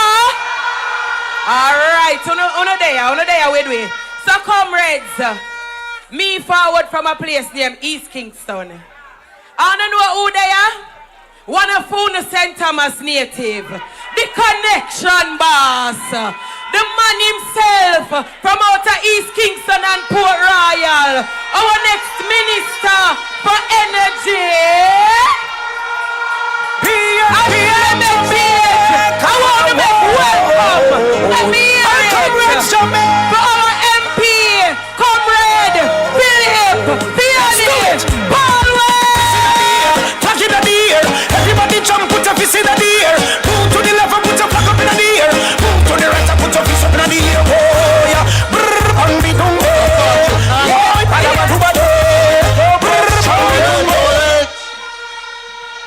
I feel at home tonight.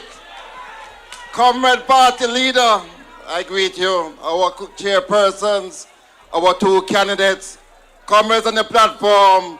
Comrades all, good evening, St. Thomas.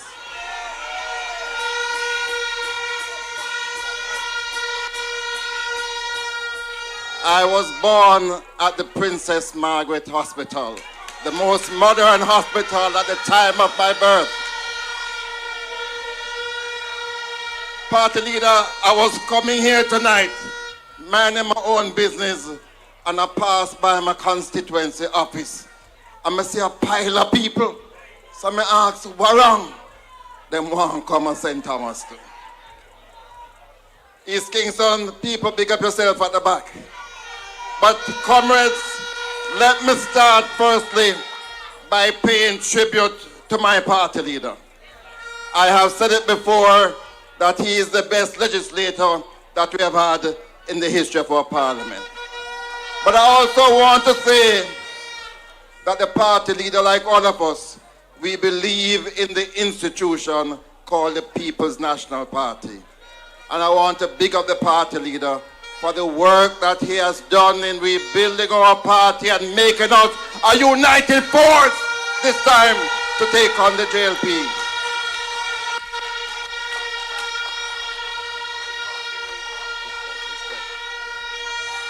And like Fenton, I am also 100% behind Comrade Rosemary Shaw to take Eastern St. Thomas. And likewise, I am also 100% beside the former mayor, Comrade Hubert Williams, to take Western St. Thomas. Time come, time come, time come. My proudest time as a man from St. Thomas was when Fergie and Tony controlled the parish. Me used to big up my chest and walk out the place. Me are from St. Thomas. Not so nice these days. Not so nice these days. So I want, when September comes, for the parish to be returned to the People's National Party. And we have many reasons for that. There's a reason why they can't call election, you know. There is a fundamental reason Comrade Bunting dealt with some. But I believe the reason why them can't call elections because they know that people are not happy. People are unhappy. People are upset because time hard, time rough. It's the first term party leader that I see so many people coming to my constituency office asking me for help, for food. So you are suffering. And among the many reasons you are suffering is also because the price of electricity is too high. Fenton will tell you that Sister P had commissioned me, if we had formed the government in 2016, to make sure that St. Thomas was the first parish to get 100% electrification. Nothing has happened since our time. And the price of electricity has moved almost doubled in the last 9.5 years. But all of a sudden, people start to talk about the high price of electricity. We have been talking about it since 2017. But recently I hear the minister say the price of electricity is too high. This is after 9 years in a government where they did absolutely nothing to change how electricity is generated, is transmitted and distributed in Jamaica.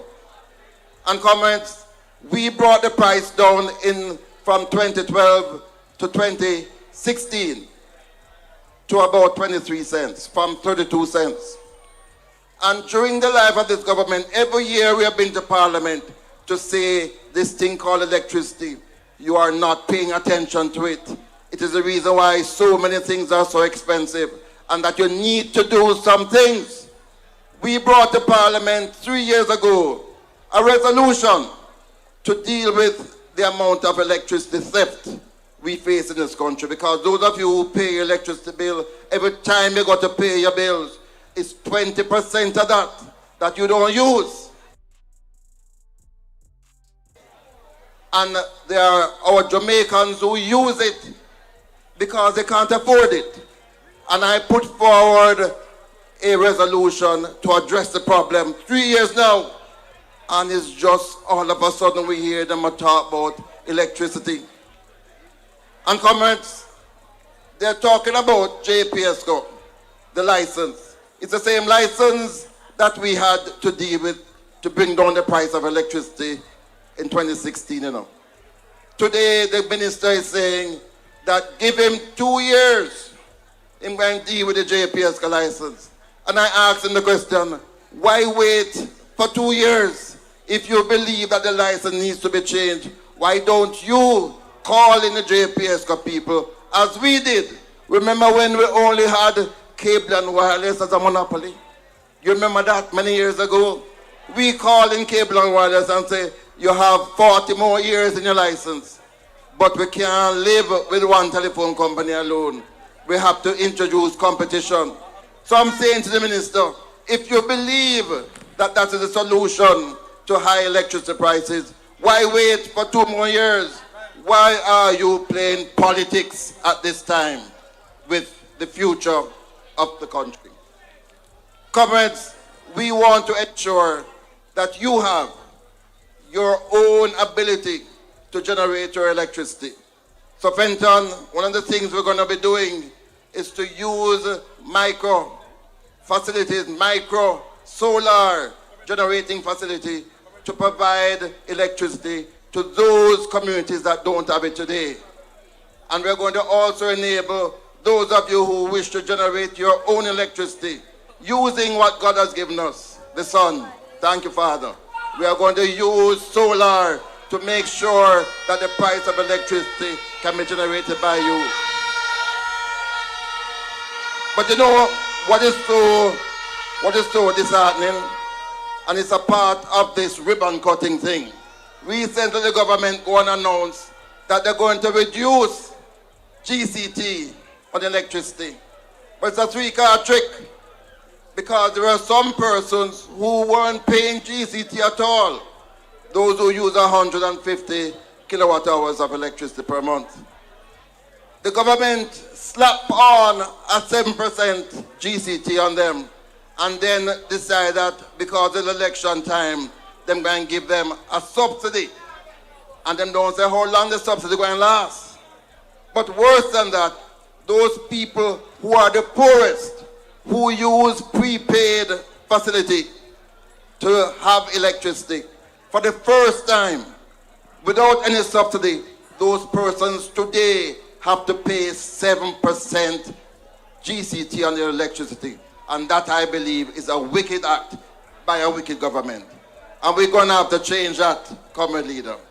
So as we look forward to the date, and he's running out of time, you know. He's running out of time.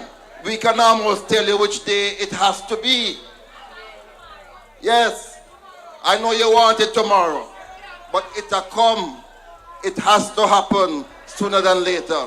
And I want to make sure that the parish of my birth, this parish, will give us true love. True love. From the east, true love.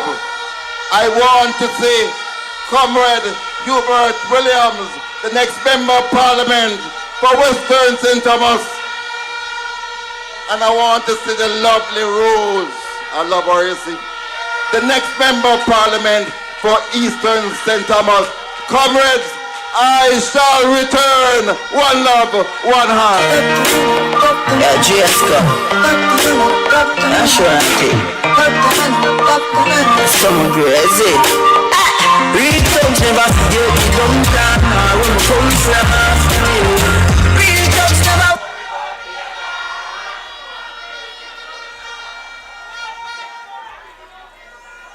DJ, one more time, no man. Yeah, Jessica. What the flop them there, St. Thomas? What the flop them there, St. Thomas? Oh my God. Real thugs never forget the Duncan. When we come from real thugs never worry about being on. Yeah, we just need Duncan. Sometimes we know. All right. St. Thomas, are you ready? Who will be the next Prime Minister of Jamaica? Lord of His mercy. If he not careful, I think he must spend some more time in Manchester. If him not careful, we are going to sweep about 60 of them seat then. Him better campaign in a Fim own constituency because we are going to take Fim seat too.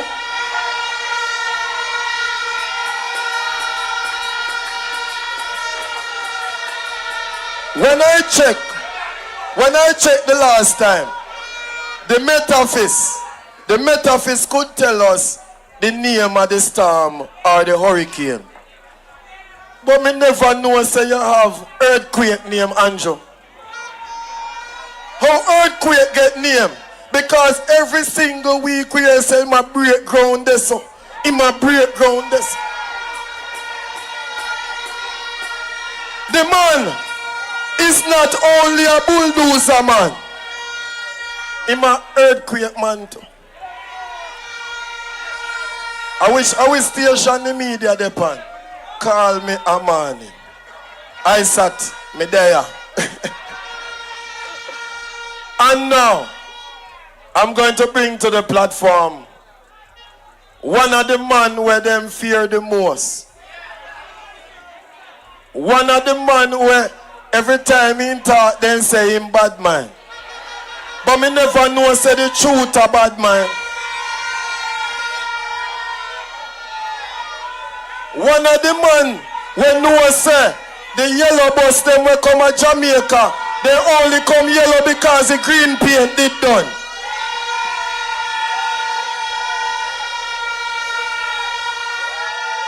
No. Wait there. You know say, then carry the bus to South Manchester. And me hear say one lady push out her head and say, only labor ride picnic. Me say trouble I got did there. Because September morning, trouble I got did there. Me no want to campaign with the government resources. And the man, we are going to put them in a damn place. Miss, how your mother name again? Miss Lucky. Miss Lucky, one boy.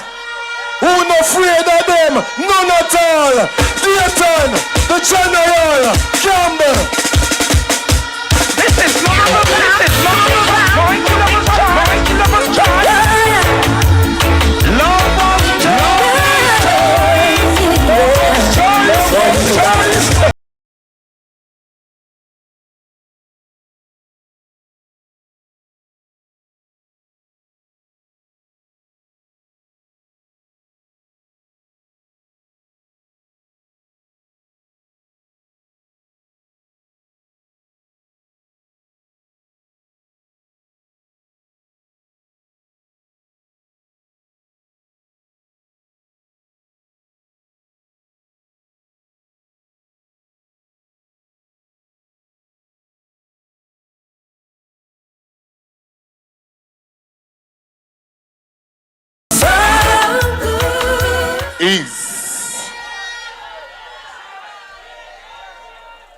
God is good and all the time.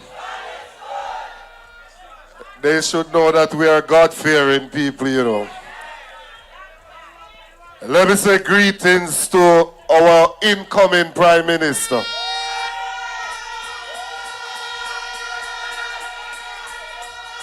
In a matter of weeks, we are all going to go up to Jamaica House to swear in Mark Jefferson Golden as the Prime Minister of Jamaica. I want to say greetings. I want to say greetings to your counselor. And I want to thank you for the work you did last year in November when they called by-election the Friday before them conference. And you spoiled them party and make her the councillor of the Morant Bay Division. That was the first part of the work. The second part of the work is to ensure that you retire the daughter with the father and get rid of Michelle Charles out of St. Thomas.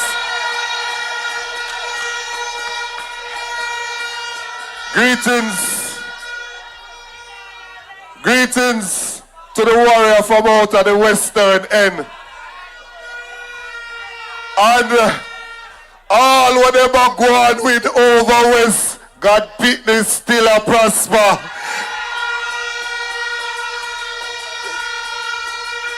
All of the comrades on the platform, comrades in the audience, greetings. You know my role already, you know. We have to correct some look something who are going on in our country. I want to start out with the man from down at Doreen place. I want to talk about the washover vase. Look a bit. Last weekend, we were watching the political space. And whilst we were watching the political space, we saw where something came out that the other people, them having a meeting down by Central Kingston, and it was disrupted because some shots were fired in close vicinity to the meeting. We saw, hey, hold on, man. Hold on, I'm not compete with nobody, you know. Hold on, man. Hold on.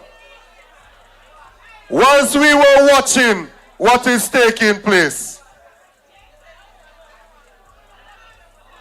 we saw the Member of Parliament from Portland Western go up on stage down at center and play one little song saying about out some people. And then he goes so and cut across him neck 2 times.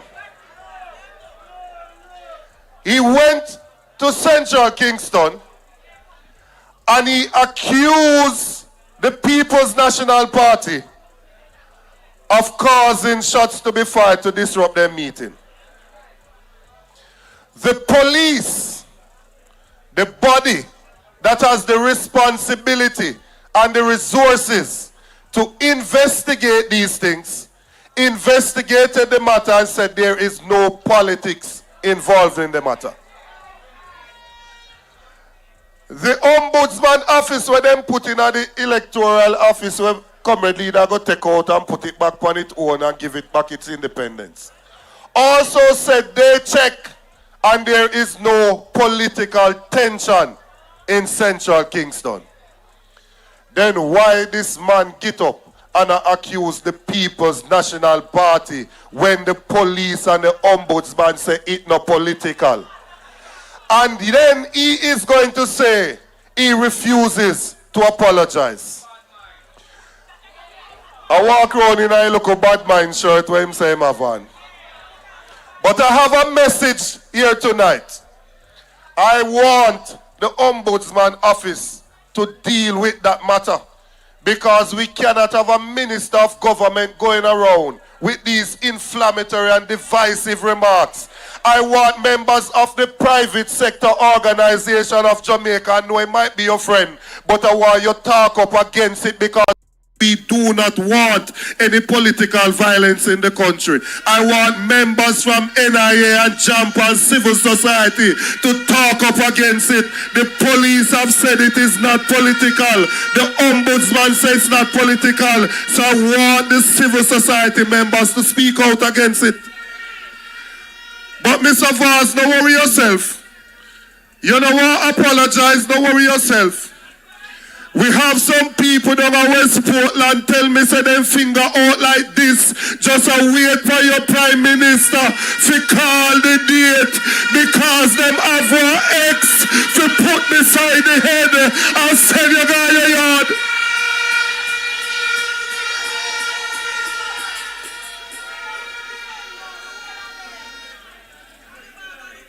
They want to get up and behave as if they are bullies. As my grandfather would have said, like them a bullbuck and dopey conquer. Well, we now make no mash up this or something here. The country is ready for change. Labor rights are run scared because they know what is coming. And we now make no mash up this or something here.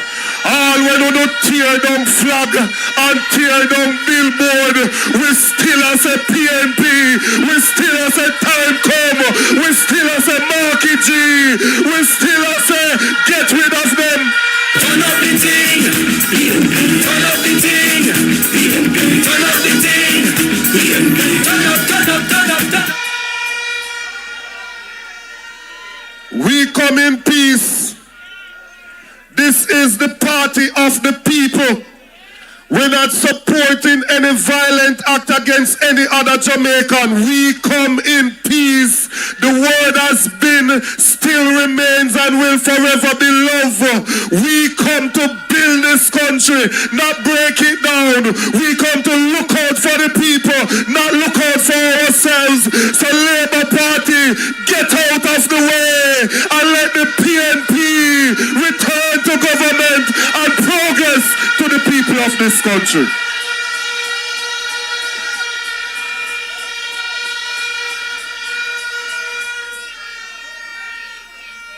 I hear a next one, you know. Come out the other day, them have gospel concert. What a thing. The same people who say you must stick to the evil where you know them say them have gospel concert, you know. The man say we fi stick to the evil where we know. You can't believe that. For me Bible tell me say we shun the very appearance of evil.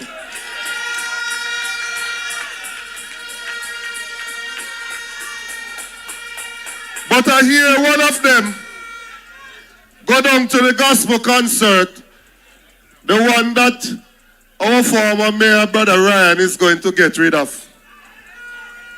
Politically. Mr. Cliff used a nationwide, I meant get rid of him politically, beat him in the election. Oh no, don't mix me up.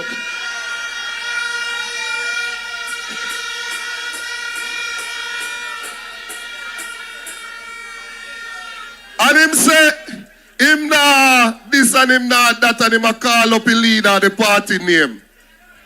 And one of the things where him say him have a problem with is what took place at the opening of the urban center. Now when I came into this politics here, you have all sorts of people inside of politics. But you meet people and you know good people when you see them. She called on stage your former MP. And I am telling you this. In all of my interaction in politics, I can say it without fear of contradiction. Dr. Fenton Ferguson is a decent human being.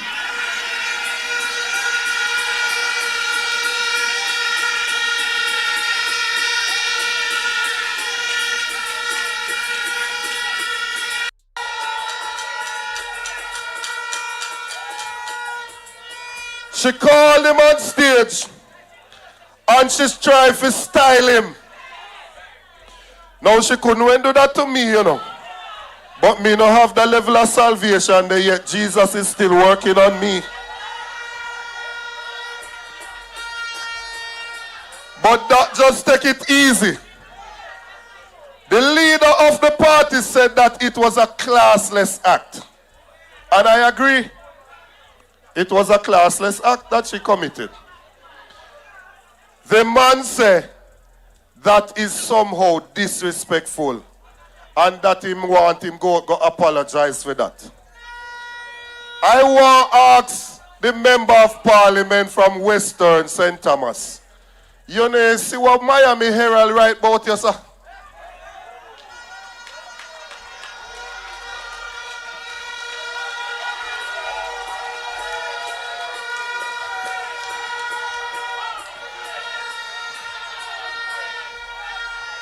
You never see what Miami Herald write about you. I mean, know you love to sue, because you sue me right now because me talk my mind. But me like how you never ask Miami Herald for retract or for apologize and you never sue them. If you are going to send out somebody to come talk to a good leader, I can't them man they will send out. Go and go answer Miami Herald before you call my golden name in your mouth.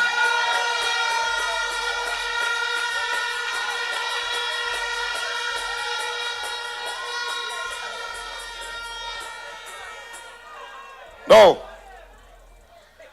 Me having a problem with my Prime Minister of the country currently, you know.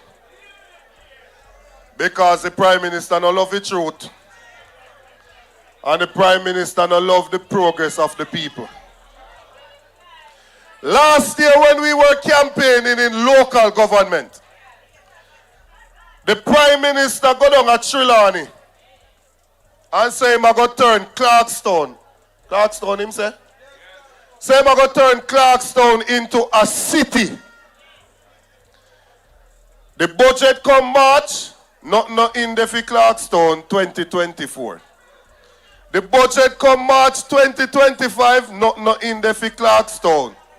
The Prime Minister since evening gone down at St. Elizabeth say I'm going to turn Treasure Beach in the third city in Jamaica. No. Tonight, you see so.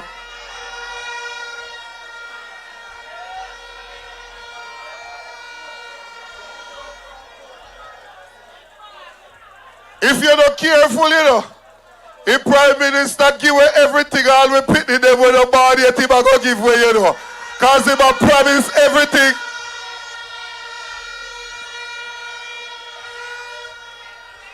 And then when the PNP makes a proposal to benefit the people, a proposal to say that we will put a deposit of fund in place, so that young people 35 and under can get a $500,000 grant towards buying a house to help them pay for the deposit. The Prime Minister of the country is fighting against it.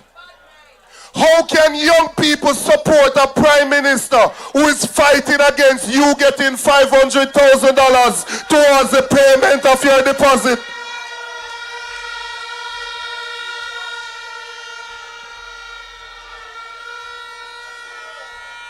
I want the young people, them especially, take stock of what going on, you know. I want you stop and listen to the argument what going on. Now, the leaders asked me to speak on agriculture. St. Thomas is one of those parishes where agriculture is one of the mainstay of the economy, or you earn a living. We have realized some things. That this government, when they took office, we were importing 830 million US dollar worth of food into Jamaica per year. Last year, we imported 2 times the amount that we were importing when this government took office, because they are doing nothing to help the local farmers. All them are do is give import license to friend and company to carry food coming into the country.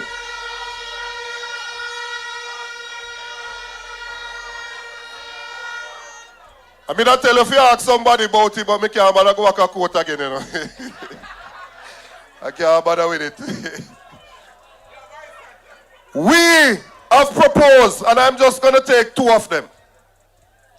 We have proposed that we are going to do some special economic zones for agriculture that is geared towards production for export purposes. So those nice arable lands that you have in the parish of St. Thomas, we want to get our local farmers, our local people to go and occupy and produce on those lands. Produce the items that we have a competitive advantage in so that we can export them to other places in the world and you can earn money to take care of yourself and take care of your families.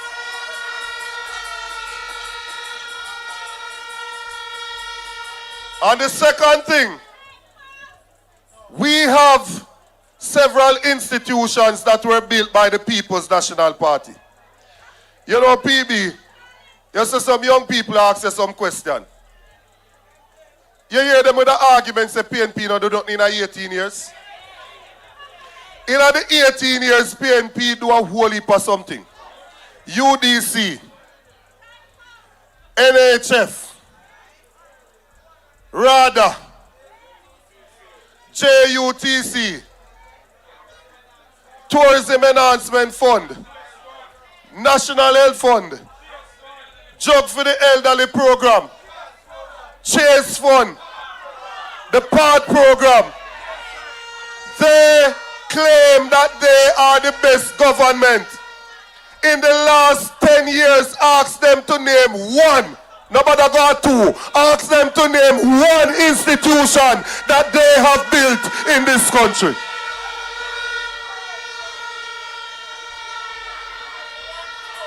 We built the Tourism Enhancement Fund so you can use that to build out the tourism product in the country. We built Universal Service Fund, Comrade Philip Paulwell there here. Them are used now to put up Wi-Fi hotspots all over the country. It is the PNP that do that. We built the National Health Fund, where them are used now to renovate health center, hospitals. Time come now for a dedicated fund for the farmers of this country. The next PNP government is going to put in place the Agriculture Development Fund. That Agricultural Development Fund will ensure that the farmers in St. Thomas can get the heavy-duty equipment to come down here and plow the land and help you with land preparation, can help you with the things you need, the input into your farm, can help you with storage, with irrigation, with market, so that you can go there and produce, feed the nation, and take care of your families. Now, a few years ago, you know, when a man a smoke a local spliff, they used to lock him up and give them criminal record. It got to a point where they lock up a youth named Mario Dean. Some of you remember him. He was beaten whilst in lockup and he died. Mark Golding was the Minister of Justice, and he moved a piece of legislation to decriminalize the personal use of marijuana so police can haul and pull a youth for a local spliff.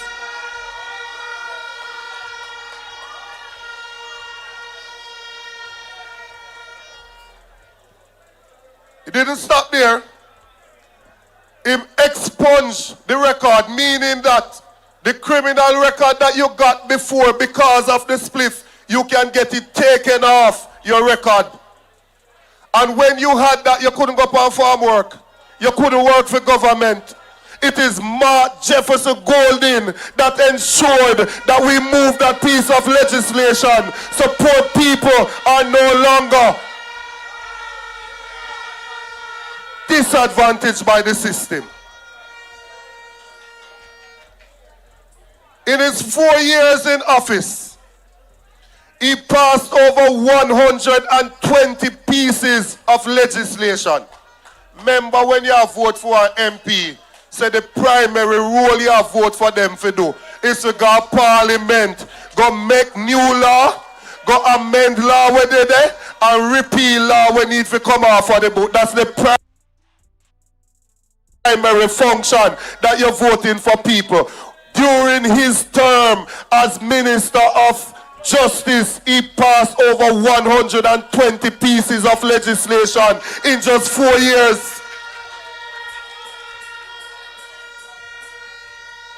I don't know how the PNP has allowed the Labour Party to take liberty with the good leader so long. But we not do it no more.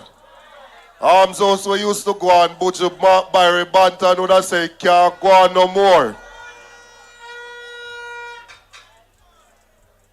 A few years ago, we had some students that were in Ukraine studying medicine and other things.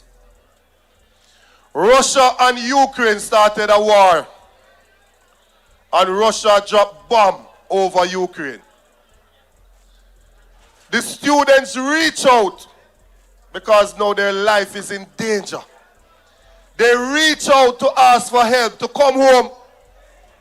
The Labour Party government offered them loans in order for them to come back home. Remember, say a student, them and they now working.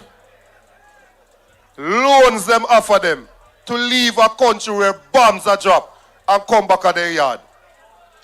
Mark Golding went into his account, take out his personal money and send it to the Jamaican students in Ukraine so they could come home to their families.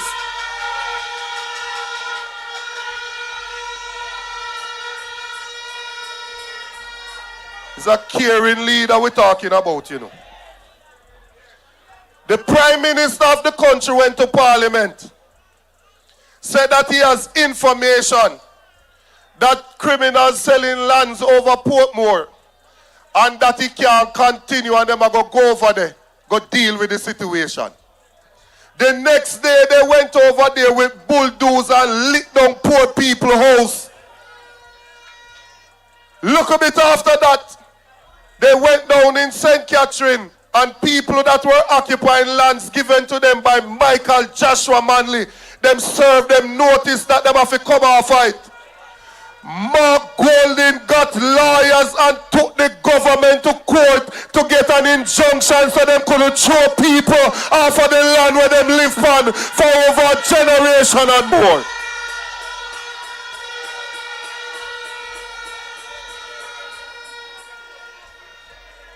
So labor rights are trying to trivialize the thing. Labor rights are trying to trivialize the thing. Labor rights trying to have a conversation about the color of his skin without having a conversation about his intellectual capacity and the size of his heart. Them won't have conversation about whether I'm talk English or patois. Well, if you are going to care about Pitney from country when Bama job, chatty patois all you want and carry them back come on them yard. If you are going to prevent poor people being thrown off land, chat the patois anytime you feel like and carry them back. It's leader we want. The country needs leadership. The country needs somebody that understands the legislation as a social conscience, somebody that will work to ensure that your life is better. And it needs somebody that has proven that they value family and commitment. 30 odd years ago, Mark Golding went into the ghetto in Augustown and he found himself a wife, a princess, a Nubian goddess. He made her into his wife and 35 years later, he is still loving him one wife. Nobody now fear nobody.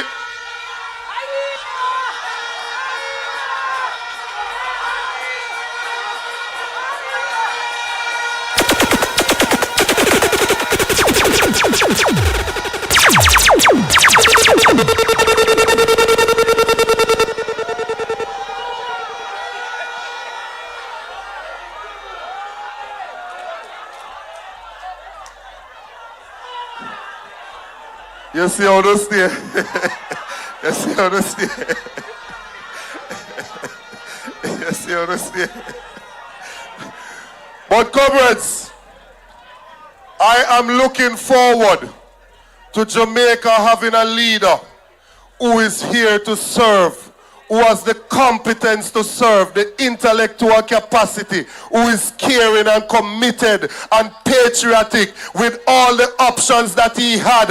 As a born Jamaican with other opportunities, he could have easily gone elsewhere, but he decided to stay here and serve the people of Jamaica. So make welcome the next Prime Minister of Jamaica, the President of the People's National Party, Mark Jefferson Golden.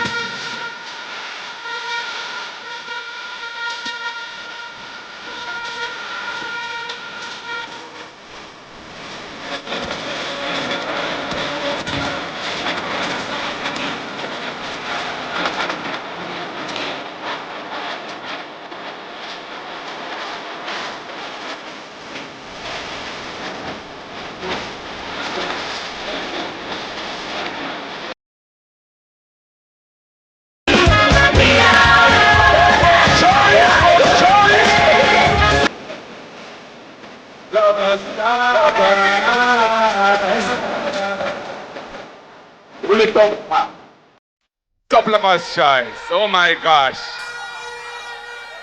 Comrade chairpersons at the meeting. Two wonderful young comrades, full of vibes. Make we big up the two chairpersons, man. Oh, what a wonderful job they have been doing. Comrade General Secretary, enough respect every time. Comrade officers, Comrade Fenton Ferguson, my brethren. 7-star general. History will judge you kindly as a man who served the people well and who continues to serve the People's National Party in a very positive way. Enough respect is due. The two great candidates who we have put forward to represent the people of St. Thomas in the East and the West. In the East, Comrade Yvonne Rosemary Shaw, a champion of the people. In the West, a general, a man who's not afraid of nobody, a man with plans for the people, Hubert the Ryan Williams. Me's a football man, you know. I'm chairman of Arnett Gardens Football Club, you know. And a tool of who I give them. Rose got put one in the rat hole on the right. And Ryan I got put one in the rat hole on the left. Two love them I go get. Because we're marching on to progress, and progress is the People's National Party.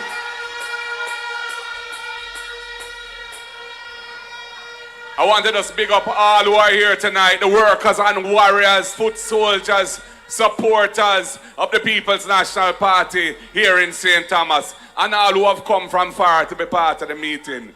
Look, rain did fall and thing. Yes, all junglists, pick up on yourself. How you mean?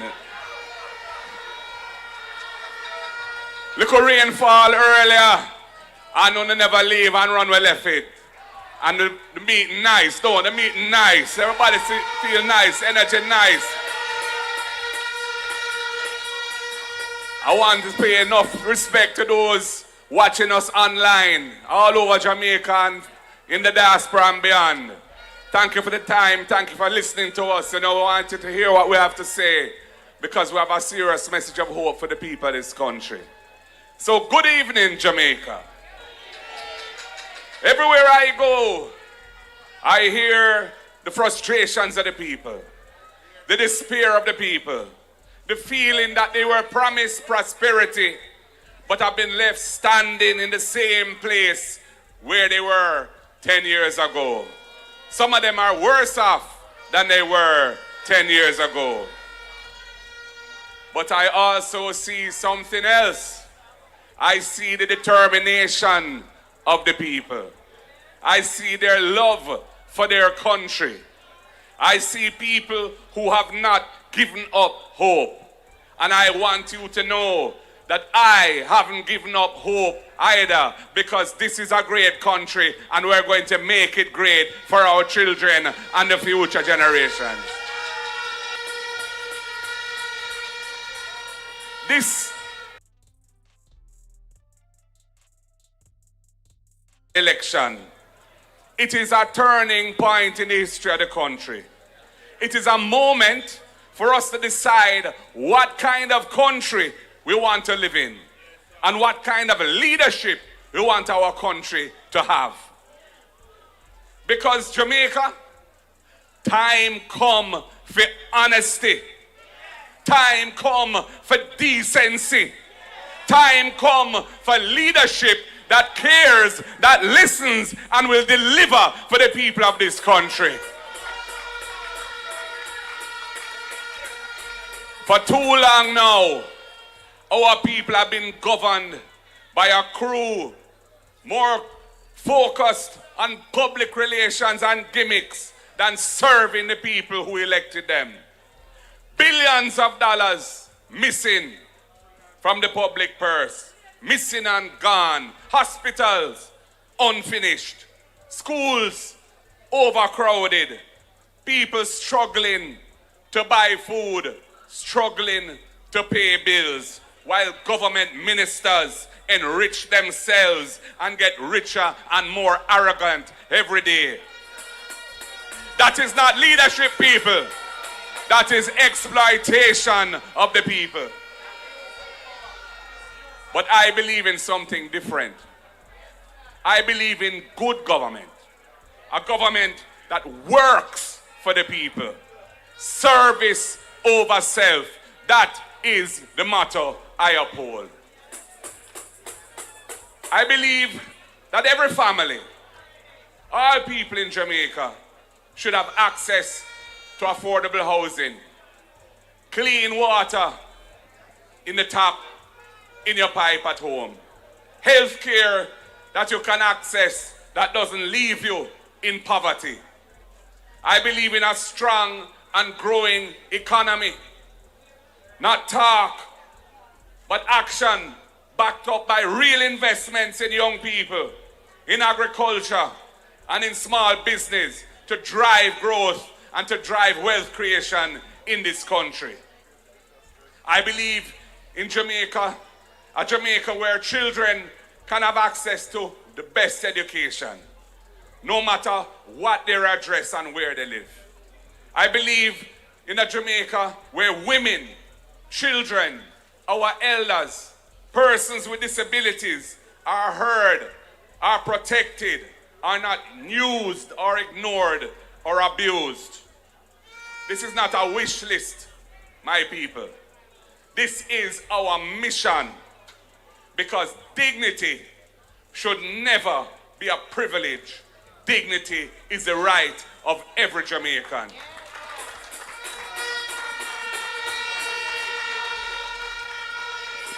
That is why the next PNP government is committed to our tradition of social justice. It was social justice when Michael Manley in the 1970s passed the Status of Children Act so that no bastard, not they again, everyone lawful. It was social justice when Iman, as Minister of Justice, passed a law to decriminalize personal use of ganja so that a youth on a corner can be hauled and pulled and arrested and carried to station and carried to court for a little spliff or a little whistler or a draw weed.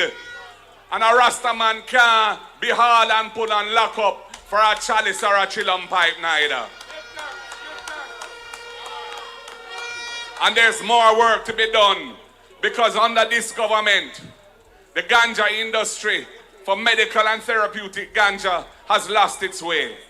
Persons who have invested in it are very upset and unhappy with how it has been handled by this government. We are going to fix the industry. We're going to ensure that the small farmers in particular in St. Thomas and elsewhere in Jamaica will have access to the industry so that they can become lawful cultivators and be part of the integrated industry that will sell our ganja as good medicine for the people of the world, to heal the nation and to heal the world. Social justice in Jamaica requires that our people should have access to the beautiful beaches of this country. Right now, most of our beaches, the Jamaican people can't have access to. And I have checked it out. And in other parts of the Caribbean where they have strong tourism industry, their people are not excluded from their beaches. So why should it be any different here in Jamaica? I am going to work with the tourism interests. I'm going to work with the hotel sector, and we're going to work a deal that will ensure that the people of Jamaica have access to the nice beaches of this country. And if it's necessary, we will use the power of the law, because we know how to do social engineering through legislation. We are also concerned about governance in this country. We do not like what is happening in relation to the Integrity Commission. We do not like what is happening in relation to the Financial Investigations Division. We do not like what happened in relation to the Political Ombudsman. These are important institutions for upholding the rule of law, upholding decency in the country, and upholding the proper conduct of elections. We will stand behind those institutions. We will allow them to be independent, and we will work with them to ensure they have the tools they need to do their job and let the chips fall where they may. And I have said, for example, that the gag clause that civil society and others are concerned about, that prevents any disclosure of any information on any matter under investigation, which has meant that we do not know who the illicit 7 were, or the illicit 6, or the illicit 10, or how much it gone to. We need to ensure that there's a proper balance between protecting people's personal reputations and the public interest in transparency in government. The balance is not properly struck now, and there are other models we can follow. We will amend that law. How can it be that we're going into an election and we do not know whether the candidates that are being put forward are under investigation from the Integrity Commission? That cannot be right. I don't think it is right that the only personal financial declarations that are summarized and published in the Jamaica Gazette are the Prime Ministers and the Leader of the Opposition. Well, the Prime Minister should be, but he has not been since 2021 because he can't cross it because he has his problems, as we know. But I have said that any member of the executive, whether a minister or a junior minister who's serving in government, should be treated in the same way because the same issues apply. And we will amend the Integrity Commission to ensure greater transparency amongst people in government. We are committed to good government in the country. That is why all of my shadow spokespersons in Parliament and outside of Parliament, because some of them are not in Parliament, because our number is small in Parliament now, but wait till that day comes. But all of them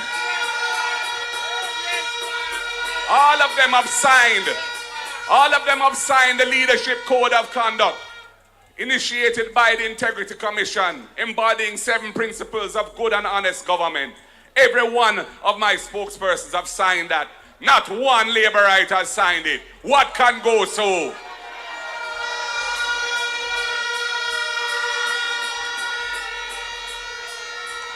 We support fundamental constitutional reform. We want to decolonize Jamaica fully. Time come for that.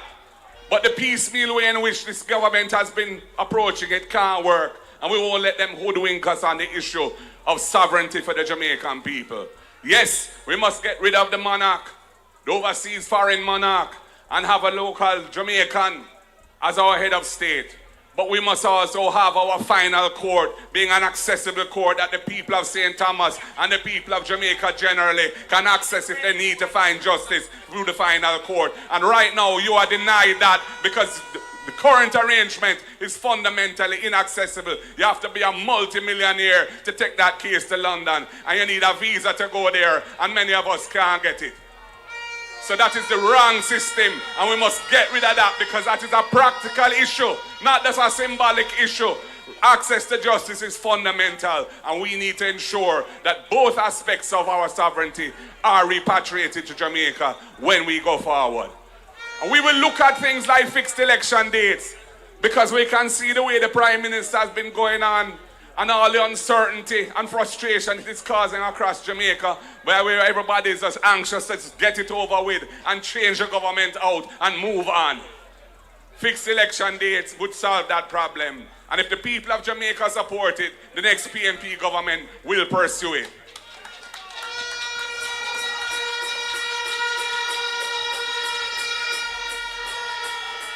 And that applies. We will introduce legislation for impeachment, because I don't see how a parliamentarian can be caught on video with a stool beating up a woman in a car park, and that person not only continues to sit in parliament, but is running for the Jamaica Labour Party again to go back to parliament, but him now make it because him going lose.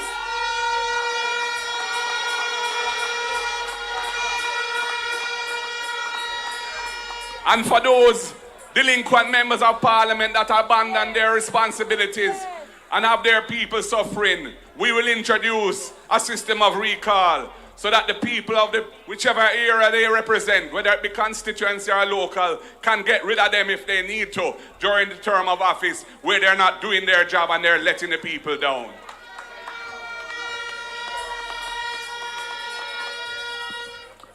We also see the need for tremendous work on reform and education.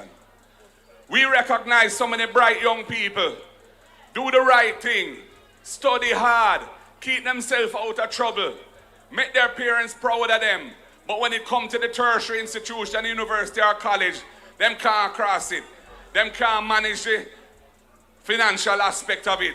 And some of them don't end up even trying to go to tertiary. We have the first in family plan for them. If you are the first in your family to qualify for university or college, under the next PNP government, you will get a full scholarship to carry you through your tertiary education.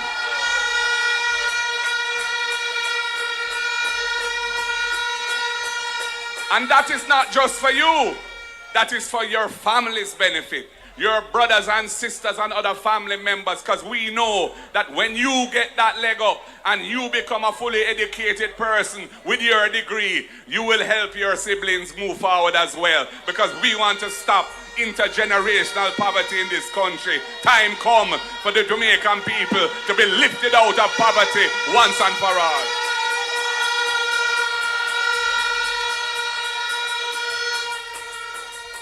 I know that many young people are struggling. They get a job, they leave school or they leave university, and they would love to get their own home. But they can't afford it, and they have to be with their parents or with the family home until they get to the retirement age, some of them. That is why we see the need to build 50,000 affordable houses for the people of Jamaica over the next 5 years. This government's record in housing is dismal. Don't let the Prime Minister trick you with some bogus numbers. Nothing no go so. There's been a tremendous neglect of the need for affordable housing under this government. And we know that young people want to access those houses. So we are going to establish the Young Person Deposit Fund in the NHT.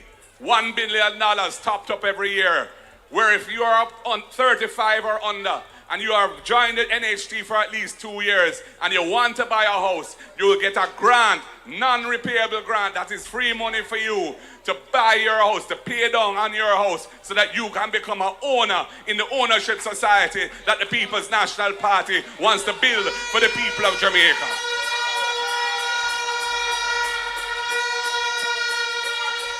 And for those of us who are excluded from the housing market because we can't prove our income to become eligible for a mortgage loan, we have the rent to own. You are a farmer or a taxi operator or a hairdresser or a cosmetologist, or you have a little shop or whatever it may be, but you don't have a pay slip that shows your income from a big employer. Don't worry yourself. The PNP is looking out for you. You will be able to move into one of those houses that we're building, and you can go in as a tenant, pay the rent, which is equal to the mortgage. And after 6 months, if you've been making the payments, we will say you have proved yourself. You don't need no pay slip. You can get access to the mortgage, draw down the loan, buy the house, and move from being a tenant to an owner with your owner door key.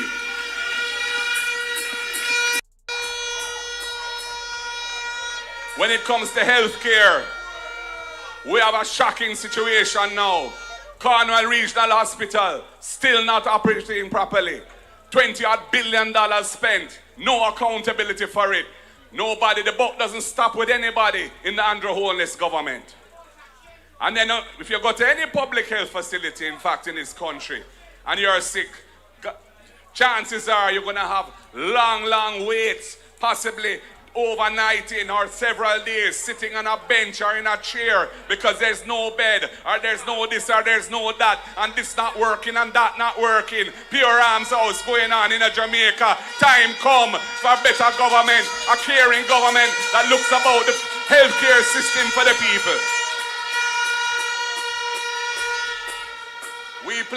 We plan to have a proper system of screening so that we can reduce diabetes, hypertension, cancer, catch those things early, manage them better so they don't end up ruining people's lives and costing all their savings and borrowings. Because we want to deal with these things early, there must be a proper screening system. And we want to have urgent care centers in every parish so that if there's an emergency, you can go there and your life will be saved. You'll be treated by a doctor when you're no longer critical and then move to a proper hospital for the care that you need to get fully better. The next PNP government is about uplifting the people. It's about serving the people. It's about putting the people's interests first. And when I talk about agriculture, Dr. Campbell mentioned some of our plans. Time come for the farmers to get a new deal. Time come for the Agricultural Development Fund, which is going to be funded out of the taxes that are charged on imported food and will ensure that our farmers get a break when it comes to land preparation, access to working capital through the PC banks, storage facilities, irrigation and water, all of these things.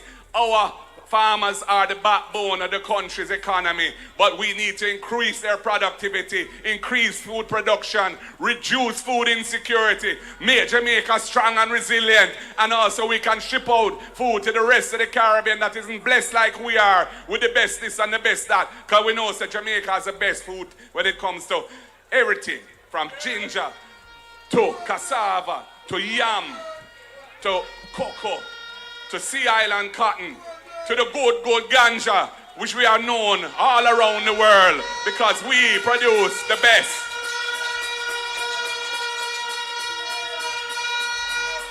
And we are the ones who see the need to pursue Jamaica as a logistics economy. We are positioned on the major shipping lane through the Panama Canal. We are also an English-speaking country, and we are on the same time zone basically as the Eastern Seaboard. Jamaica needs to integrate our economy into the world trade system so that more value-added goods and services are provided here in the maritime area, in manufacturing and so on. We have the plan. It needs more work.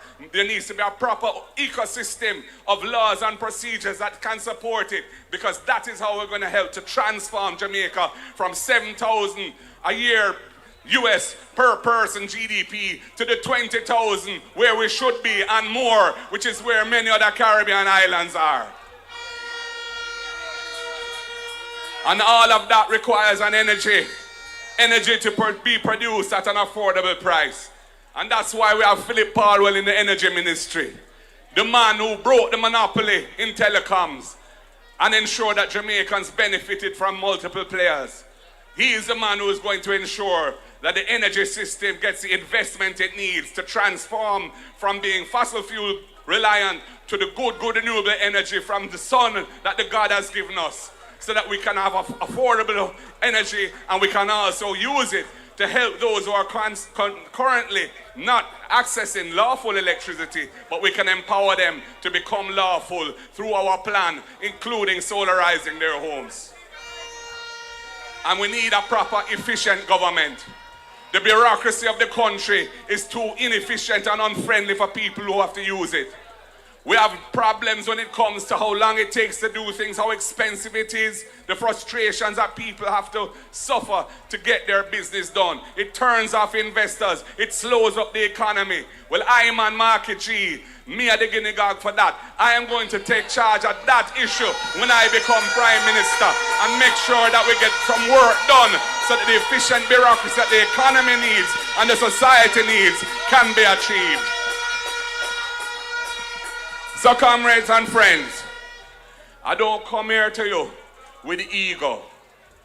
I come with experience as a top lawyer in the country, as an investment banker for many, many years, as a legislator who has been very involved in the passage of legislation in the parliament, as a minister, former minister, who had a lot of work to do to support the IMF program where we passed every test, and to somebody who is ready to assume the mantle of leadership and lead the country in the interest of the people with clean hands and a pure heart.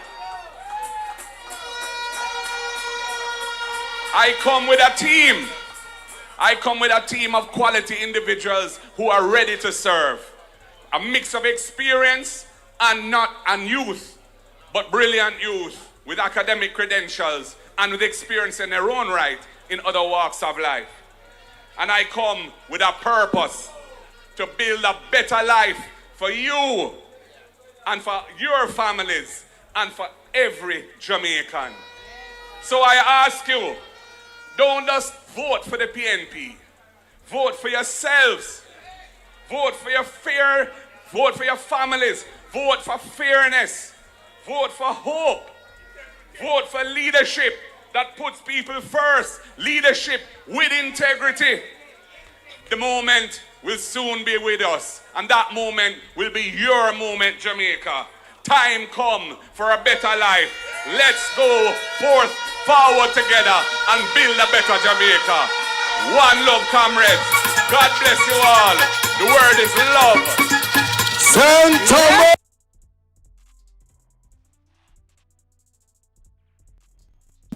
Boy, may I tell you, ladies and gentlemen, one Market G. Boy, may I tell you, say the crowd swell get more and more and more, and the energy they on one different level. Tell me what you think about the one Market G, man. May I tell you, say me hear purpose in the man's speech. Every time the man talk more and more now, it's like him a feed off the energy of the people, and him a get more comfortable. You understand? Big up Mr. Dayton, Campbell, boy, I'm tell you, real general. Big up the whole team. Big up the whole team. Ultimate and manners and respect. See? Miss Tool up down a center. Upstanding St. Thomas native. Jamaica, arise.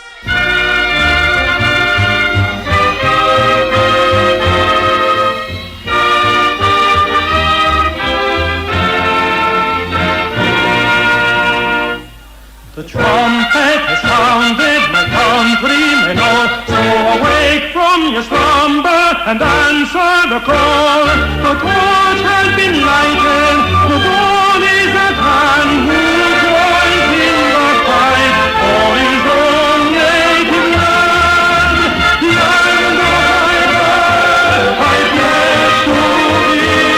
to be loyal and faithful to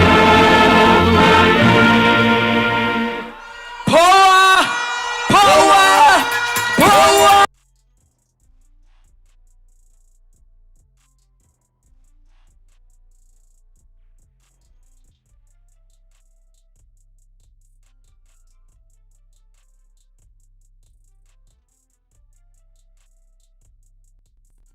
People, big up on yourself, you know. Man, I'm for continue, like, because we have a couple work to do, you know what I mean? Whenever they really get to record, you know, I'm going to do it live, you know. Never just love it. You know, never rest it. I make them process stuff there, you see me? Big up everybody, you know, man. Why, man, you know, this stream was 276 people that might hit the like button. if you don't come to this part of the video and another time, I want to say thank you for hitting the like button. I really appreciate it. I would have loved that same type of energy there for all of my video them. 282 people hit the like button. Yo, Jano, me have 304 people who vote on the poll. What if people pass through the life, you know? Hey, I want to big up on yourself, yeah, man, and thank you, yeah, man. Understand? I say, no, my work just begin. Me have my own editor, and me have my everything, you know. Understand? So, yeah. I have a couple areas where I have to go. There's a couple things I have to go clip. I don't know all heap of things. You know what I mean? Definitely I have to clip a couple things. So, big up on yourself. The word is love. Have yourself a wonderful night, alright? And thanks to everybody that hit the like button. If you haven't hit the like button yet, please do. You know, coming to the door. Big up Team PNP on YouTube. Big up BOJ. Big up PDTV. You understand? All of them. I take for all of them in a local way another stream. You know what I say? Yeah, man. Maximum respect. Don't miss a way to take on. Big up Pastor Ricky. But when Pastor Ricky I go live right now. I ain't go live already. Kind of late, you know, then you have a Titans thing. But me not see Pastor Ricky notification come up. People, the name of Pastor Ricky channel is the Political Corner TV. No, the Politics Corner TV, PCTV. It's literally called PCTV. Political Corner TV with Pastor Ricky. Once you type in that, it should be good. It look like Pastor Ricky I go schedule this one next time because you know they look like the PMP meeting take over everything. And that's how it goes. So it goes. You have to read the room, you know. This energy, look at the people them. Meeting done and they come like the people and just energize. They don't want to go home. They don't want to go home. The energy real, hear that? Energy real, people. God is good. I hope everybody reach home safely. You understand? We can't take no more bad news, people. We don't take time on the road, no man. We don't pray, no man. Pray, no man. Take time on the road, no man. Ask God covering, no man. Acknowledge God, you know, because don't bother play the fool here, man. Don't bother play the fool. Alright, my people? Yeah, and I'm going out and coming in. And you're going out and coming in, God's protection. If anybody hit the cash up, please let me know because remember my phone is down, guys. So you know what I mean? The cash up phone, we can't even see if anybody drop the cash up for me right now. That is how bad it is. The screen totally gone now, ladies and gentlemen. It's gone black. You have one little blink of white, but they're very, very small, so you can't see nothing on the screen. And big up Patricia Hutchins. Alright. She dedicated to bringing a phone for me. I really appreciate that. Yes, yes. And people, you know, so me have a little couple items where we need to buy for you know, really bring up the production level. See? Those couple items. We need a stream deck board. Stream deck board with 15. I want all this. 1, 2, 3. The 15 button one. We need one of them. Go up on the internet and check it about 150 US. You see, feel like the cheapest one. You don't know if it's the best one, but the cheapest one. That. So we need a stream deck board, sound board. You can put me sound bite them pan and them something. I'm more to increase my sound bite. You know. More to increase my sound bite them. Because the campaign I get at you know. Whole heap of thing there way. You know what I mean? Big up Miss Rose. Oh gosh man, God bless the lady there. God bless the lady there. St. Thomas, you know, do the right thing. All the one that see them a labor right. You know, make sure you don't vote for Miss Rose, yeah? And make sure you don't vote for you, Bert. Your brother they have some serious ideas. He's a brilliant man. Your brother the Hubert Ryan Williams. He's not a fool, he's very educated. He have some serious ideas for people. Him have the farmer them best interest at heart. Best interest at heart. I can tell you that. That youth there, trust me. You know, go normal when him getting a power. They gonna put St. Thomas on the map, you know. They gonna put St. Thomas on the map. Just remember somebody tell you that. He gonna put St. Thomas on the map. That you they have vision. It's not a fool. Just ask God for keep him. You understand? Bless him with abundance of health and wealth. You understand? And protection. Because the evil them come after him. You know? Yeah, man, we now fight against normal powers, we fight against principality and powers and evil order in high places. You know what I mean? Yeah. That. Sooner or later, people. The word is love here. We go put us in. Well, upon the energy.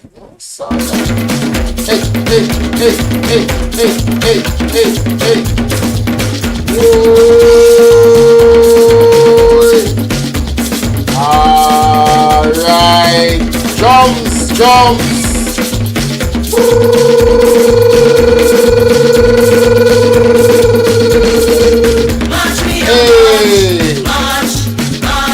Alright, people, look more. Word is love, yeah? No, sir. What a vibe. I'm sorry, we never did it. Look a bit. No money energy.